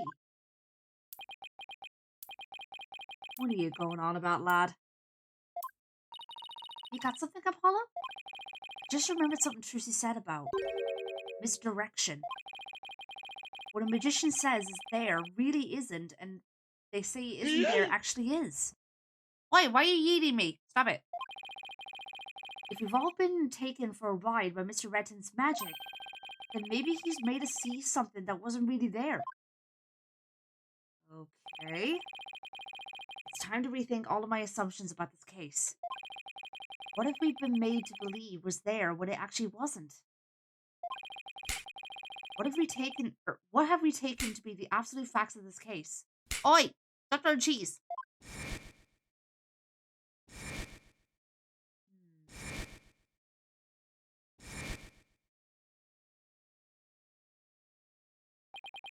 If I reevaluate the validity of all of these things, stop throwing cheese, then just maybe, Athena, there's something uncanny about this case. Okay, what is it? Stop throwing cheese! Reticent's alibi, it's too perfect. It's true. It's like it's impossible to break, no matter how hard we try. Or maybe that's the trick. Maybe that's exactly what he wants us to think. Hey, Black Wolf, welcome on in. Hope we're doing well. I'm not following.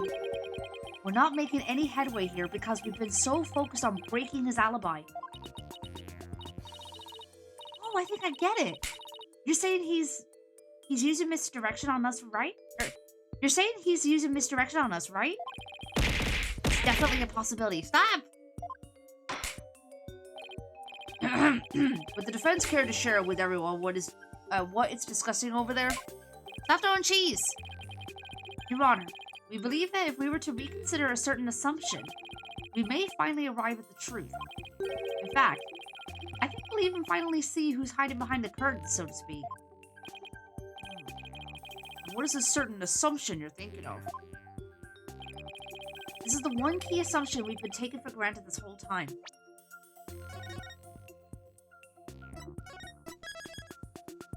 Not a thing, Slushy. Okay, what we got? Roger rented his guild. The culprit was on scene. The crime. Oh. I think it's the crime scene. No? Okay, never mind. I thought it was a crime scene. Never mind. I thought maybe it was somewhere else, but oh well. Worth the shot. Okay, so in that case, either the guild or the culprit was on scene.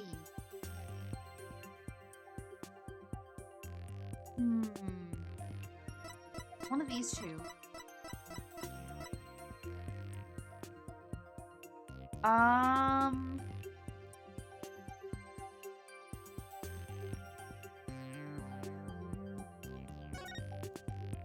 Okay, there we go. What if the culprit was somewhere other than the theater at the time of the crime? What if there was some way to commit the murder without actually being there? If that were the case, then Mr. Retton's perfect alibi would become irrelevant. Objection. What now? How could one person stab another to death with a sword without physically being there? Furthermore, we all saw what happens to be, or what appears to be the culprit's shadow in the footage. Objection. But couldn't we just as easily assume that the shadow does not belong to the culprit? Well, if it's not the culprit's, then whose is it? I'm not 100% sure yet, but I'm pretty sure I'm on the right track. We've all seen something that looks like this shadowy shape before, Your Honor, during the magic show itself. In that case, please point it out in the show footage for us. Oh, is it gonna be, this is the thing that looks suspiciously similar to the shadowy figure of the culprit. Yeah, I think I know what it is. I think I know what it is.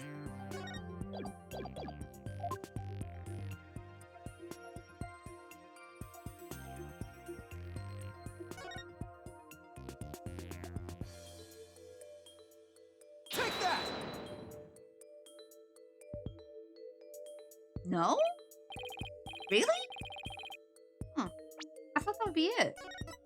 Guess not. Interesting.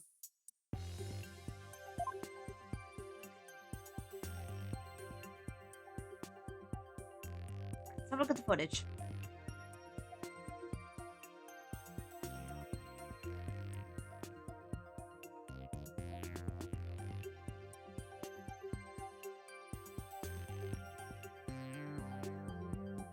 Oh, yeah, maybe Luxel. Maybe.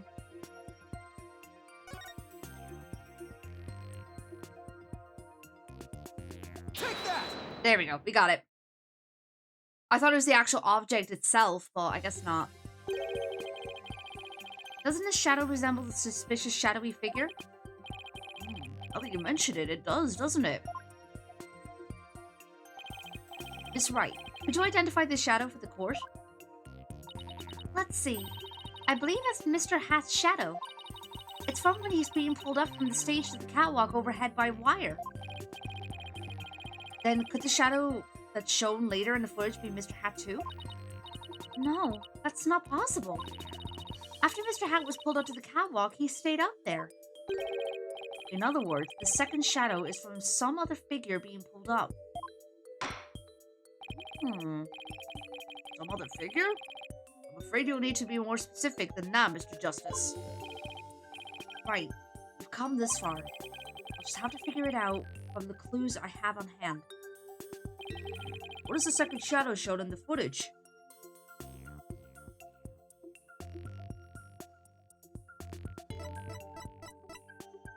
I think it's him. Let me just save real quick just to be sure.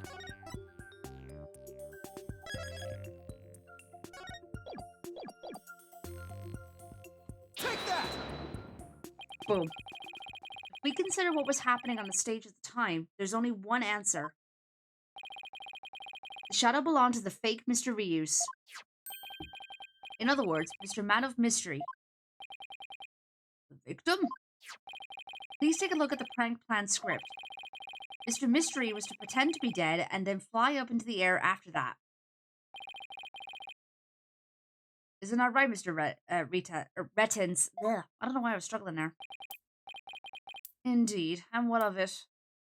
Oh, the prank script was also valid? Oh, okay. Interesting. I contend that that's exactly what happened. The victim was wearing a stunt harness around his waist. It was most likely attached to a stunt wire so that he could be pulled up into the air.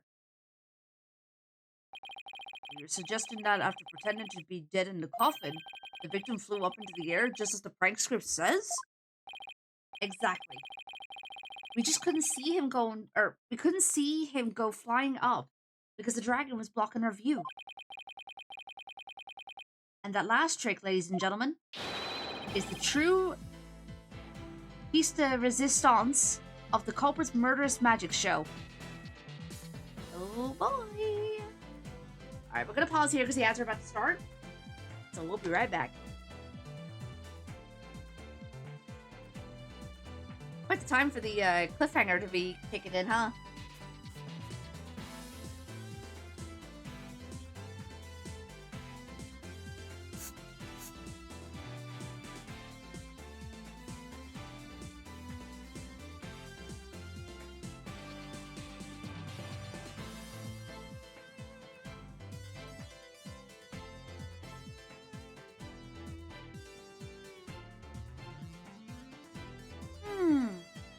How's everyone doing? You guys doing okay?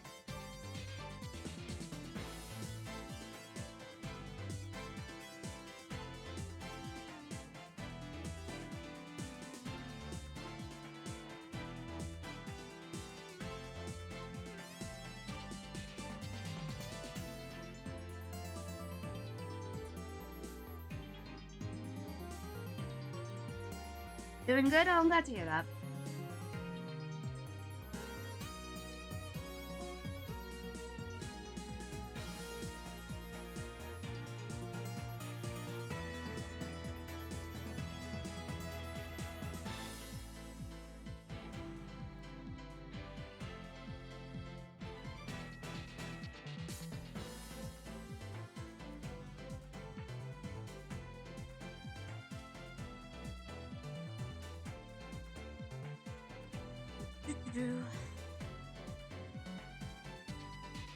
You know, while the ads are running, I might as well go take a quick bio break, so I'll be right back.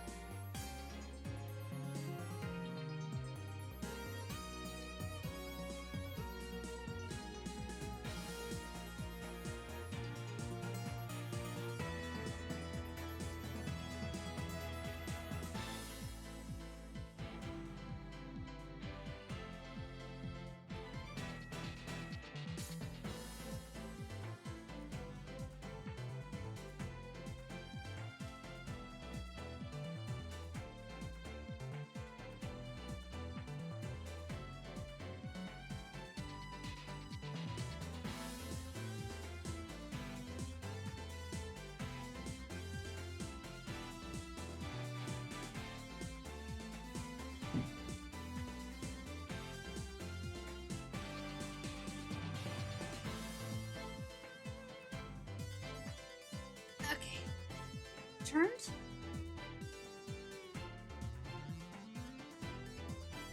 You kiss and rage the man, I won't charge you.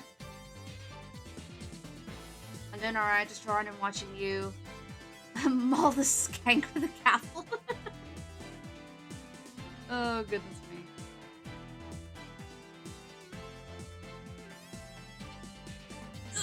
Ugh.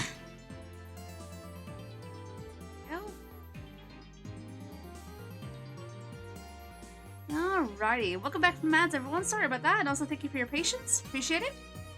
Alright, let's continue.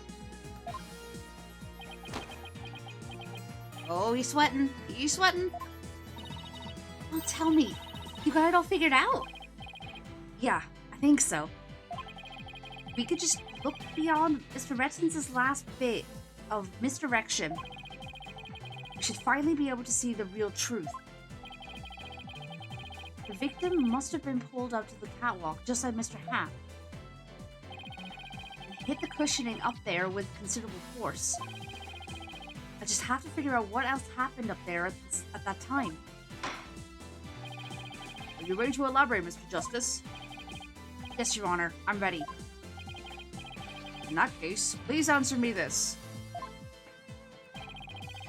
Why did the culprit make the victim fly up into the air like that?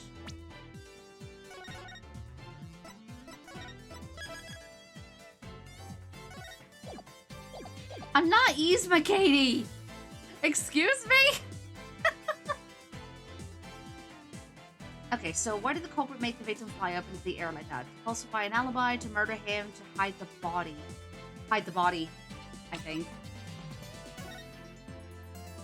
No? Okay.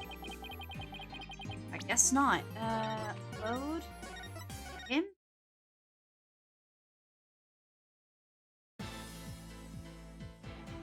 Welcome back from the ads. So... Murder him, I guess. Yeah, there we go. It was gonna be one or the other. Just why did the culprit have the victim fly up after he appeared in the coffin? And how did the victim actually die? When he was only pretending to be dead in the coffin. If we could figure out how these two questions relate, the answers should become clear. Could it be? Mr. Mystery must have thought he was still just part of a prank when he appeared on stage. He probably didn't suspect a thing as he was being pulled into the air. As Miss Wright was called backstage, and just as the set fell, the culprit had already planted the real murder weapon in a cushion in the catwalk. It was probably a knife or blade of some sort. What? You mean... Yes, it really was a magical murder. Just as the prank script said, Mr. Mystery was whisked up into the air. Oh, shoot. And straight into a blade there in the catwalk.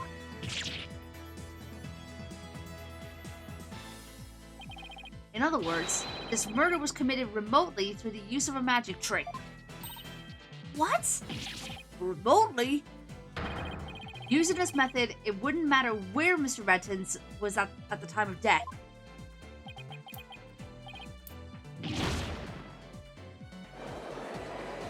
Well...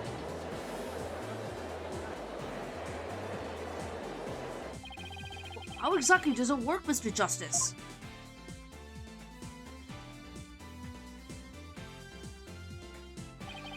Just before the murder occurred,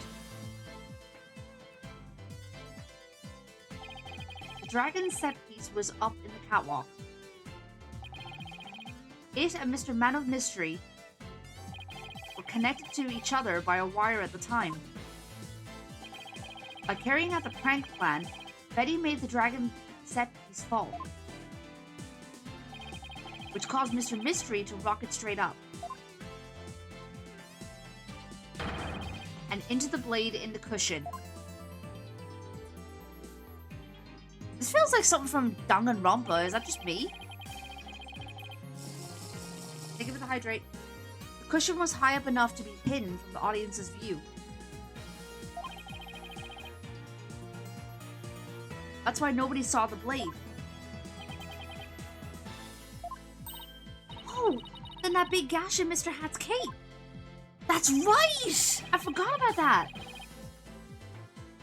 The blade must have been set up overhead sometime before the magic show. Mr. Hat must have been slashed by a 2 when he was pulled up to the cushion. I can't believe it. I had no idea. I was told that Trilogy would freak out if I made the set piece fall. That's the only reason I did it. You were used, Betty. Roger Rettins used you. I thought he was my little puppet to boss around. It was the other way around. After the incident occurred, Mr. Rettins arrived at the theater. He got the murder weapon and swapped the rubber sword with the bloody steel one. That's also when he lowered the victim's body down to the stage. How did he have time to do all that? When the set piece fell, the audience was evacuated from the building. He was able to do all those things after the fact because there was no one around to see. Horrific murder camouflaged by a spectacular magic show? That sounds like the kind of murder only a magician could pull off. As long as the show proceeded as it was scripted, Mr. Mystery was doomed to die. That's why it was you, Mr. Rettins, who killed the victim, all the way from the TV station. This prank plan, or should I say murder plan, proves your murderous intent.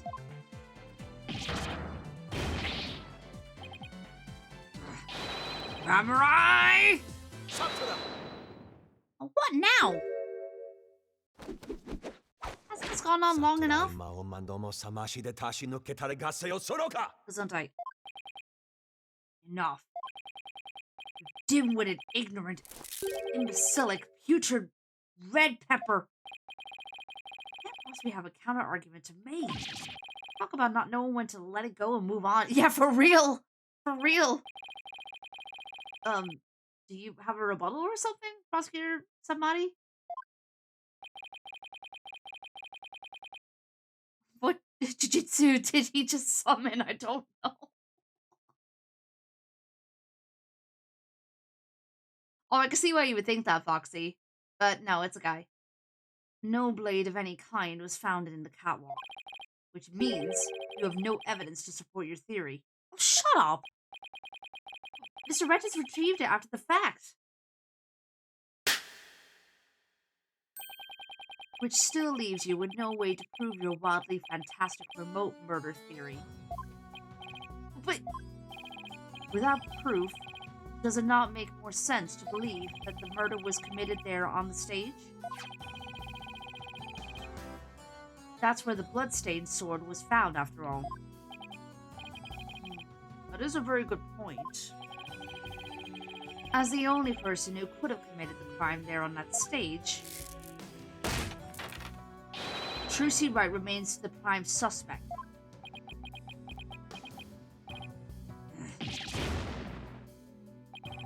It would appear that what you call truth is little more than a cheap parlor trick. In the end, you have done nothing to prove the accused's innocence. It is time at last to let it go and move on. You're not letting it go!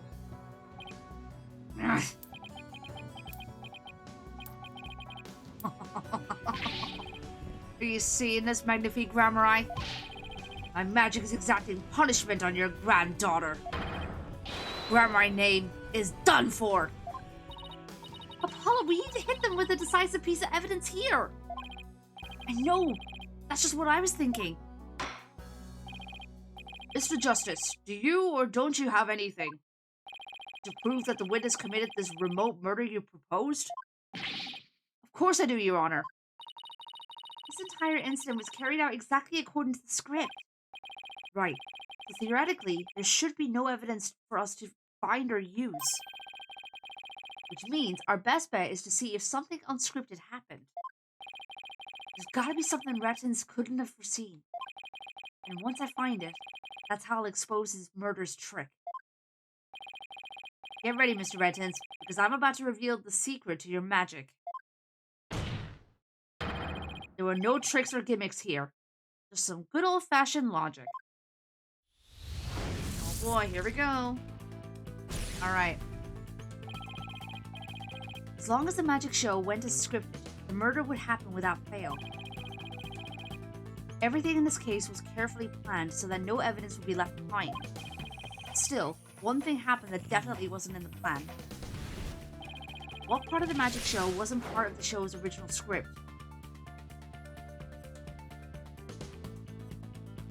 Bonnie's mistake, I would have thought.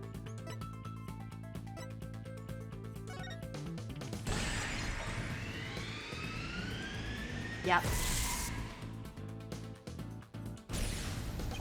Bonnie made a mistake during Trucy's escape trick. What mistake did Bonnie make during the magic trick? Her life choices! Jesus Christ! Oh my God! Bruh! That's so rude! Do you guys really want me to choose it? Just as for the lols? Hang on.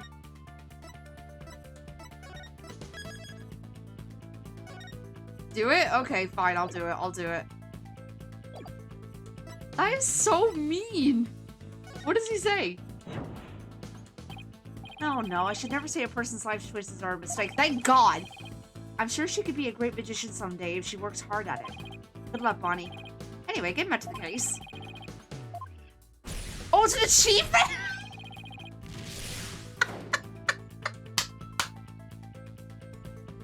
Oh my God! That's so rude! That is so rude! Why?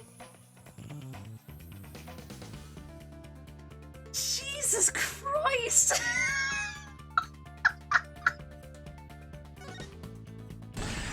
Why is that an achievement?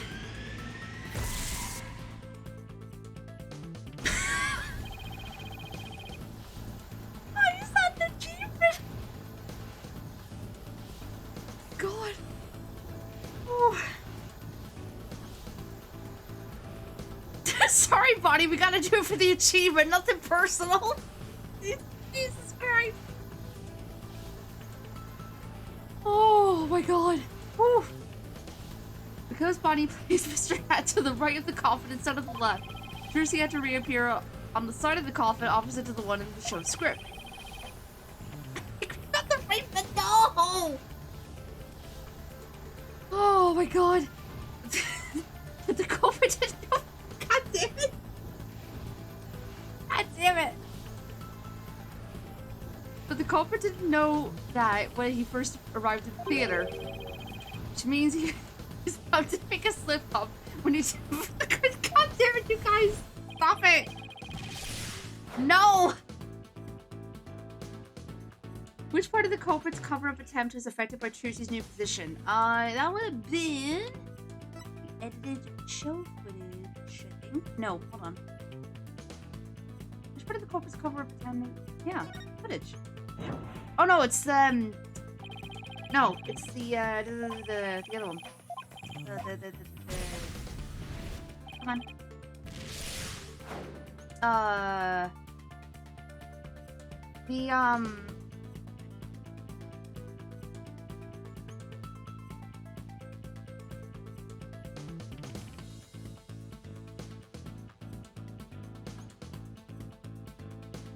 Guess the blood? Yeah, there we go. Okay. Blood was on the wrong side of the coffin. Thinking Trucy had appeared on the left, the culprit must have put the blood on the left hole. The blood was eventually discovered in the right hole during the police investigation. The killer had originally put the blood on the left side. That means he must have tampered with the scene again afterwards to make it line up with the facts. To make the crime scene consistent with the facts, the culprit must have swapped the coffin sides. There we go.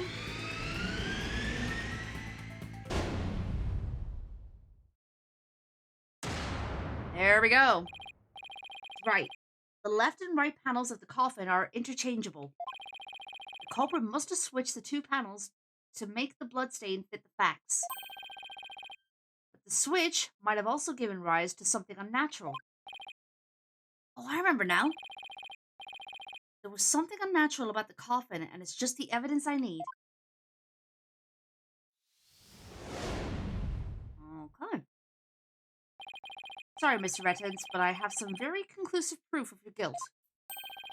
Another bluff, is it? There's no way you have anything of that kind. My magic is... Objection! Get denied. No. There are tricks and gimmicks to it. Just like any other illusion. What? After the murder, you switched the left and right panels of the coffin, didn't you? And because you did, you left behind something very unnatural for us to find. This proves that Roger Rettins tampered with the crime scene after the murder took place. So quick, I'm gonna commit a mistake. I'd rather not mess this up so badly. There we go. Okay, so this proves that Roger Rettins tampered with the crime scene after... Okay, so what we got here? So we got,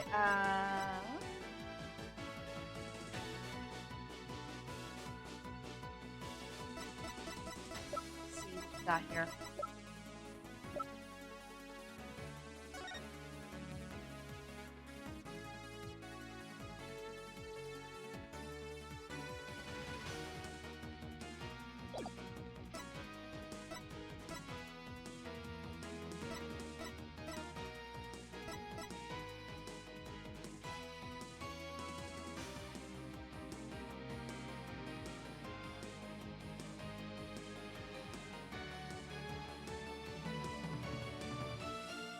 Something inside the coffin switched to the outside. Oh, that's right, yeah! The fingerprints! The fingerprints! I forgot! Wait, hold on, where is it? Fingerprinted results. Here we go! This is it! Take that! Yeah, I forgot about that for a second. The fingerprinting results? Oh, what about the fingerprints is unnatural? Let's take a look at the prints the victim left inside the coffin, shall we? If the victim was facing forward in the coffin, his prints should have looked like this. However, what we found was... they were facing the opposite direction. It's quite unnatural for the prints to be facing this way, wouldn't you agree?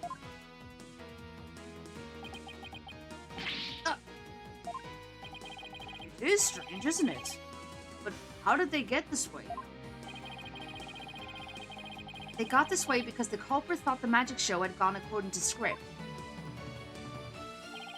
The culprit thought Mr. Hat would be on the left side of the coffin. And that Miss Wright would also pop up to the left of the coffin as per the show's script. He then assumed she had thrust the sword into the hole on the left side of the coffin. Oh, excuse me.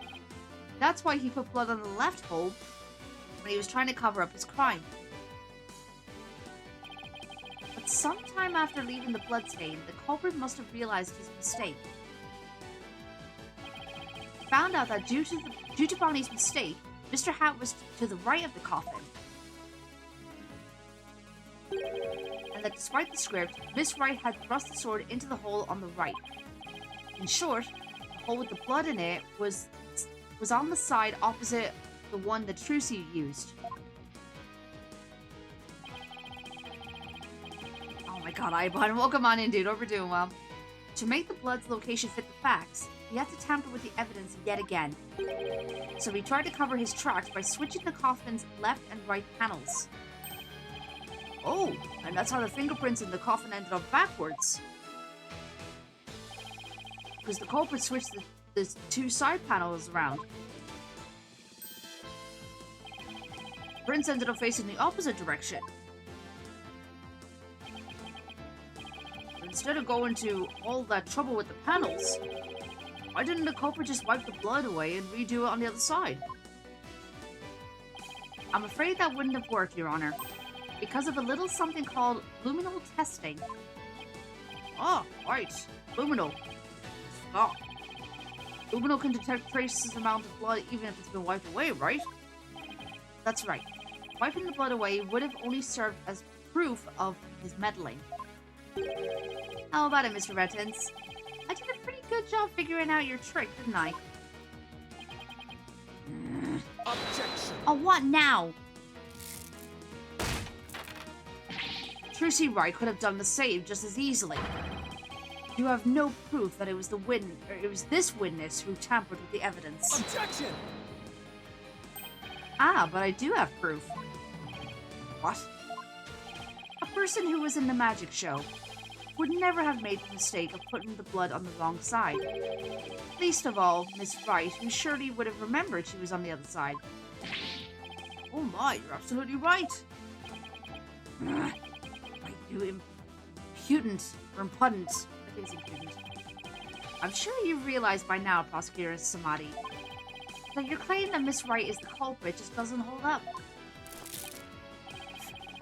You and the accused are most certain. Really? Miss Wright and I? Because I think you're the one with the ticket there for trying to convict an innocent girl. Oh.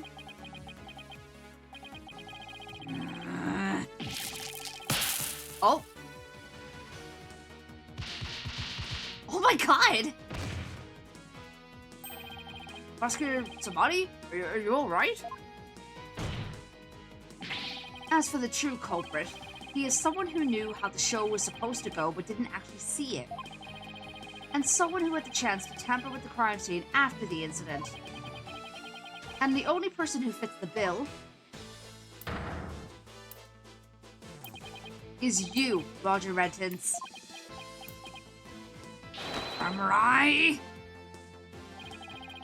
All of the secrets to your tricks have been revealed.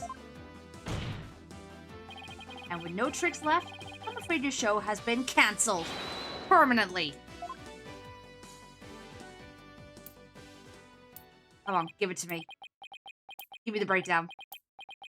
My secrets have been revealed, you say.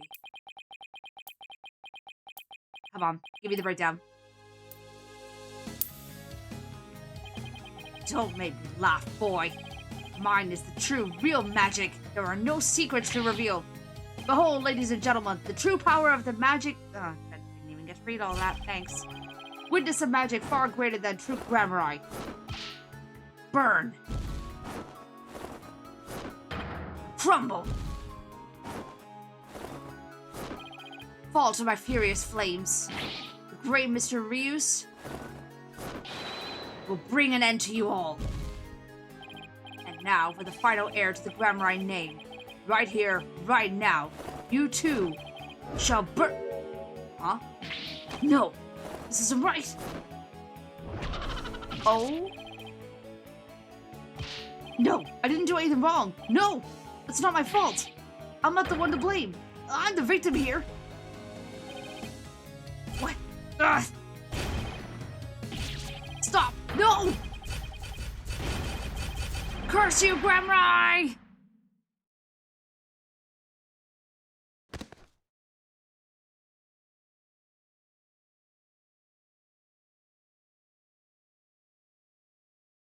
I know it's not allowed, but did we get that on camera? Please tell me someone recorded that even though they weren't supposed to. Because then he would have gotten his just desserts. Curse those Grammaris. It's all because of them. Even now they wound me. Curse them all to the abyss.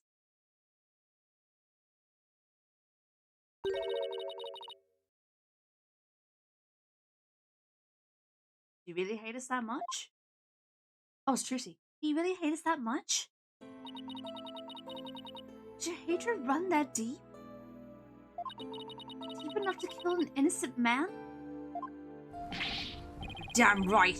You have no idea what humiliations I had to suffer.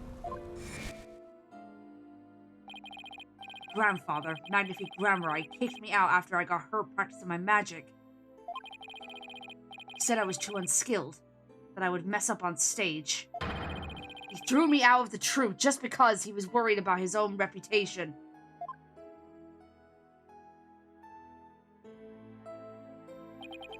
Since I was but a child, it was always my dream to become a great magician.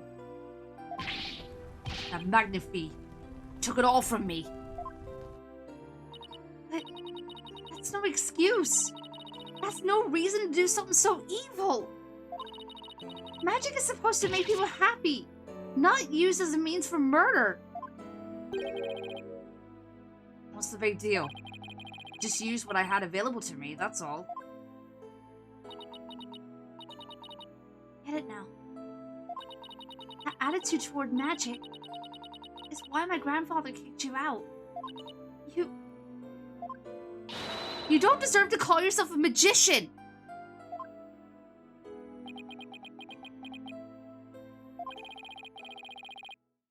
Deserve? I don't know about that. After all, you were completely taken in by my magic, were you not? Not for that lawyer over there, or you would be on your way to prison as we speak. You're right. I didn't see through your tricks. See? So in the end, True Grammar was defeated by the great Mr. Rius.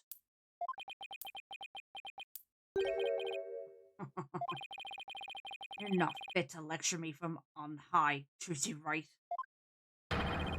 You don't even deserve to call yourself a magician, you naive greenhorn.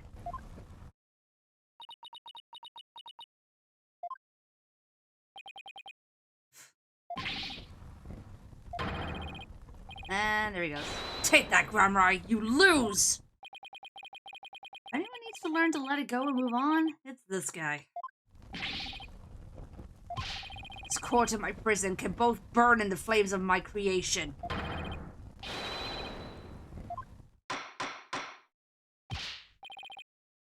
Bailiff, take Mr. Rettons away.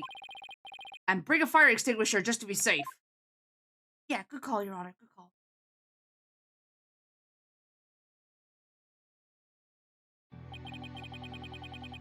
Oh boy. It looks like we've reached the end. I feel as though I've been watching a grand magic show. It was close, but we just barely made it through somehow.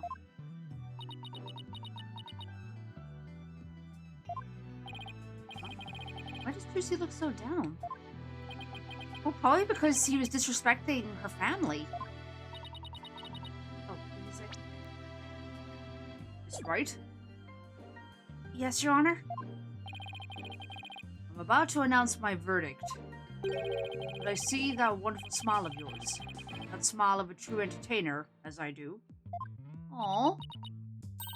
Yes, Your Honor. Now then, this court finds the defendant, Trucy Wright. Base judge. Absolutely base judge.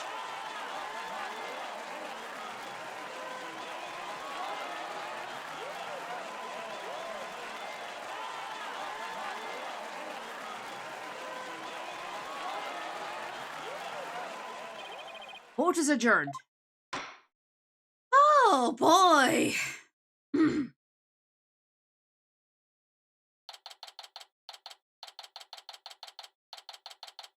Absolutely, Katie. Abso-freaking-lutely. Thank you for everything, Polly. Oh, Trucy. Gracias a Dio. I hope I pronounced that right. I'm sorry for any Spanish speakers in chat. I think that was Spanish. Now you can open your show tomorrow, just as planned. Yep, and it's all thanks to you two. Oh, now that Mr. Rios is gone, I need to find somebody to replace him. Oh no. I don't like the way she's looking at me. Trucy, I'm so sorry about everything. Hey, what are you apologizing for? Roger Rettons used us. We're victims too. He even made me an accomplice to murder. But, Betty, we have to take some kind of blame for this too, you know.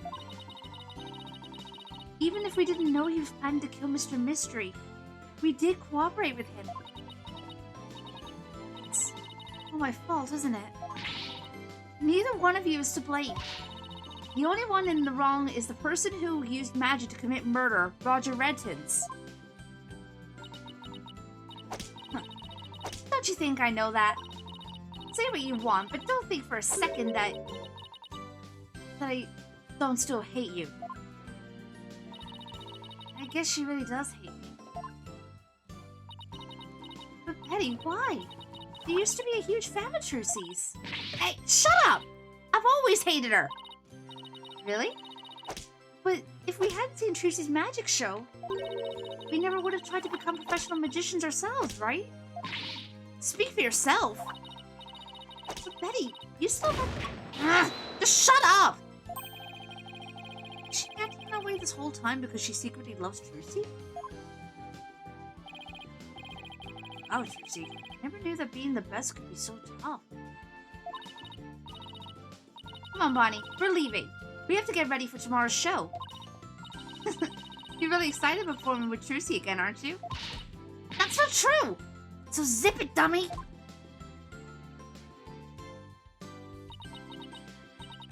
Holly, do you think I really am a naive greenhorn? Oh. Huh? No way. She's not.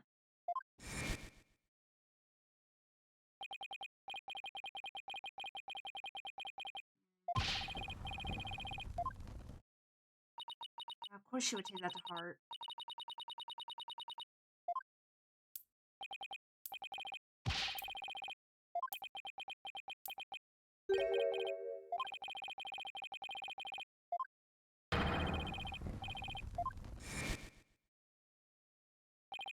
Trucy, don't tell me you're taking what Redton said to heart.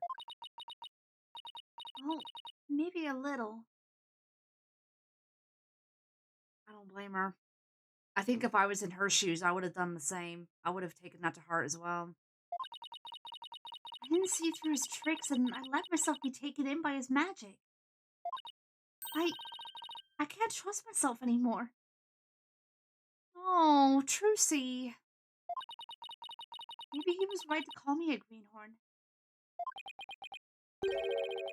Shouldn't take stock in his words. He doesn't even know the first thing about you. Huh? You're a wonderful grammar magician. You should be proud of yourself. Thank you, Apollo. What makes you say that? I know you're a wonderful grammar magician because of this. Take that! Grandfather's notebook? Grammar Creed. A true entertainer always keeps a smile on their face. When you performed your magic trick in court today, you showed the world your dedication to your truth's creed. Even through all the jeering, you kept a smile on your face and won the crowd over. You were everything Magnifique could have hoped for in an heir. You're a great magician, Trucy. Aww. Great magician? Me? You really are.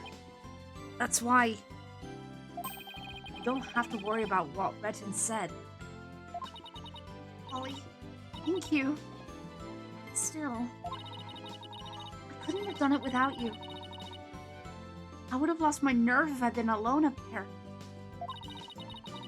But I was able to keep on smiling because of you. Me? I remembered what you said to me in the detention center.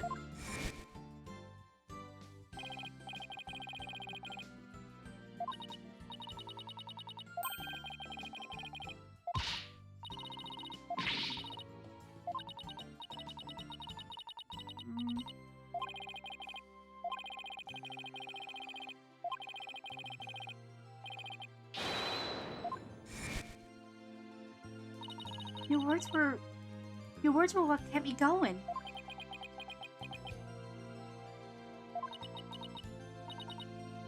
Hello. Thank you from the bottom of my heart. Now I can be everything I was meant to be. She's real smile is the best. I'm so glad I could help make that happen. Aww. Emma? I'm really sorry, Trucy, for everything. Why? Well, I wasn't able to convince Prosecutor Samadi what a good person you are. And I have to testify against you, too. You have nothing to apologize for. You were just doing your job. You're too kind. I don't know, but...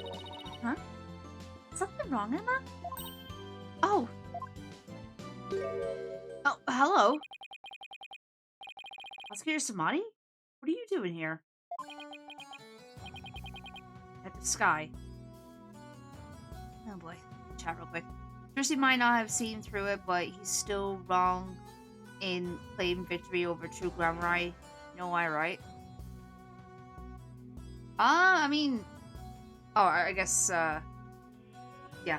I guess I've already answered the question there. There's a ninja cutting onions. That kind of tugged at my heartstrings there, like a grief. Yeah?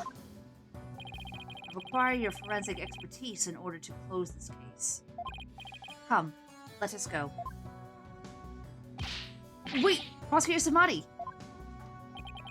The trial is over, Mr. Justice.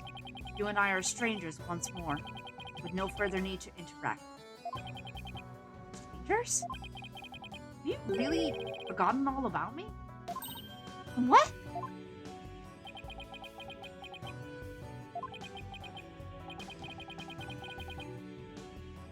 Really changed, Ayuta. Oh, that's right. Yeah, they know each other. I forgot.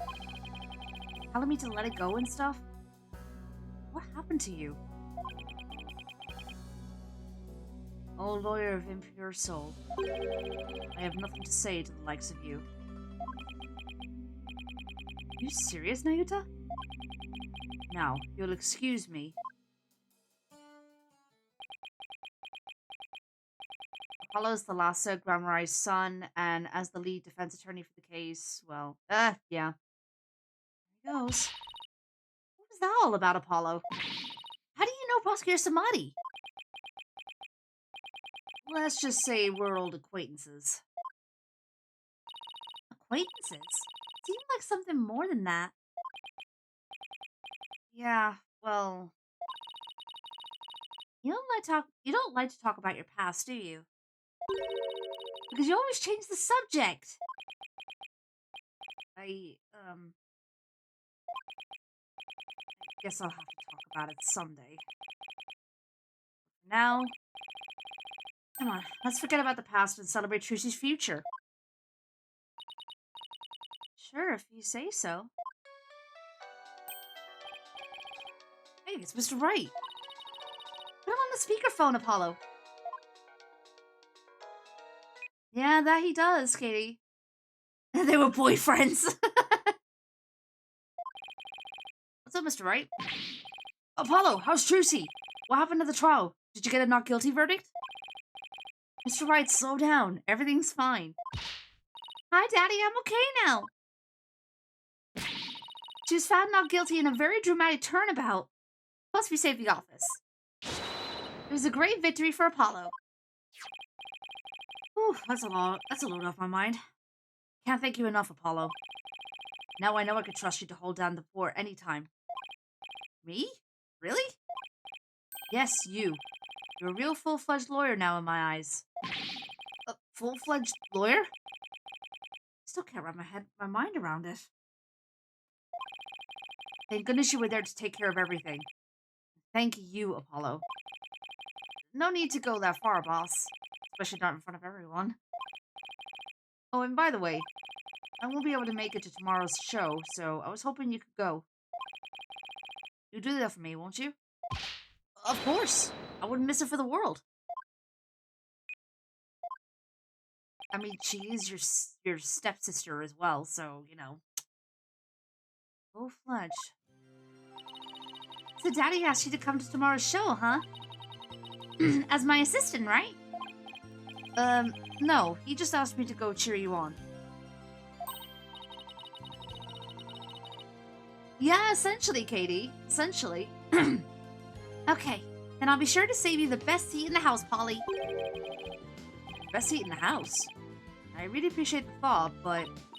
Good, then it's settled. That seat? Not yet. Okay.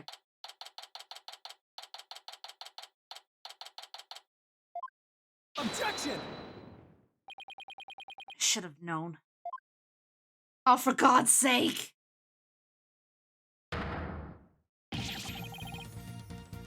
That this is what she meant!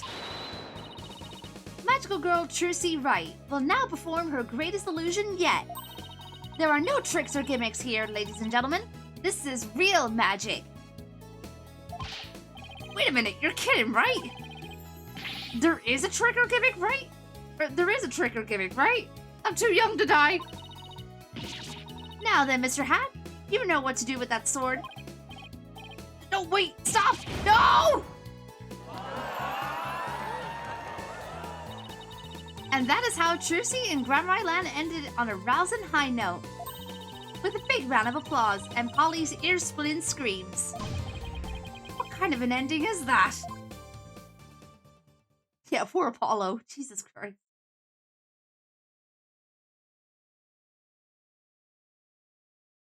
Oh, there we go. That's case number 2 done. Wow, that... I did not think I was going to be finishing that case today. Well, here we go. Alright, let's save our progress. Apollo regretting his life choices? Yeah, apparently. Oh, goodness me. So the next episode is The Rite of Turnabout. Okay, so I'm assuming, judging by that title, we're going to be back to Phoenix the next time. So, yeah. Alrighty then. Well, this is the perfect time to wrap up for today. So we'll come back to this next week. Oh, me too, Katie. That was satisfying. That was satisfying. Okay, yeah, no, we're definitely going to be back with Phoenix next time. Because I see a familiar face on there.